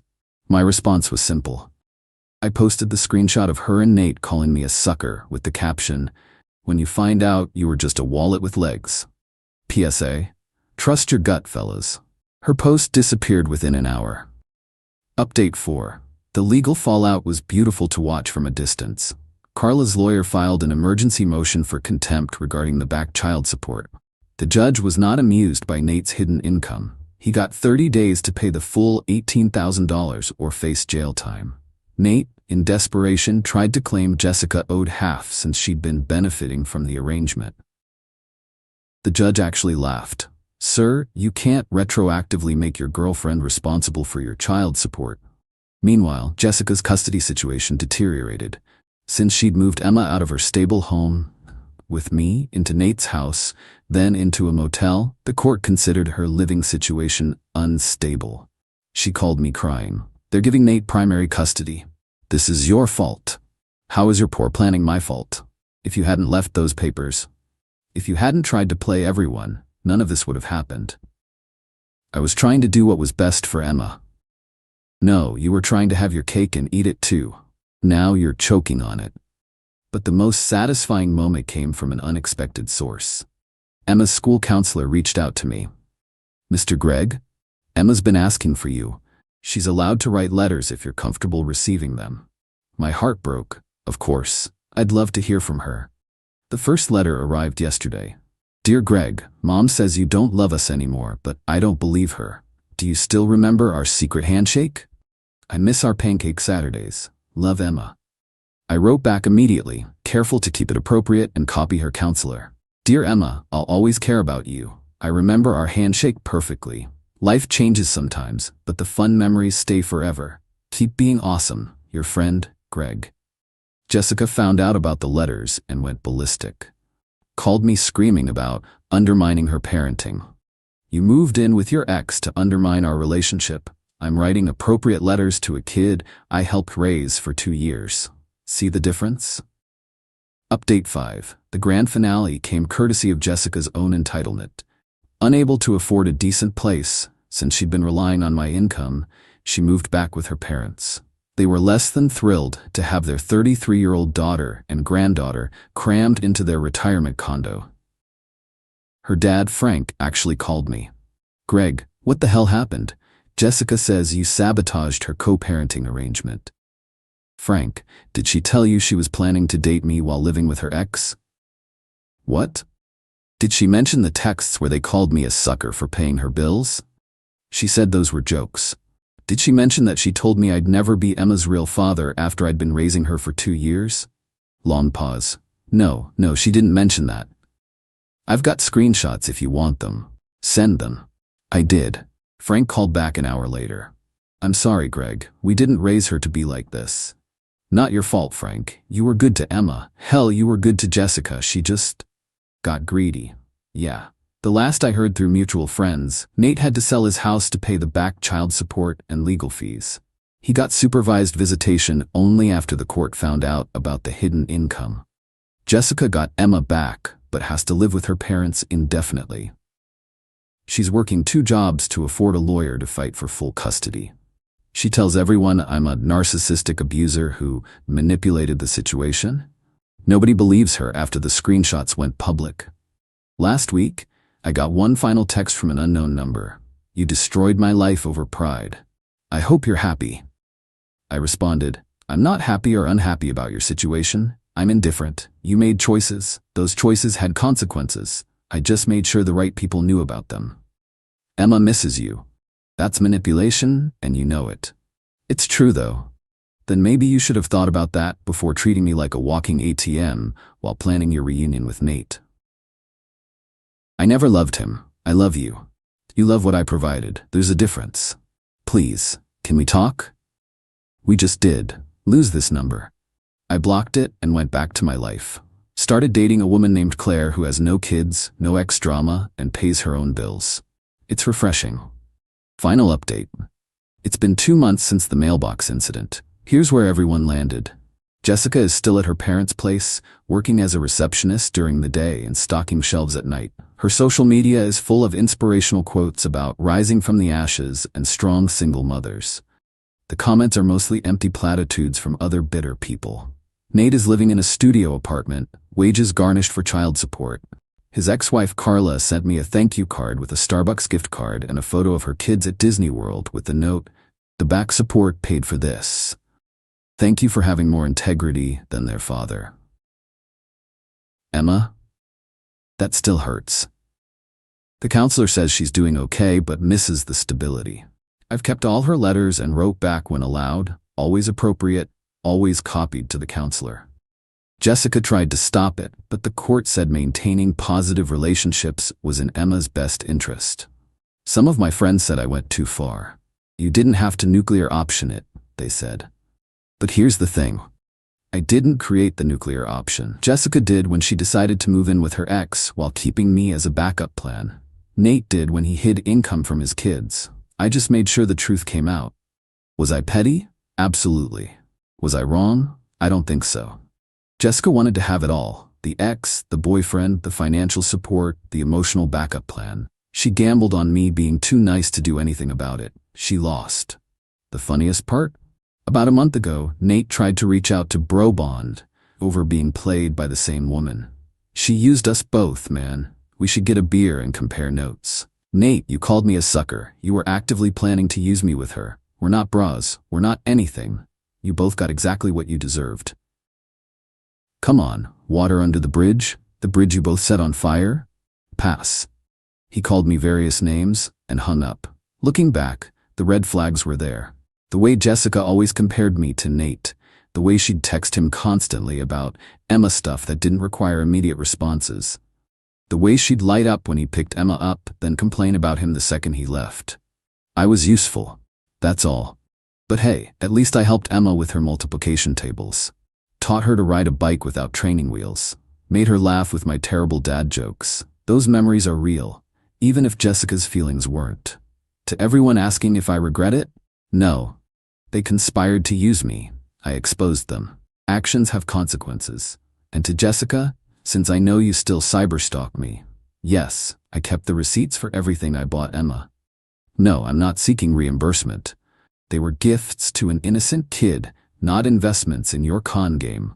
But next time you tell someone they're not a real parent, remember that real parents don't use their kids as manipulation tools. Claire thinks the whole story is insane. Who moves in with their ex while dating someone else? Someone who thought they found a sucker. Did they? For 2 years, yeah, but suckers learn. We're taking a cooking class together. No drama, no schemes, no secret texts with exes, just normal, boring, healthy relationship stuff. It's nice. Oh, and Nate's house that he had to sell, the one Jessica was so excited to move into? I drove by last week. There's a rainbow flag in the window and a love wins sign in the yard. The new owners seem nice. Karma's funny like that. She announced, I don't need you anymore. I have rich friends now. I smiled. That's wonderful. Then I quietly sold the car that was in my name, but she'd been driving. Her meltdown when she got stranded at her rich friend's party. I, 33 male, dated Vanessa, 30, for 5 years. We weren't married, but lived together, split bills, the whole domestic thing. She worked as a receptionist at a high-end real estate firm, making about $35, while I worked in HVAC installation, pulling in around 65 kellers. Not glamorous, but honest work that kept us comfortable. Everything changed when she got promoted to Client Relations Coordinator 6 months ago. Suddenly she was rubbing shoulders with property developers, trust fund babies, and trophy wives at showings and networking events. The first red flag was when she started lying about what I did for a living. Overheard her on a call telling someone I was in climate control systems management. When I asked about it, she said, well, it sounds better than saying you crawl through attics installing air conditioners. Then came the wardrobe changes. Designer bags appearing that cost more than our rent. When I asked how she afforded them, she'd say, Lexi let me borrow it, or Natasha gave me her old one. Lexi and Natasha being her new besties from the country club set. The car situation was simple. When we got together, her credit was trash from defaulting on student loans. I bought a 2018 BMW 3 Series, used but clean, and let her drive it since her commute was shorter. Title in my name, insurance too, but she acted like it was hers. Even started telling people she bought it. 2 weeks ago was the breaking point. We were supposed to go to my cousin's wedding. Morning of, she announces she can't go because Natasha's husband chartered a yacht for the day. "It's your family, not mine," she said while doing her makeup. "Besides, I need to network. These connections are important for my career." "More important than family commitments we made months ago?" She turned around, looked at me with this expression I'd never seen before. Pure disdain. "Look, I'm going places. My friends' husbands run companies, own buildings, vacation in Aspen. You install air conditioners. I don't need you anymore. I have rich friends now." I stared at her for a good 10 seconds. "That's wonderful." She blinked. "What?" I said, "That's wonderful. I'm happy you found your people." She seemed confused by my calm reaction but shrugged it off, grabbed the BMW keys, and left. I went to the wedding alone, told everyone Vanessa had a work emergency. Then Monday morning I set my plan in motion. Update 1. First thing Monday, I called my insurance company and removed Vanessa from the policy. Then I listed the BMW on AutoTrader. Priced it to move fast. Probably could have gotten 22K, but listed it for 19K. Had 3 serious inquiries by lunch. Tuesday, a buyer came by my work to look at it. Cash deal, done by 5 p.m. I signed over the title, handed him the keys, and watched my BMW drive away. Felt weird but liberating. Wednesday morning, Vanessa left for work like normal.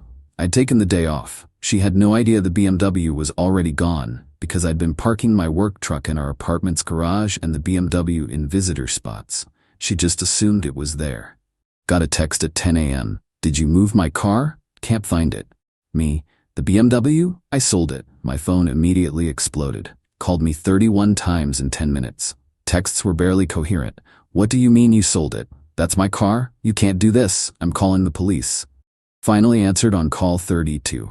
"What did you do?" she screamed. "Sold my car, the one in my name that I pay for." "I need that car." "I thought you had rich friends now?" Ask one of them. "You're doing this because of what I said." "No, I'm doing this because I need the money. HVAC truck needs a new transmission. That's $4,500. I have a client meeting in an hour.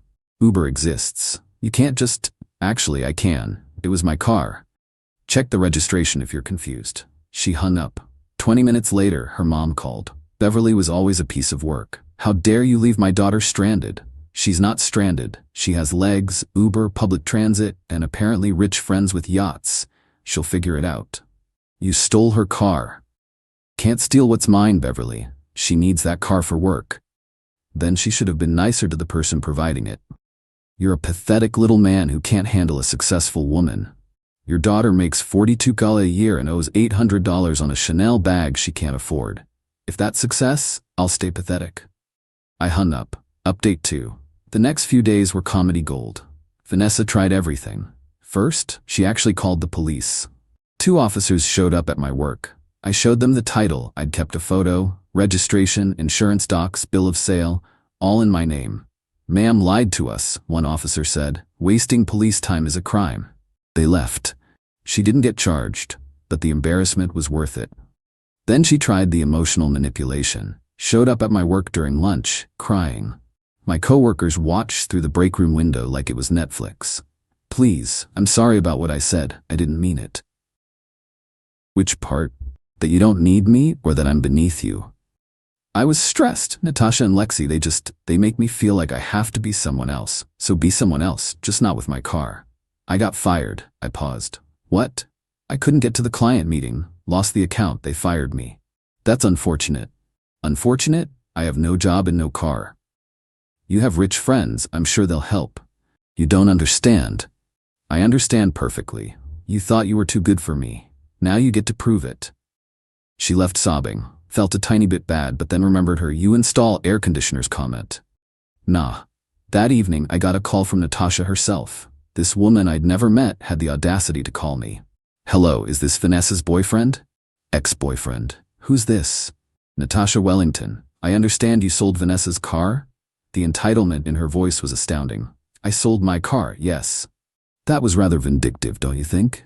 No more vindictive than your friend telling me she doesn't need me because she has rich friends now. Pause. She said that? Word for word. Actually said you and Lexi would take care of her. Longer pause. I see. Well, that's presumptuous. So you're not buying her a new BMW?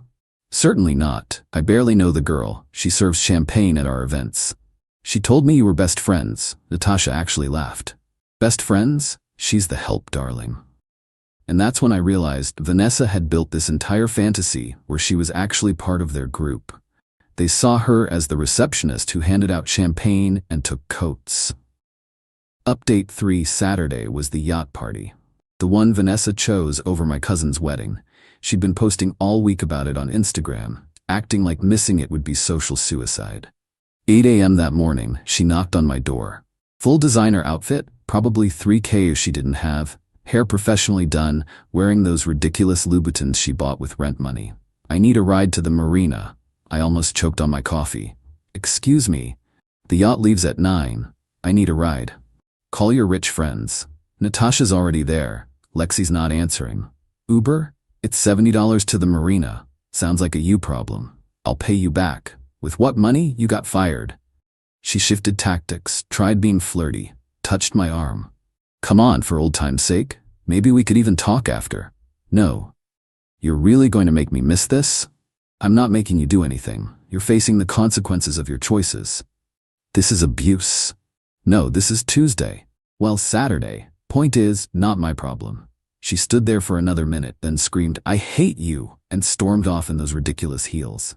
Found out later from Instagram that she tried to take 3 buses to get to the marina. Arrived 2 hours after the yacht left. Posted a rant about fake friends and people who abandon you when you need them. The comments were brutal.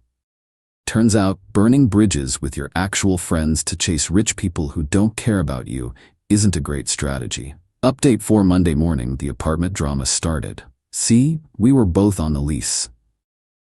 But I paid the majority of rent because of our income difference. She paid $500, I covered the remaining $1,400. I gave our landlord, Mr. Peterson, cool old dude, 30 days notice that I'd be moving out. What about Vanessa? He asked. She'll need to qualify on her own or find a new place. She can't afford this place alone. That's unfortunate. He ran her credit and income. With no job and a 560 credit score, she didn't qualify. He gave her 30 days to vacate or find a qualified roommate. She came home to the notice taped to our door. The meltdown was epic. You're making me homeless. You're making yourself homeless. I'm just moving out. Where am I supposed to go? Your rich friends? Your mom? I don't care. This is illegal. It's literally not. She called Beverly again. This time, Beverly showed up in person with Vanessa's dad, Frank. Frank was always reasonable, but Beverly had him whipped. You need to fix this, Beverly demanded. Fix what? I'm moving out. It's a normal thing adults do. She's your responsibility. She's 30 years old. She's her own responsibility. Frank finally spoke up. Vanessa, why don't you just come home for a while? I'm not moving back home. I'm not a child. Then act like an adult and figure it out, I said. Beverly turned on me. You're a vindictive little man. She was upgrading her life and you couldn't handle it. She was pretending to be something she's not with money she didn't have. I just stopped enabling it. She deserves better than you. You're right. She deserves someone who'll pay for her entire life while she treats them like garbage. Good luck finding that.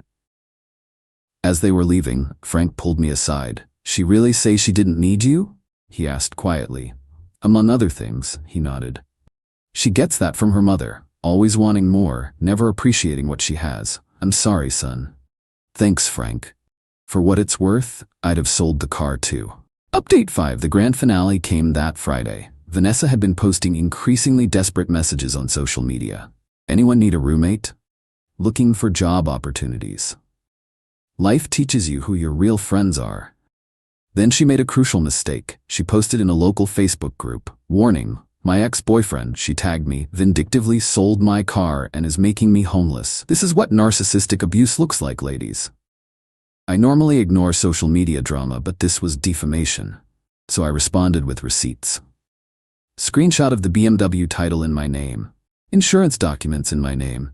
3 years of payment records from my bank. Her text saying, "I don't need you anymore. I have rich friends now." Her admission via text that she'd been lying about owning the car. The comments turned into a bloodbath. "So you paid for everything and she called you pathetic? Girl, bye." Imagine having someone pay for your car for 3 years, then telling them you're too good for them. This is embarrassing for you, sis. Team ex-boyfriend, you played yourself. But the best comment came from someone unexpected. Lexi herself. "Vanessa, this is inappropriate. You told everyone at the club you bought that car yourself. You said your boyfriend was in finance. You lie about everything. Please stop mentioning me and Natasha. We are not friends. You work at events we host. That's all." That comment got 237 likes. Vanessa deleted her post within an hour, but screenshots were already circulating. Then came the final humiliation. Someone leaked a video from the country club where Vanessa had too much champagne at an event and was bragging. "My boyfriend? Oh, he's nobody. I'm just using him until I find someone better. These rich guys eat up the whole independent woman thing, but they don't need to know about my loser boyfriend paying for everything." The person who posted it tagged me. "Thought you should see this, bro." Watched it twice. The first time hurt. The second time just confirmed I'd made the right choice. Saturday morning, moving day arrived. I'd found a nice one-bedroom closer to work. Smaller, but all mine. As I was loading boxes into my truck, Vanessa sat on the couch watching. She'd given up the anger and moved into denial. "You'll be back," she said. "You can't live without me. I've been living without you since you met your rich friends, just paying for the privilege of being ignored. They weren't really my friends. No kidding. I just wanted more. Is that so wrong? Wanting more? No. Treating me like garbage to get it? Yes." She watched me carry out the last box. "What am I supposed to do now? Whatever people who don't need anybody do, I guess." Final update. It's been 2 months since I moved out. Here's where everything landed. Vanessa moved back with Beverly and Frank. At 30 years old, she's sleeping in her high school bedroom with those participation trophies still on the shelf. Frank told me she's working at Target now, making $15 an hour. Ironic, considering she used to make fun of retail workers. The BMW? Best decision I ever made. Used that money to fix my truck and put the rest into savings. Turns out not paying for someone else's entire life leaves you with actual money. Beverly still texts me occasionally, calling me every name in the book.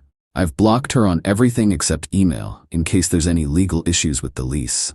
Her latest email called me a small, pathetic man who destroyed her daughter's future. I replied, "Your daughter destroyed her own future when she decided she was too good for someone who loved her. I just stopped funding the delusion." She didn't respond. The country club crowd? Vanessa's been completely blacklisted. Lexi's comment went viral in those circles. Turns out rich people really don't like being used for social media clout by someone they consider the help. My favorite development, Natasha Wellington hired my HVC company to service her mansion. Specifically requested me, handed me a check and said, "You dodged a bullet with that one." She asked me for a loan last week. The audacity. "How much?" $5,000. "For a new car," she said. Would you tell her that she should ask her rich friends? Then I blocked her number. We both laughed. But here's the real kicker. Last week, Vanessa sent me a long email. Apparently, she's been going to therapy. Frank's insurance covers it. She wrote about how she got caught up in a fantasy, how she was so desperate to be something she wasn't, that she lost who she was. Classic therapy speak. The email ended with, "I know I don't deserve forgiveness, but I need you to know I understand now. I had everything I needed and threw it away for an illusion. You loved me for who I was, and I hated you for not being who I thought I deserved. I'm sorry." I read it 3 times, then deleted it. Some people think I should have been the bigger person. Kept letting her use the car until she found her feet. Stayed in the apartment so she wouldn't be homeless. Been more understanding about her social climbing. But here's the thing. Being the bigger person doesn't mean being a doormat. She told me to my face that she didn't need me, that I wasn't good enough, that her fake rich friends were more important than someone who paid for her entire lifestyle. She wanted to live like she had rich friends? Cool. She got exactly that experience. Rich friends don't pay for your car. Rich friends don't cover your rent. Rich friends don't care when you get fired or need help moving. As for me, I'm doing great. Started dating a woman from my CrossFit gym. Amber's a carpenter who drives a beat-up Tacoma and thinks designer bags are stupid.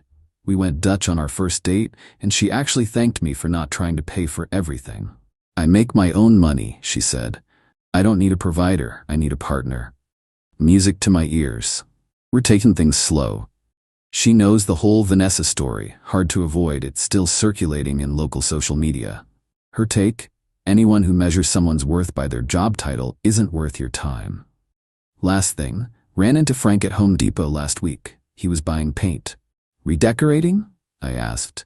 Vanessa's room. She wants to paint over the pink. Gonna be there a while, huh? He sighed. She's got interviews lined up, but the video of her at the country club keeps surfacing. Nobody wants to hire someone who openly admits to using people. That's rough. You know what the worst part is? Frank said. Beverly's exactly the same way. Always thought she married down with me. Spent 30 years hearing how I should make more money, drive a better car, be more ambitious. Now I watch Vanessa do the same thing and realize, apple doesn't fall far from the tree. You thinking about leaving? He looked at the paint cans. Already got my own apartment, just haven't told them yet. Figured I'd help Vanessa get situated first, but honestly, I think they deserve each other. 2 weeks later, Frank left. Vanessa and Beverly are now roommates in a 2-bedroom apartment, both working retail, both blaming everyone else for their situation. Me, I'm in my 1-bedroom apartment, building a life with someone who appreciates me for exactly who I am. No pretenses, no lies, no social climbing. Just 2 people who understand that real wealth isn't about money or status. It's about respect, partnership, and knowing your worth doesn't depend on your job title. Vanessa wanted rich friends instead of a working-class boyfriend who loved her. She got exactly what she asked for, nothing. And honestly, we both ended up exactly where we belong.